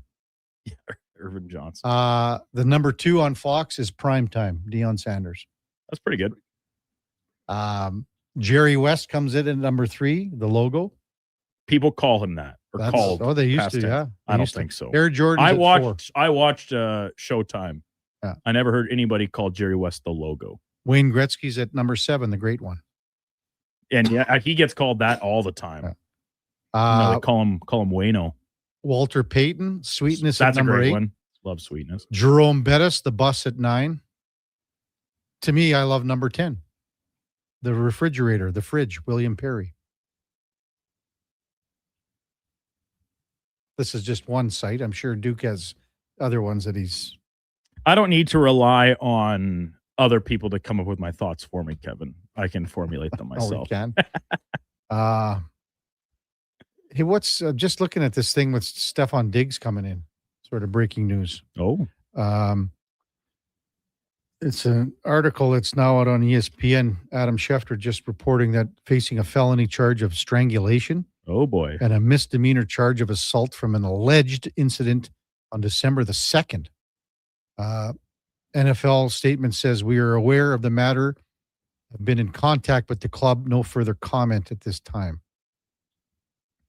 One other note, Chris Johnson reporting that Devin Cooley signed a 2-year extension with the Calgary Flames, AAV at $1.35 million. So he's the backup. What are you? Josh is pumped. That's his boy. He's terrible. I like him because he's a quote machine. Funny. We all die. None of this matters. That's how he keeps his mind clear in the crease. How about Tiger?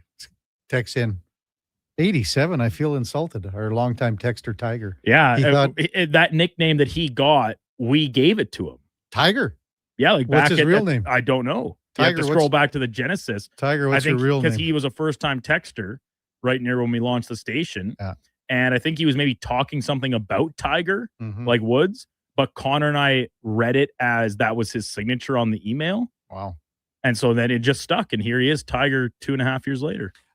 Did you have a search for the Olympic announcement? Yeah, time? 10 a.m. Mountain Daylight Time. Are they going to have a?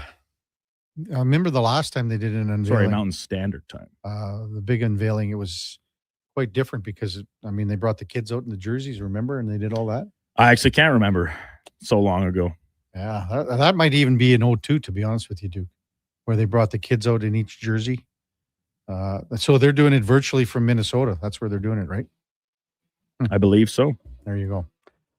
Hey, thanks to all our guests today. We got one more show before the new year.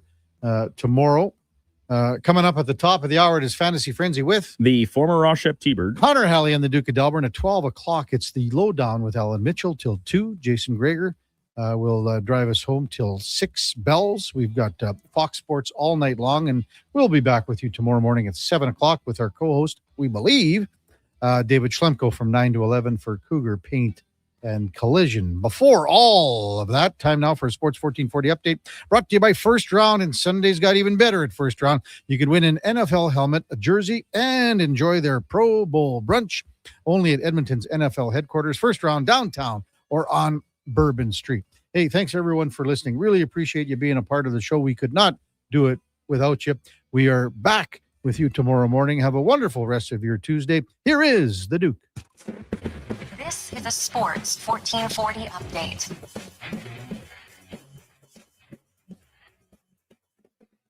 Five-game slate in the NHL tonight. The Maple Leafs welcoming the Devils into Scotiabank Arena. Habs visit the Panthers. Hurricanes taking on the Penguins. Blackhawks hosting the Islanders, and the Nightcap has the Flyers out on the left coast playing the Vancouver Canucks. News out of Calgary this morning is they have signed goaltender Devin Cooley to a 2-year extension worth $2.7 million total. Cooley currently in his first year with the Flames. World Junior action today, light schedule. Germany playing Switzerland in Group A of winless teams, and Group B, ditto, as Denmark will play Latvia. PWHL action tonight has Minnesota in Toronto. That one getting underway just after 5 o'clock. And from the association, just 4 games this evening. Memphis hosting Philly, Boston in Utah, Lakers taking on the Pistons, and the Kings in SoCal against the Clippers. Tough news out of Denver as Nikola Jokic, after leaving last night's game in the first half, is expected to miss at least a month with hyperextension in his left knee. Jokic having an MVP caliber season to date. Coming up on Sports 1440, it is Fantasy Frenzy with Hallie and Douglas. I'm Brendan Douglas at your Sports 1440 update. Sports 1440 in West Edmonton Mall and Wetaskiwin. CKJR is a Stingray radio station. Download the free radio player app and listen wherever you go. Get ready, Edmonton. Glow Christmas Festival returns to light up the Edmonton Expo Center from December 4th to 31st with dazzling activities for the entire family. Wander the glowing trails, meet Santa in his sleigh, and shop from over 30 local artisans and vendors with handcrafted gifts and holiday treasures, perfect for